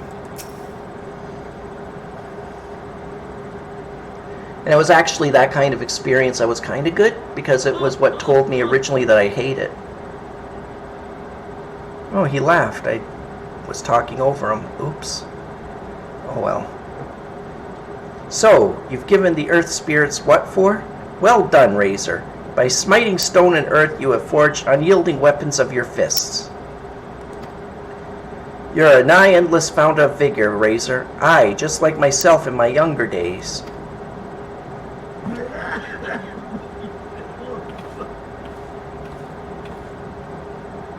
This must be the promising recruit you've been telling me about. Well, of course he's promising. He's training under Harmon Holy Fist. That's our Master Hammond. Razor, I don't believe I've introduced my assistant yet. This is Chachuto. A pleasure to make your acquaintance. As introduced, I serve as Master Hammond's right hand, though there's still much and more I have yet to learn. Together, let us strive for mastery of our art. Chachuto joined the guild soon after I was made its master. She is my very first student, as a matter of fact. Well, there was one other, to be sure, but let's not dwell on the past, Master. It was Razor's bright future we were discussing. Which reminds me, did you collect my gil from him? My gear is rather worn down, and I do need the money for repairs. Ahem. Yes, Razor's future with us is bright indeed. If he keeps up his efforts, he may well become the next Holy Fist. Train hard, young one, and grow strong. When the time's right, I'll have another another little lesson for you. If he lives long enough to give me the lesson, I suppose. Let's see. I guess we're picking a pink shirt. That's fine.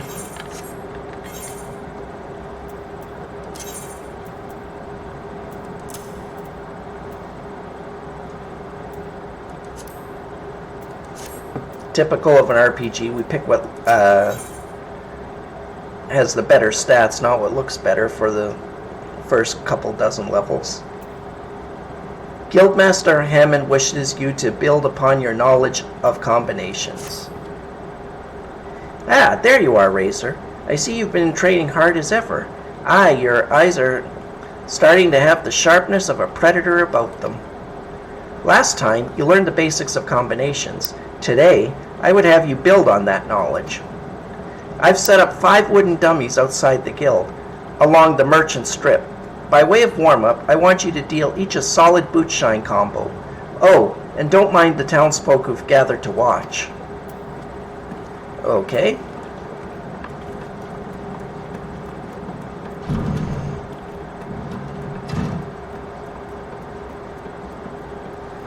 I don't know, that sounds kind of sketchy.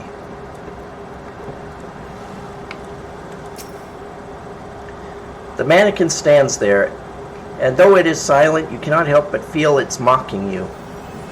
Oh, I will not accept the mannequin mocking me. Boot shine to you.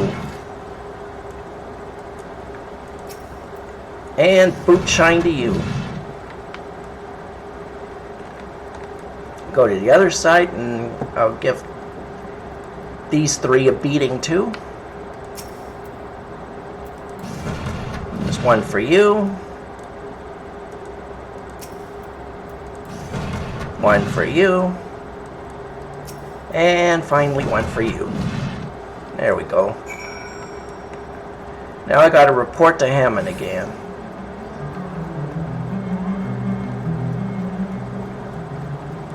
Fun times. Actually, it is pretty fun. The hardest thing I did yesterday is not come back to stream this game again, because I really do love this game, and I was like, oh, there's so many other things I want to do on this character, so maybe I could do it. And I'm like, no, I want to try and stick with the schedule. So that's what we're doing today. Hopefully get through some of it. So, the wooden dummies have felt your wrath? Good. Now we can move on to your lesson. When you first came to us, I taught you that combinations make a pugilist. What you need to know next is that not any hodgepodge of strikes makes a combination. There's an order to things, a natural flow from one technique to another. Today, I would have you practice one of the most elementary combinations in a pugilist's arsenal. It goes like this. Lead in with swift boot shine combo. Keep your foe off balance with a true strike, then bring it home with a blistering snap punch. With practice, combinations such as this will become second nature. They must if you expect to become an accomplished pugilist. Now, you'll need some opponents to practice on. The kobolds that infestate the rat's nest in central Thanaland ought to serve. Hit them with snap punch 3 times and we'll call it a lesson well learned. Okay. Well, let's do that. We'll teleport. We'll go to Central. Yes. Let's go. Oh, I should have canceled that. Oh, well, whatever. Too late now. Well, it wasn't too late. I could have canceled, but I just decided not to, so I guess I can't really complain. Can't complain about my own choice. Alright, let's go. We just have to punch 3 rats with the snap punch. That works out fine.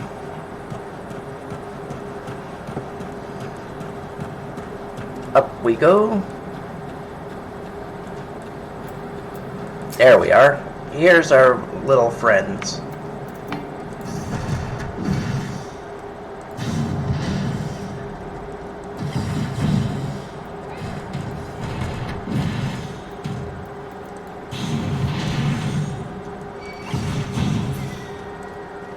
You only really need to attack 2 critters because you don't really do much. Oh, that's why I'm doing the same stupid thing I did with the mage, I bet you. I bet you anything. Yep. Oh, man. I was like, man, I'm not doing much damage to them. And then I'm like, well, have I switched the weapon to the newest one? Of course I didn't. Alright, let's switch. There we go. We'll throw this out just so I don't ever make that mistake again. We'll update the gear set. Perfect.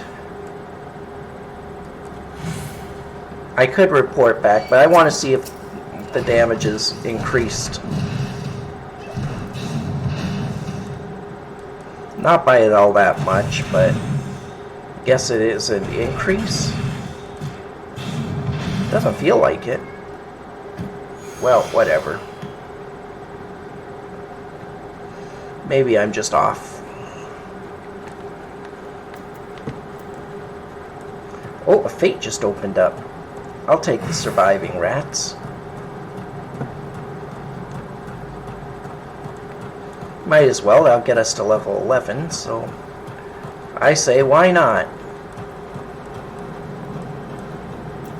It's really not a bad thing.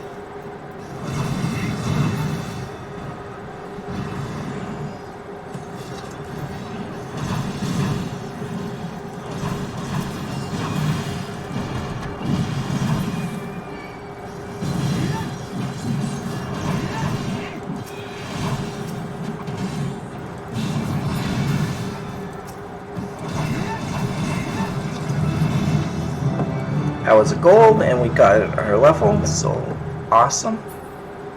Yeah, let's go for the queen again.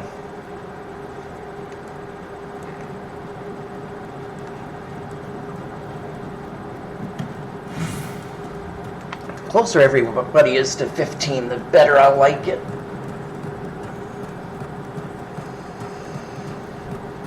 Because once everyone gets to 15, that's when we're going to work really hard to get to the next zones.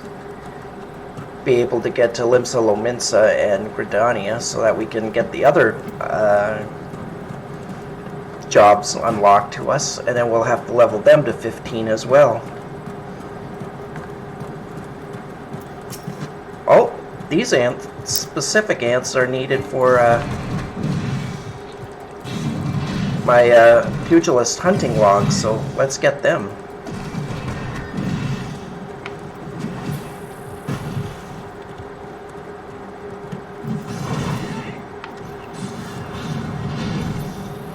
I actually need 4 of them, so this was actually a good choice to come here.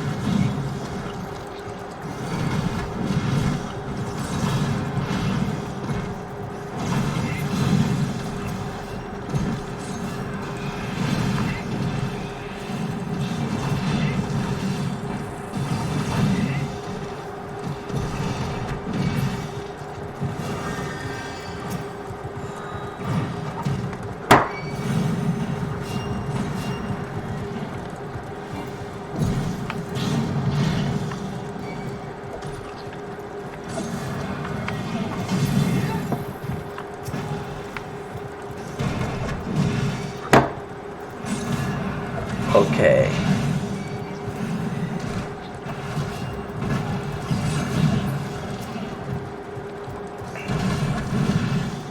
We're almost done this. Pugilist seems pretty strong. Pretty happy with it, but I think the Lancer actually feels strongest for single target critters. But their jump ability can get you into some hilariously bad problems.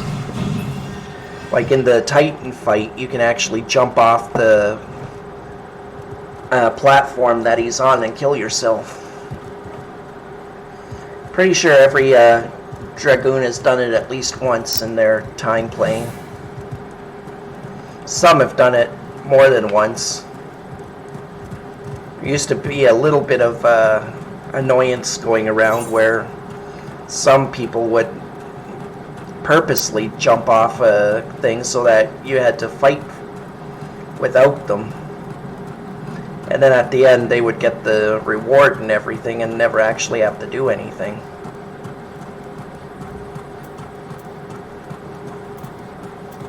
I've never done that, purposely anyway. I've definitely jumped off the edge before.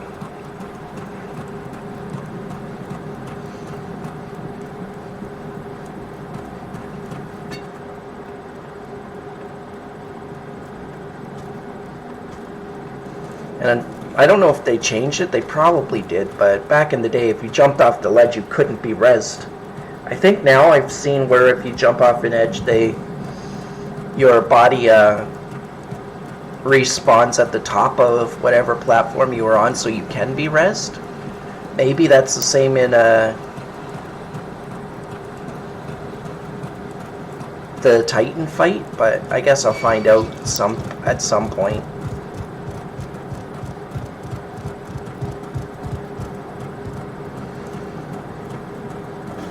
Though I would rather not find out. I don't want to be known as the guy that needs rezzing all the time because he's jumping off cliffs.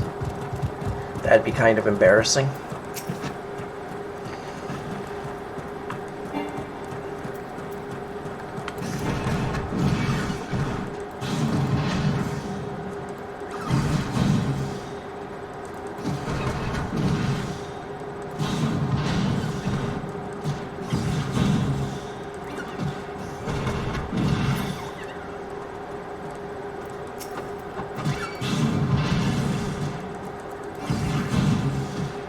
I still think my favorite class so far is the Gunbreaker, though. It's a tank class, but it actually does pretty decent damage, and it feels... It feels fine, but it might be a little on the squishy side, or maybe I just don't use my cooldowns properly, but it feels like the Gunblade does take a little more damage than the other type of tanks.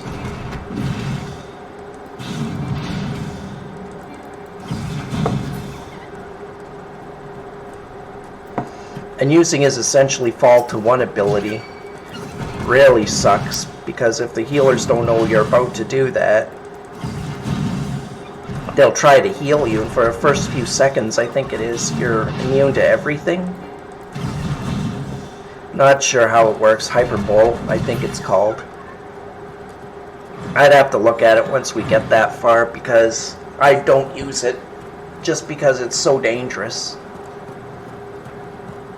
But essentially, the way it's supposed to work is, if you know a massive attack is going to come that'll kill you, you use that ability. It'll drop you to 1 hit point, but it makes you pretty much immune to everything for a couple seconds.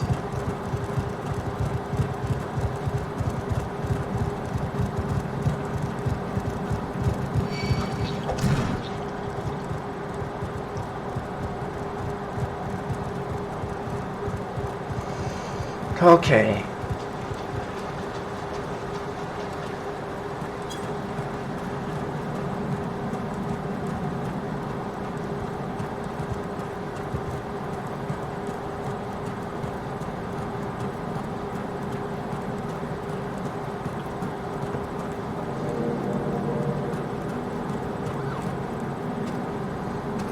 I haven't repaired in a while. I better repair all my gear.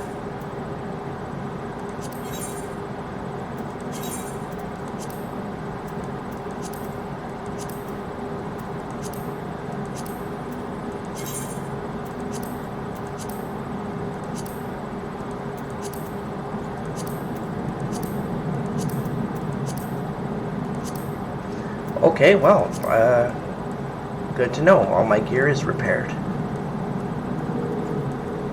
I'm going to take the Chocobo Porter, just 1 so you can see how it works, and 2 so I can take a 30-second break.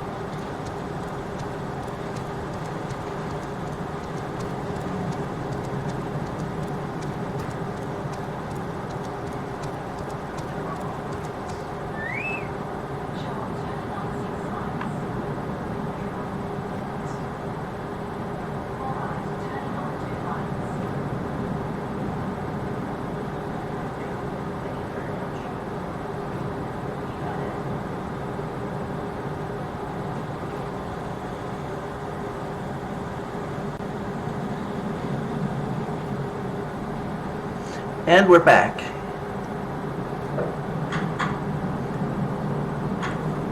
Seems like, for some reason I thought it brought you right into this city, but I guess that doesn't make sense because it's a load screen, so. But we are back at the city, so we're going to turn this in.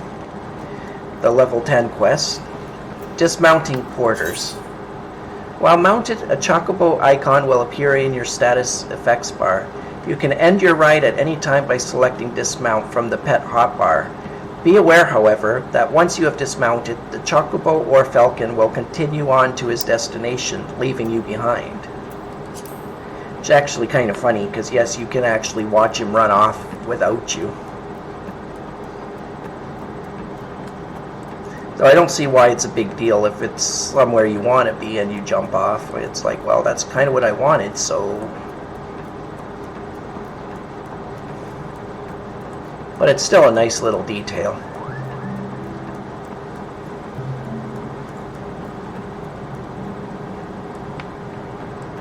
Alrighty. Let's turn this in.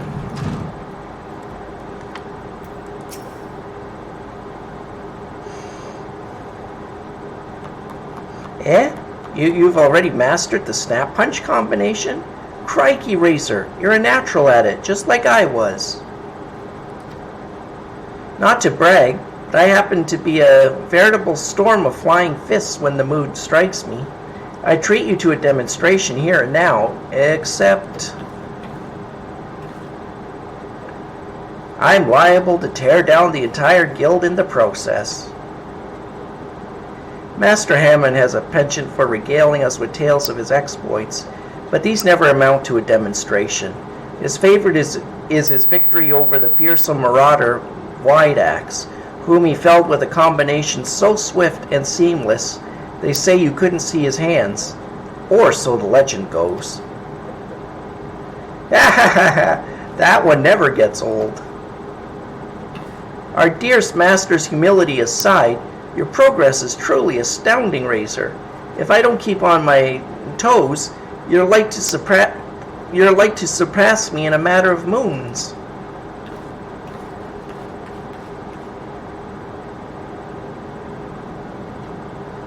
Just between you and me, Chichuto's been in a slump of late. It all began when her closest friend and guildmate suddenly up and disappeared. Rarukuta's the lad's name, and he and Chichuto joined the guild together.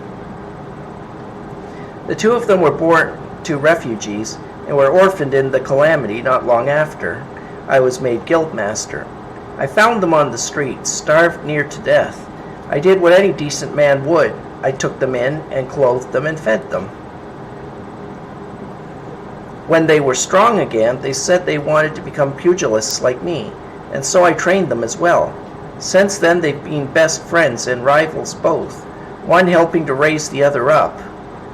Would that we knew what became of Kuta. I'm just going to say Kuta.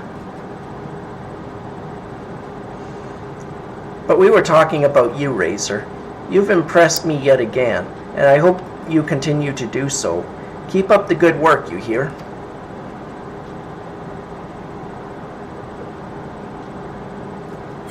I hear. I will keep up the good work. We'll go with the leather jacket. Yeah, why not? Okay. Mainly because I really don't like this shirt thing. That looks a bit better. Okay. I can throw this out now. Don't need it. And oh well, I shouldn't have thrown that out. Oh well, whatever. Reason I shouldn't have is when I get to the next one, my characters from level 5 to 10 aren't going to have any new starter gear, but I'll live with it. Done. We have finished all the war and magic class quests in this area for now. So that's pretty exciting. So now let's start knocking out the side quests. Quite a few of them are quick and short, just around the town, so it shouldn't take too long. And they don't give much experience, but they do start giving potions, which we need. Gelther does not like the way you are looking at him, but will let it pass if you deliver a message for him. Hey, you, I saw you looking at me. You got something to say, huh? No? Well, I do. You know Diddlada? Short, broke, never pays what he owes? Yeah, that bleeding horse son. Tell him to pay up, or I swear by the 12 I'll beat him so hard it'll feel like the second coming of Delamund. If I see that little shite's face, I'll end up pounding him into a bloody pulp, like as not. So you go tell him. Alright, well, chill, dude, chill. Jeez, aren't you a little grouch?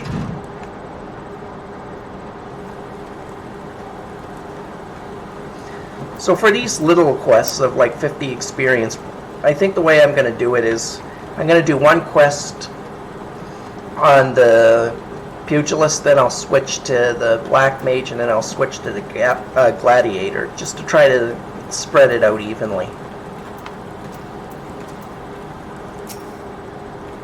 Oh, gods be good.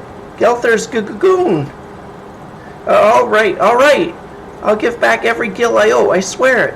But no more beatings, I beg you. Well, as long as you pay me, that's all I care about. Alright, time to switch to the Black Mage, and we will continue with your beatings. Diddlada needs help to repay a long overdue debt. Look, I haven't got the gil on hand, but I do have this ring. Ain't much to look at, but it'll surely fetch a high price. Was me dear departed mum's wedding ring. God's rest her soul. But she'll understand. Show it to Memain at the ossuary, and you'll get your coin. Alright, well, let's see if I get my coin.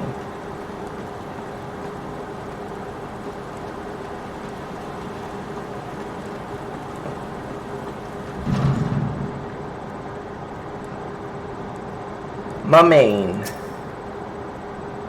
Greetings, adventurer. What brings you to Azarinth Ossuary? So I'll hand over the gaudy ring. What does it say about it? One look at this extravagant ring would make anyone question Diddlada's mother's taste in finery. You wish to sell this heirloom on behalf of Diddlada? Very well. It is most unfortunate when such drastic measures must be taken. And doubly so when the item in question is a fake, and such a gaudy, poorly wrought one. Also, you do know that our appraisals are not free.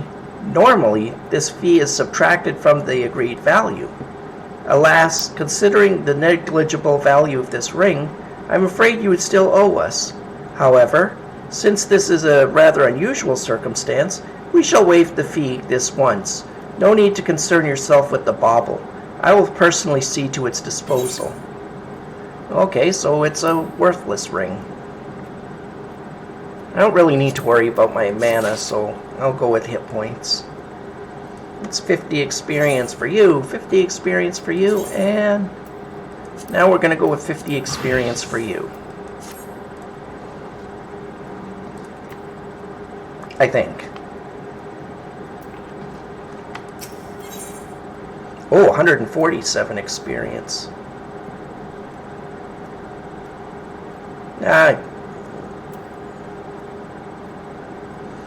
And I can choose either magic hat or the eye patch. Interesting. Oh wait, I don't have to worry about the hats. I do have to worry about, so I can just take the gold for this one. It's not really worth much, but whatever. In the name of science, Erasmus of the Thaumaturge's Guild is preoccupied with his studies, but his brow is furrowed in a way that cries out for help. I am Erasmus of the Order of Nalthal, and I am charged with studying the anatomy of this region's fauna and the environs in which they dwell. For the dark art of our order is death itself, and power over death can only come through knowledge of life. One day I shall publish my findings in a simple, comprehensive volume. The many breaths of Thanalan, but there is much work to be done before that day.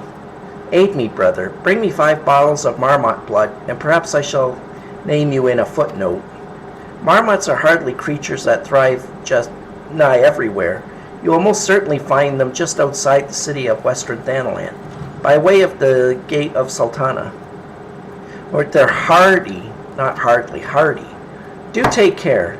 They can be feisty little critters when threatened. Yeah, they're not bad. Okay, let's take the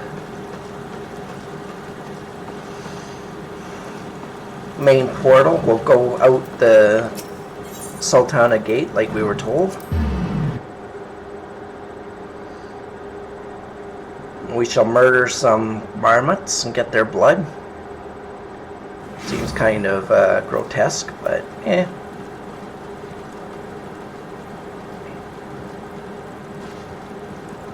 I'm sure we do worse for our crafts.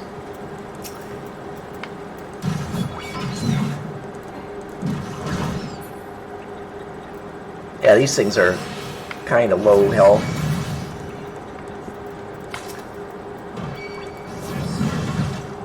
They're also level 1, so kind of what can you expect, right?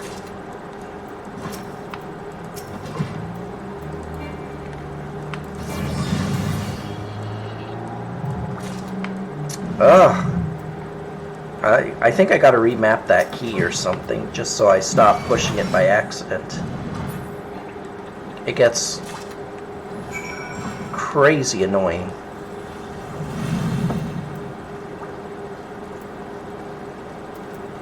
And we still got about an hour to go today for the stream, so that should get us plenty of these side quests done. Who knows, maybe all of them in the city, and then we'll just do all of them around the city at the different little towns and such. Then we can do the main scenario quest, and we'll do it at a really fast rate.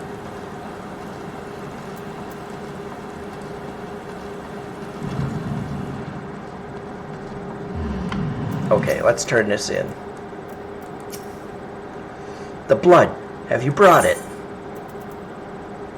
The erudite Erasmus is convinced this frothy blood of a star marmot will help him better understand the life the now deceased beastkin lived. Not sure about that, but okay. Yes, this shall serve nicely. By virtue of your toil, I am one step closer to publishing the many breaths of Thanalan. Thank you. Take this as recompense. Now go, and may the traitors smile upon you. Okay, don't really need any of the hats, so I'm just going to take the cash. It's not much, but it's already pretty much better than what we've gotten, like, literally all day, so whatever. Switching again to Black Mage. Actually, let's go with the highest. Switch to those that need it most. 12. What level is my Pugilist? 10. Yeah, I can stay with him. He needs 2 levels, so we'll just stick with him. Hahito has had enough of her husband's poor work ethic and needs someone to whip him into shape. How can the ossuary demand such exorbitant contributions every single moon? It's outrageous, I tell you. Do they understand that a woman has needs? How do they expect me to pay for rouge and sun-silk dresses and feed my marmot? Oh, if only I had the foresight to marry a more ambitious man. This is all his fault. If he had just worked harder and showed some initiative, surely he would be rewarded, maybe even promoted. If things don't improve, it won't be long before I join the beggars in Pearl Lane. Save me from this cruel fate, I beg of you. Speak with my husband, Babomina, and find some way to motivate him. You should find him at the Colosseum entrance, wearing one of those ridiculous outfits. Wow, she's a special one. I'll bet you anything that when we find her husband, he'll be one of those ones that literally working his butt to the bone. And she's just like, what? You can't buy me all the silks I want? Ugh, and you call yourself a worker?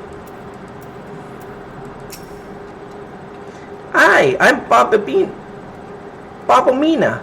Congratulations, you found the world's worst husband. That is, if you believe that harpy I have for a wife. She never cooks, she never cleans, she just gallivants around spending my hard-earned money. And now I see she's speaking ill of me to bloody strangers.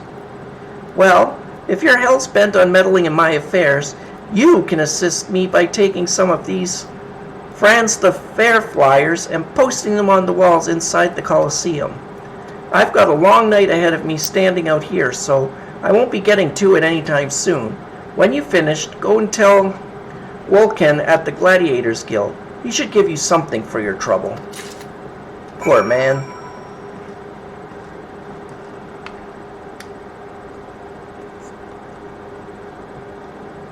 Sounds like a Meatloaf song. Sounds like he's been defeated by failure and envy and hate.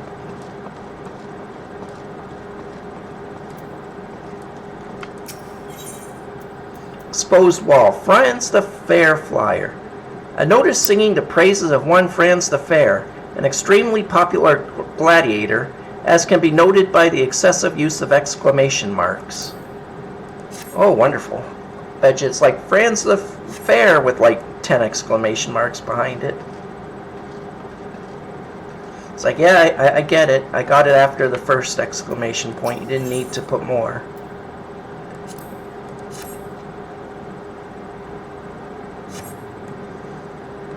Okay, and one more, and then we can go get our reward. And then we'll come back and get this quest from Genevieve.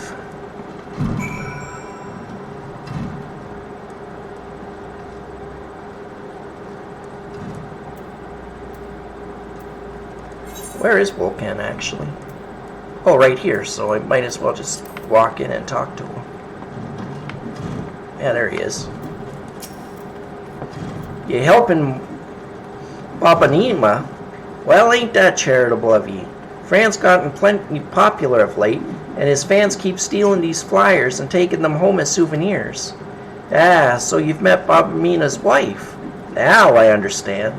Sorry to hear you got caught up in all that. If you ask me, they're made for one another.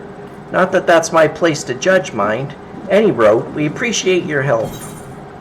So he gave me 5 healing potions. Not a lot, but I'm not complaining, because that's useful. Oh, gloves!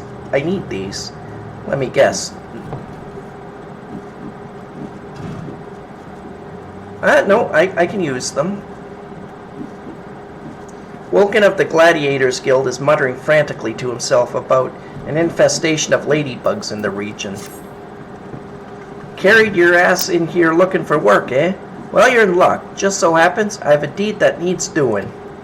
Wild ladybugs been wreaking bloody havoc on the outskirts of town. Something's in the air of late. Made some ornery as a oryx in rut.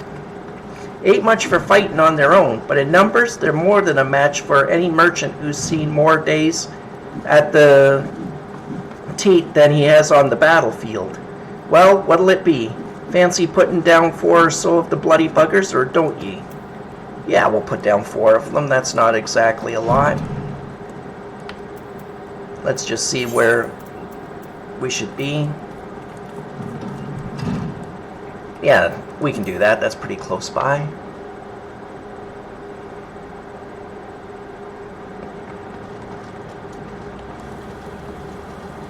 think it's right out this door right here.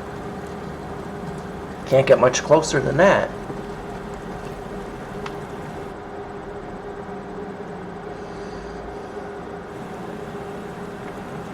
Alrighty, ladybugs. Let's find and kill them. Let's find and kill them all. Here we go.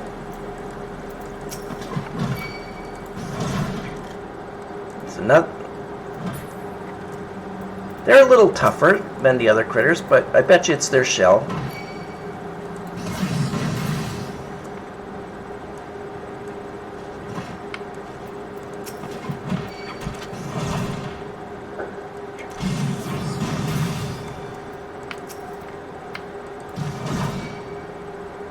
Come to think of it, I'm sure somebody will eventually point out to me, this isn't exactly the most efficient way. If I would have picked up this quest when I had any of the slated 3 creature quests, I could have turned them both in at the same time, but oh well.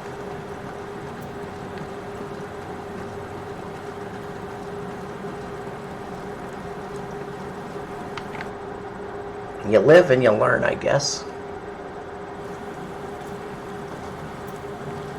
Although in this case there's not much to learn because I don't really intend to do a full run of Final Fantasy XIV everything ever again. So, because I love the game, but realistically speaking, if I'm doing everything in Final Fantasy XIV and on this critter, it's probably going to take me a couple months.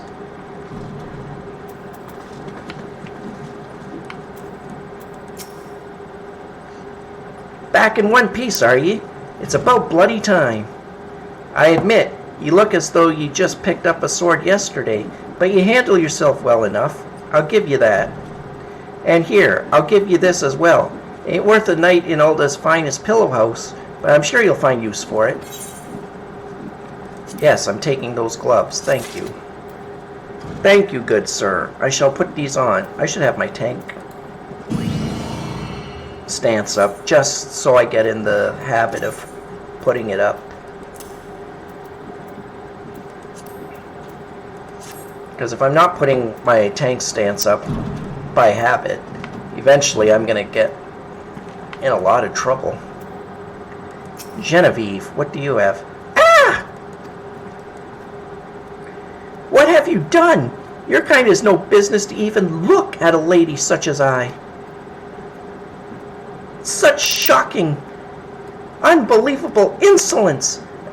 And now look at how my gill is scattered across the ground. Pick it up right this instant. Lady Genevieve wants you to gather the gill which you caused her to drop on the ground. Alright. Whatever, I'll pick it up. She's kind of a witch, but whatever.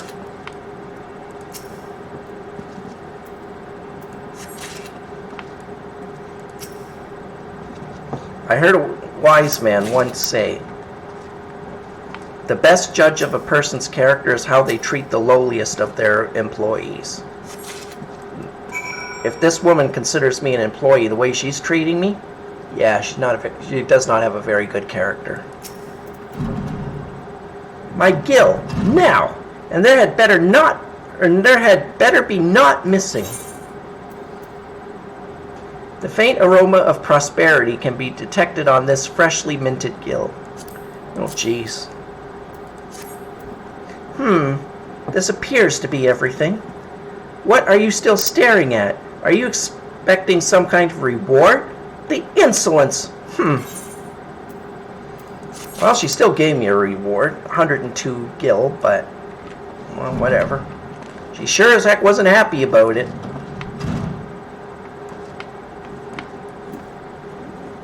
Zazariku. What does Zazariku want?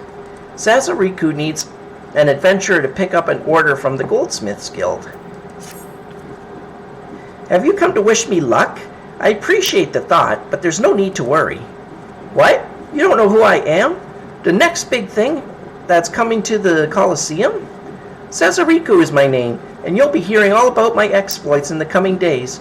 I've even thought of a title of myself. The Garnet Gladiator. Which reminds me, I've yet to collect the circlet I commissioned from the Goldsmiths Guild. You wouldn't mind picking it up for me, would you? No, I wouldn't mind. I'll pick it up for you.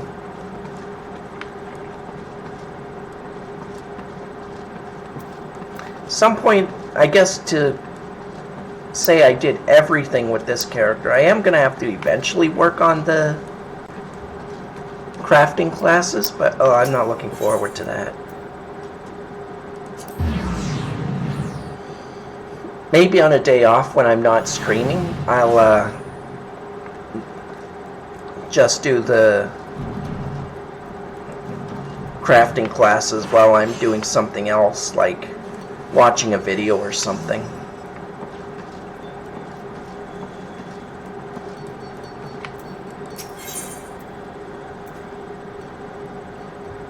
A small piece of parchment detailing an order for a gaudy circlet. Zazariku's circlet? Just a moment, sir. Oh dear, this is so embarrassing. I'm afraid crafting the circlet to Zazariku's exact specifications has proven somewhat difficult. We ran out of garnets halfway through our work, and we're still waiting on the next shipment.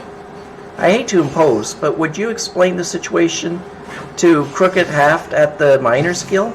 My records indicate that he was supposed to deliver the gemstones yesterday. Mayhap it slipped his mind? Sure, let's go and talk to the Miners Guild person.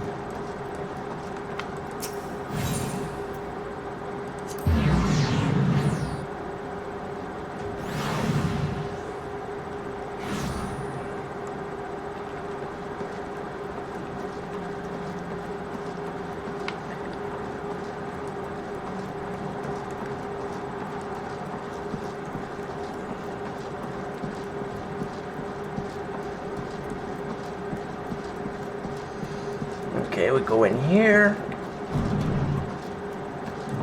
Talk to Crooked Haft. I have a mind to drain a pint, so hurry up and speak your business. She wants how many bloody garnets? 7 hells, man. They don't grow on trees. But more than that, this lad what fancies himself the next Franz the Fair ought to worry less about style and more about swordplay. Any road, I'll do my part to ensure the little bastard gets bedecked in all the goddamned garnets he can afford. And if he dies in his first fight, well, at least he'll leave a pretty corpse. And that is that quest done. Perfect. This isn't a quest per se. It's another, do you want to join the guild and become a miner, or earlier, do you want to be a craftsman? Yes, I do eventually. But like I said, I'll do that on a off day when I don't have anything else going on. Bitter Snow. Bitter Snow's eyes are those of a man in love, wrought with worry and doubt. He appears to be waiting for someone who has yet to arrive. What could be keeping her? My beloved Yellow Moon and I promised to meet at this very spot, but 2 bells have passed and I've nary a word from her. Gods, I hope she's all right. As much as I wish to go and find her, I simply cannot. What if she were to come in my absence? Please, would you search for her in my stead? It's possible she's somewhere near the Weavers Guild. She always enjoyed watching the... By the gods, do you? Do you think she's left me for someone more dapper?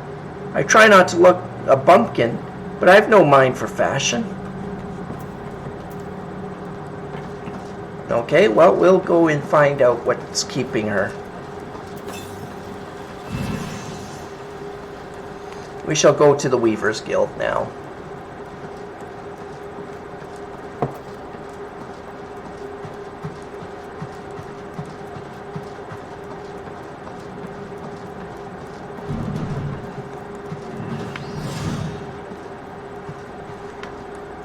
Yellow Moon. Bear God be good. Just look at me, this hair, this outfit. They don't match at all. I look atrocious. What was I thinking?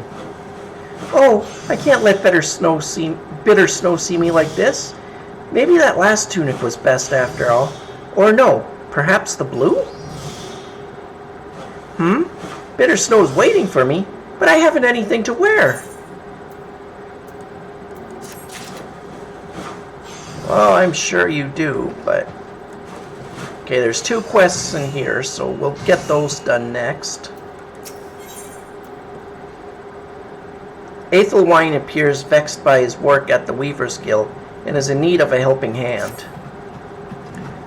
Something in a cream? Whatever shall I do? This dress, I just can't seem to finish it. Oh, the design is flawless, absolutely flawless. Of that I have no doubt. But I simply cannot settle on a color for the life of me. How would you like to conduct a bit of field research for me? I'm dying to know what color the ladies of Ulda are wearing these days, especially on the hustings strip. And when you're finished, please call on Lusu at the Alchemist Guild. The woman is a wizard with dyes. Have her cook up whatever color you find is most popular. Alright, let's do that then.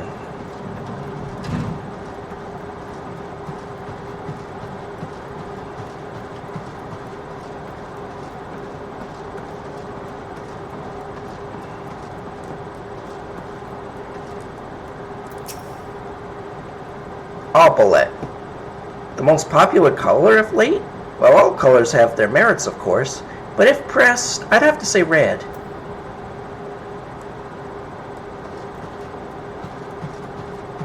Tetishon.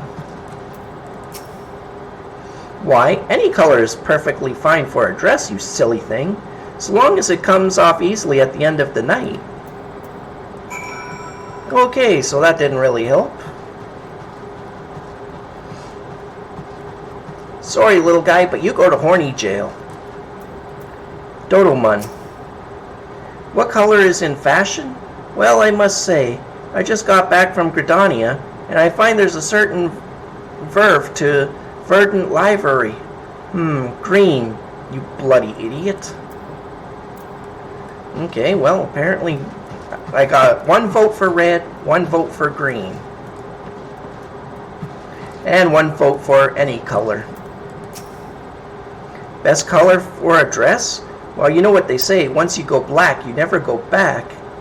Okay, so that's 1 for red, 1 for green, 1 for black.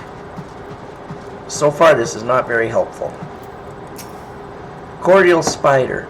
Yellow. What fairer color than that in the name of the fairest maiden? Yellow Moon. Oh, Yellow Moon, how my heart pines for you. So far we've gotten a different color from pretty much everybody. We've got red, black, yellow, and green. And we have 1 vote for each of them. Boboland. There's never a shortage of white dresses on the Alden ladies. Surely it is the most comfortable color to wear under this murderous sun. Okay, so now we've got white, we've got yellow, we've got green, we've got red, and we've got black. And not a single repeat of any of those colors. At this point, I'm almost tempted to say the first one that makes any kind of like red, black, green, yellow, white, I'm taking it.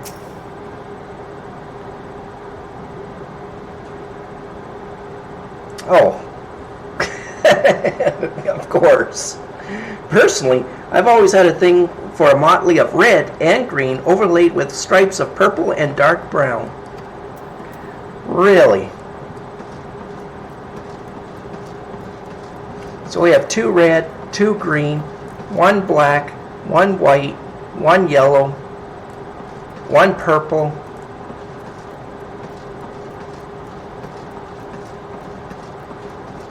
very useful, very useful.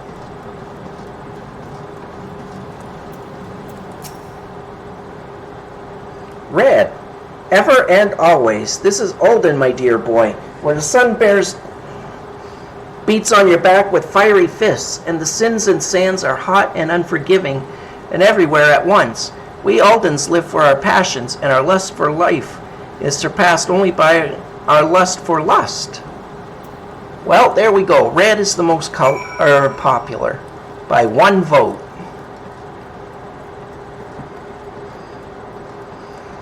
Doesn't matter.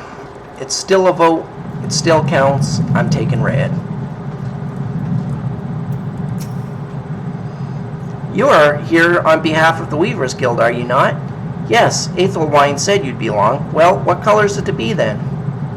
It sounds as though you have 2 votes for red, 1 vote for green, yellow, white, and black, 1 abstaining, and 1 vote for a motley of red and green overlaid with stripes of purple and dark brown. By no means a resounding victory, but I suppose red it shall be. I have some catalysts I've been saving for such an occasion. Mark my words, I'm going to concoct the most vibrant red Ulda has ever seen. Alchemy may look arcane and esoteric to the uninitiated, but it is grounded in naught but science and experimentation. Indeed, I dare say it does more to advance culture and civilization than nigh any other discipline. Okay, well, at least I didn't have to remember all of them. I kind of did, but I didn't have to. Here's Elwyn again. Oh no, the last one was Alduin or something. Yeah, it's a slightly different name. Aylwin has need of an adventurer to help him test a revolutionary new medicine. Oh, this should be great. Yes, at last. My work is complete. Mark my words, this formula will revolutionize alchemy as we know it. With just a sip of this tonic, even raging fevers will be instantly extinguished. But I must needs test it, adventurer, while I produce more. I bid you take this batch to Pearl Lane to a man there named Landebert. He is trusted by the other refugees. Persuade this Lambert to take my tonic and give it to his people. I require nothing in exchange, after all. If it is truly effective, it will be a tremendous boon to the advancement of the alchemic arts and mankind at large. Oh, let's see. Kind of don't like trying to convince someone to be a guinea pig for something that I don't know if it works or not, but we shall see. We shall see how evil this makes me feel.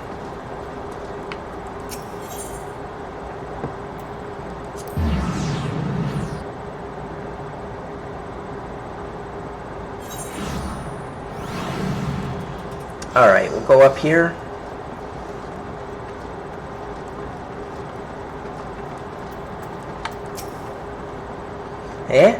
Medicine for the sick? An earthly smelling medicine created by budding alchemist Eldwine Elder. Let's hand it over, see what he says. Ha! We're not fools, boy. We know full well that bastard Elwyn is up to. But we'll accept his medicine nonetheless. Look at us. Beggars can't be choosers. Might be as it's a mere experiment to him, but to us it's a matter of life and death. If we've got to choose between this bastard's swill and nothing at all, is it really a choice? Well, technically yes, you could still say no.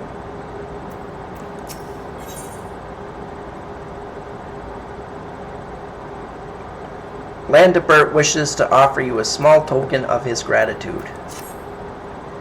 Few come here by choice, and few are still bearing medicine. Your kindness shouldn't go unrewarded. This vase is important to us, but I want you to have it.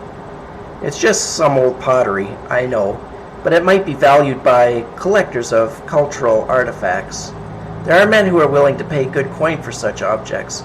If you go to the Sapphire Avenue Exchange, chances are you'll find one of them. Alright, well, let's go.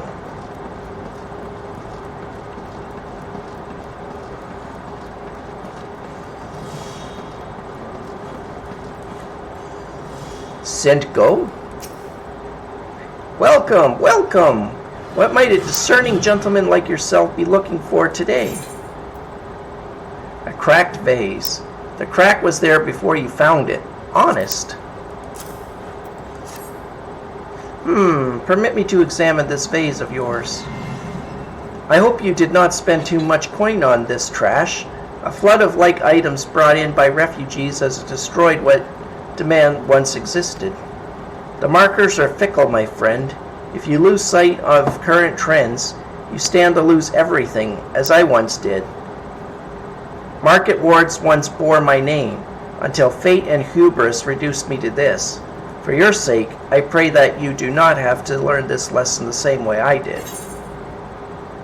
Well, he still gave me 111 gil for it, so it couldn't have been that bad. I mean, at this level, 111 gil is a lot of money.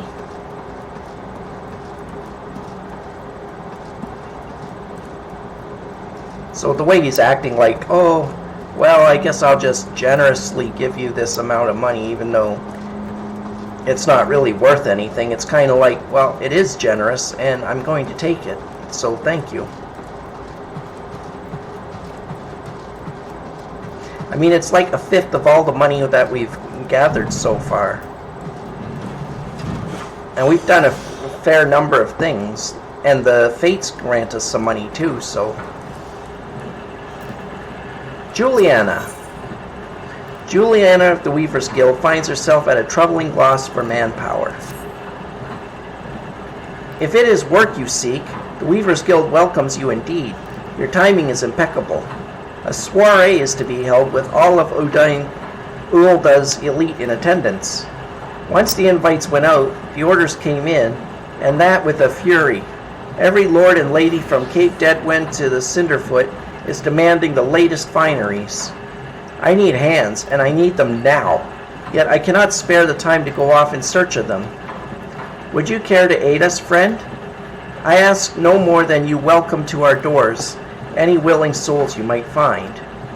Come, let us see how you fare. Show me your warmest welcome. So I gotta use the welcome emote on her, which is just as it shows /welcome.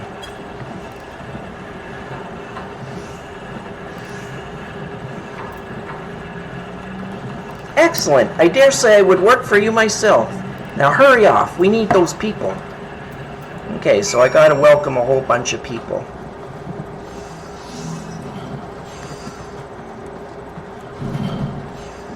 So let's do this. And like I mentioned before, a little quick tip, if you don't want to type it in all the time, just hit enter and then the up arrow and then enter again.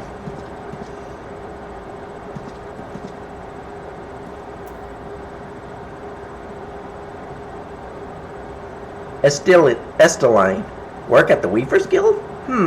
I'd be lying if I said I weren't interested. To whom might I go inquire further? She is interested. That's good. Let's see what Jillian thinks of working for the Weaver's Guild.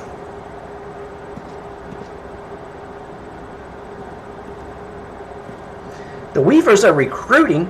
Finally, my chance to become a famous designer. Well, she's all for it.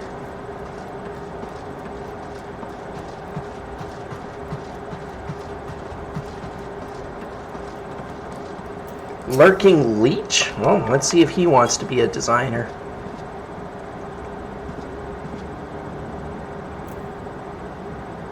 Weaving work? Take a look at me, friend. I'm a bloody guard and on duty, no less. Move along, now. Yeah, I should have seen that as a bad idea. Let's see what Sosada thinks.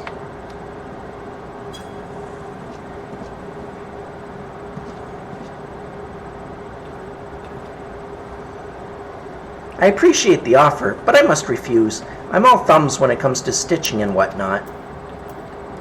And Bibichua, what do you think?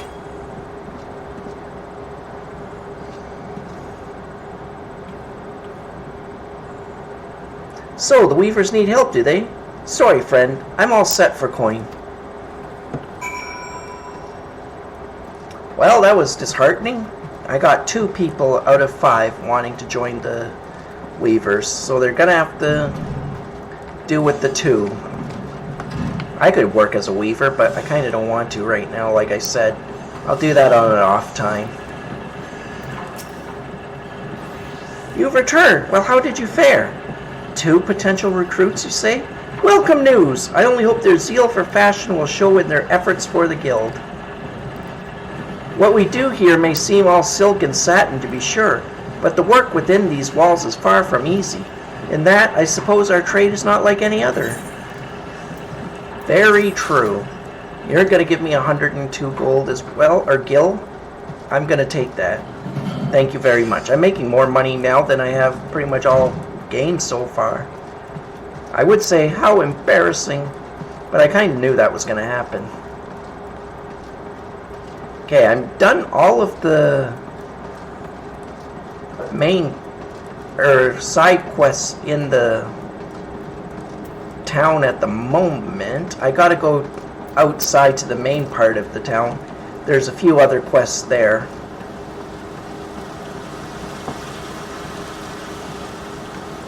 Like I said, all the ones that are blue, those are class quests, like to become a weaver or a miner or alchemist or goldsmith. Kind of don't want to do those right now. But I will get it done.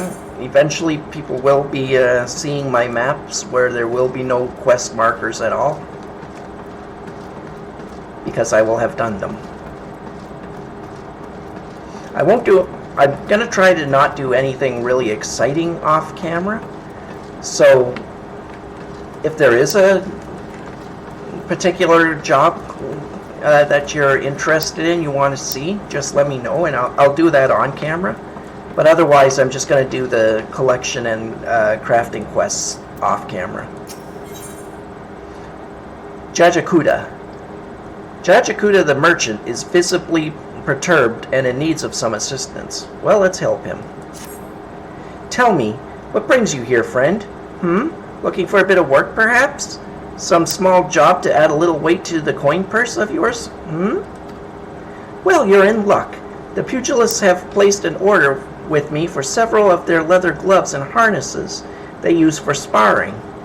But the traders are cruel, for I find myself lacking the hides required. Would that I had the pelts of a few snapping shrews. What say you, friend? Care to help a merchant down on his luck? Bring me 5 snapping shrew pelts, and I promise to make it worth your while. You can find the creatures roaming Central Thanalan. Alright, well, let's go to Central Thanalan, which is really close by.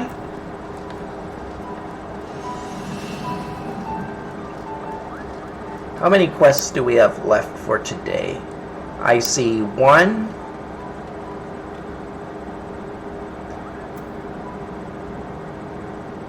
I see about 3. 4. I see about 4.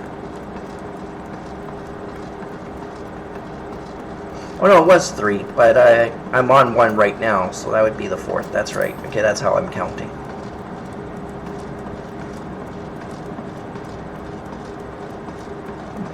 Derpy derpy doo. Sometimes I'm a noob. There's a little jingle for you. Okay.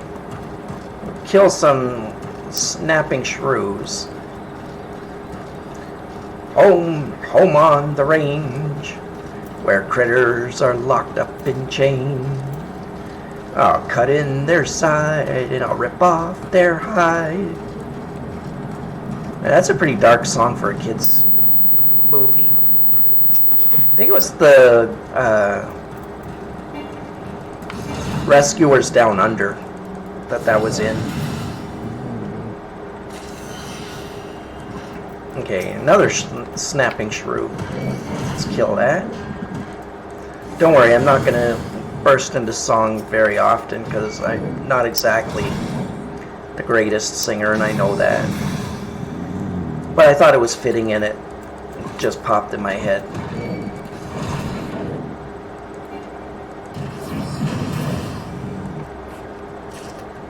One more hide, and then we are done. And then we get to start work tomorrow on all the quests out here. Honestly though, kind of thankfully, there isn't very many. So I think the place that has the most is Western.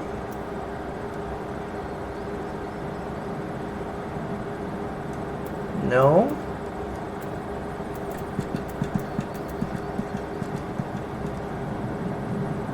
I actually don't know where. There is a spot though where there's a number of other quests to do. I'll have to quick search the areas.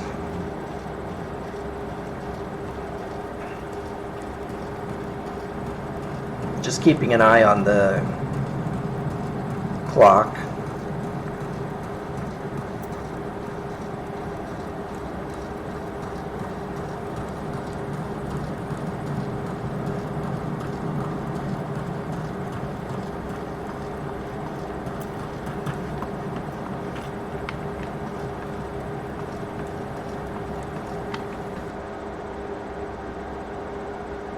The Steps of Nald. We are back. We're going to turn this in now.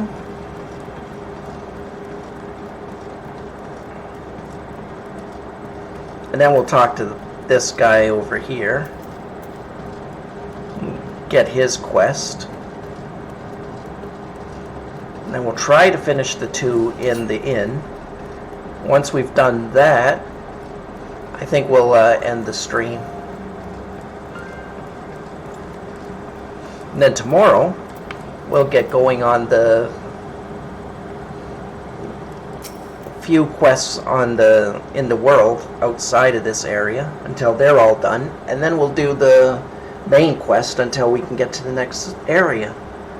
We're doing okay, actually. We're doing really well. Back already, are you? Come, let us see what you've brought. The bristly hide of a snapping shrew. Well, it would still be pretty bloody. We didn't have time to cure it or anything, but alright, you want it? Exceptional! These are fine shrew pelts indeed. Well done, my friend. The Pugilist Guild is among my largest clients. I fear what would have come to pass had this order been delayed any longer. Take this, You've more than earned it. Done. And now we go talk to the... Oh, I was going to say, what the heck? But this is the samurai quest. Yeah. We don't get to do that one till 50. So let's see. What does Wyman want with us? Wyman would like to know what you think of Ulda. Okay. So, are you taken to Ulda, Razor? Make any new friends in high places yet? Ha! Well, when you have the Sultan's ear one day, I hope you won't have forgotten about old Wymond. Long as you're here, mayhap you can do me a favor and take this missive to Josias at the Platinum Mirage. It's just over yonder, and the man will even give you some gil for the trouble. If only all work in the city was this easy, eh? Yes, if only. Emotes. Oh, okay. When words are just not enough, emotes can be used to express your feelings towards a person or situation. First, highlight a target, if necessary, then select Social from the main menu, and then Emotes. Finally, select a desired emote from the list. In this case, select Welcome after targeting Juliana to complete the quest objectives. Emotes can be set to your hotbars by simply dragging them from the emote interface. In addition to emotes, items and user macros can also be set to your hotbars. Yes, the way they originally had ninjas set up, I found the jitsus incredibly hard, so I found macros for all the jitsus. The problem with that is the delay on the macro was set to a 1 second minimum, like it couldn't go under a second. So what was going on is if I was using the jitsu combos correctly, I was still losing about the equivalent of 1 or 2 jitsus for my rotation because of the global cooldown. So setting jitsus as an emote wasn't ideal, but it did let me play without getting punishment rabbit on my head all the time. It just definitely wasn't ideal, and there was definitely a loss of DPS. Josias, do you have business with the Platinum Mirage this morning? This unmarked envelope contains a missive penned by local businessman Wymond. So let's hand it, see what he says. A missive from Wymond? Alright then, let's have a look. Bird is barren, let the hounds feast. So it goes. Oh, this? Well, you see, the guild is often contracted to provide protective services. Unfortunately for this particular petitioner, Wymond's investigation has revealed his finances to be wanting. Maybe adventurers like you don't mind working for free, but we have a business to run. I myself have 4 mouths to feed, so this bird will have to fend for himself, I'm afraid. Oh, poor guy. Alright, so that's 2 of the 4 that I was going to do before the end of the stream done. We still have 12 minutes, so hopefully that's plenty of time.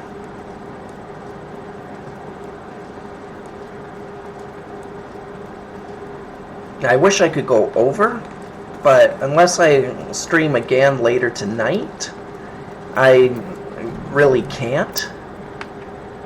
I unfortunately have a pretty rigid, strict schedule that I have to keep, so that kind of sucks. I mean, I can go over a minute or 2 one way or the other, but not much more than that. Kekazani. Kekazani is shirking duty and could use a wake-up call. Sure, darling. You can come for a ride. Huh? Where am I? Who are you? And more importantly, where'd she go? Bugger, did me shift start already? The hell's with it. I'm bleeding and exhausted anyway. Mind taking this to Giganasu at the dispatch yard outside the city? He'll probably give you something for the trouble. Oh, you bleeding bugger. Alright, whatever. We'll do this for you. And again, I think that's just outside here at the central station. I think it's where we have to go for, what's his name? Papa Sean's quest. And even though it's a kind of a weird name or whatever, Papa Sean's actually the head of the Paladin Order, I think it is. I forget actually now. Well, we'll find out.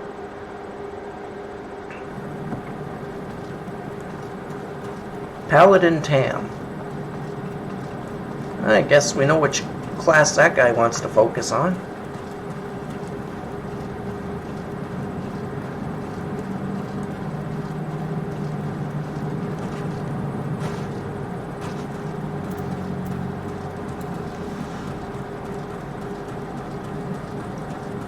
If I run, I might be able to make it there and back again in time. There and back again, a hobbit's journey.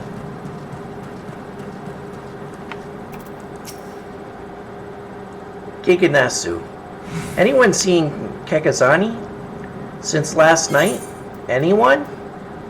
Torn timetable. A slip of paper indicating the various departure and arrival times of Amajan and Sons Mineral Concern freight trains. So I'll hand this over to him. Hey, what are you doing with that timetable? I've been looking all over for it. Got it from Kekazani, you say? Why, that useless drunk. I'll wager he was out all night again, chasing after skirts. That's it. The next time he misses his shift, I'm tying him to the tracks. Ooh. That sounds pretty mean. That sounds like a little bit of a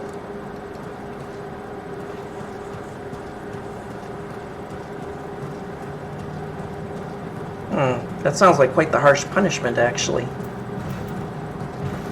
I'm sure he was joking. Although in this game, after you meet a couple of the characters, he may not have been joking. You never know. Some of them are kind of scary of what they consider a justified reaction. I would call tying someone to train tracks an overreaction, but maybe he's going to be like, no, it's totally justified. He's going to the tracks.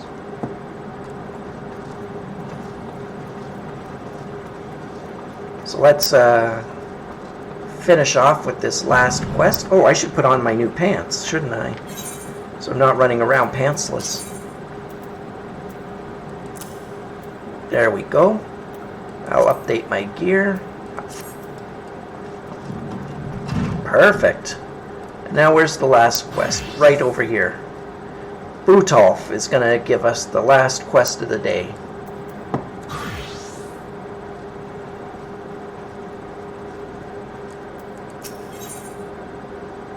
Oh, and this is for mages? No, it's still for a warrior. Though I could take the mage one, but I don't think I will. I don't think I'll take any reward, I'll just take the cash. Butolf finds himself at a loss after realizing the package he carries is not his own. Pray let me catch my breath. I went all the way to Scorpion Crossing for a package, but only just now realized I've returned with the wrong one. The way back is so far. I simply can't. Would you make the trip back in my stead? I'm sure some poor soul at Scorpion Crossing is missing this package. I haven't the breath to tell you the way. Go and see Mimishu. Alright, well, we'll go to see Mimishu.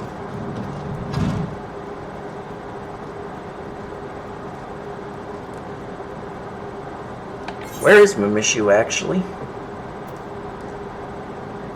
Just outside Western Thanalan. Makes sense, because we know Scorpion's Crossing is a little ways down from there, so... yeah, that makes perfect sense.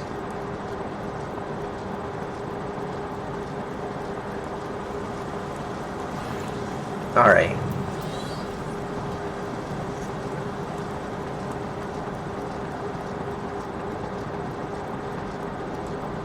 We'll go here, we'll talk to Mimishu. Scorpion's Crossing? The way couldn't be simpler. Pass through the gate and head west until you come upon it. Delivering a package, are you? In that case, you'll want to speak to Oswell when you arrive. This will probably lead to another quest, I'm gonna guess. Did pretty good today for the frames for my stream. It says I dropped 303 frames out of 5 hours, so I'm actually impressed with that. That's good. That's a good solid frame rate count.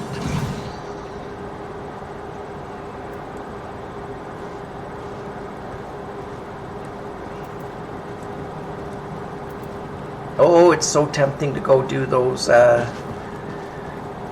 fates. I really want to, but no, I'm not going to do that. Ah, see, I was right. There is more quests around out here to do. But we're going to do them tomorrow. It's gone. I just know it. Gods, as if I hadn't enough problems already. You took the wrong package, Butolf. You bloody oaf. A small wrapped parcel bound for the settlement of Horizon. So we'll hand that over to him. The Horizon package. You're a 12 send. You've spared me quite a headache, friend. Thank you. If only there weren't so many other misplaced shipments plaguing me these days. I'm taking the money. Thank you for being so generous.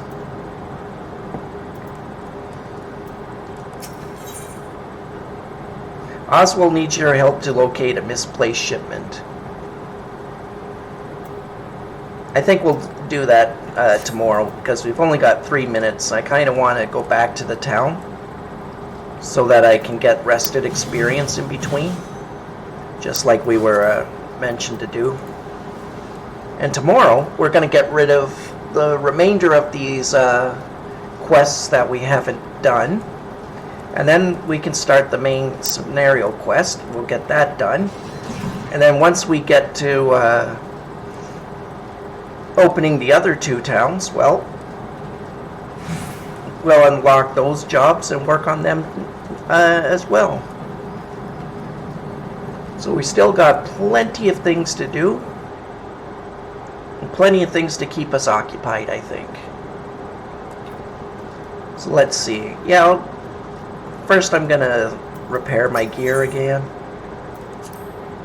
If any of it needs it, just do a quick check so that tomorrow we can just jump right in and we don't have to do any of these housekeeping things. I've got 1,000 gold or gil now, which is actually pretty good. Might be able to buy some level 5 gear if I need it for the other classes. But the reason I want to do it this way is once I get everybody to level 10, I want to throw away all the level 5 gear and keep only level 10 and so on and so forth. Because on my main account, I have gear for every class of every level, it feels like, and it's such a headache to keep track of it all. I think this way will end up being a lot more efficient in the long run. Plus, it's going to be an interesting experiment in my eyes to see how long it actually takes to do that. I'm hoping it doesn't take too long, but we'll see. We'll figure it out. Anyway, that'll bring today's adventure to an end. We will continue tomorrow, and we've got a lot to do, so hopefully you'll join me then. If you've been watching this stream, please follow. It'd be very appreciated. I could always use that. Maybe help my channel grow a bit. That would be nice. And if you're watching this on Twitch, then, YouTube, then please follow and subscribe, subscribe and like, you know the drill. That'll help my channel as well, and that would be greatly appreciated. So, that's all for today. Logging out. Thank you very much. See you next time. Bye now.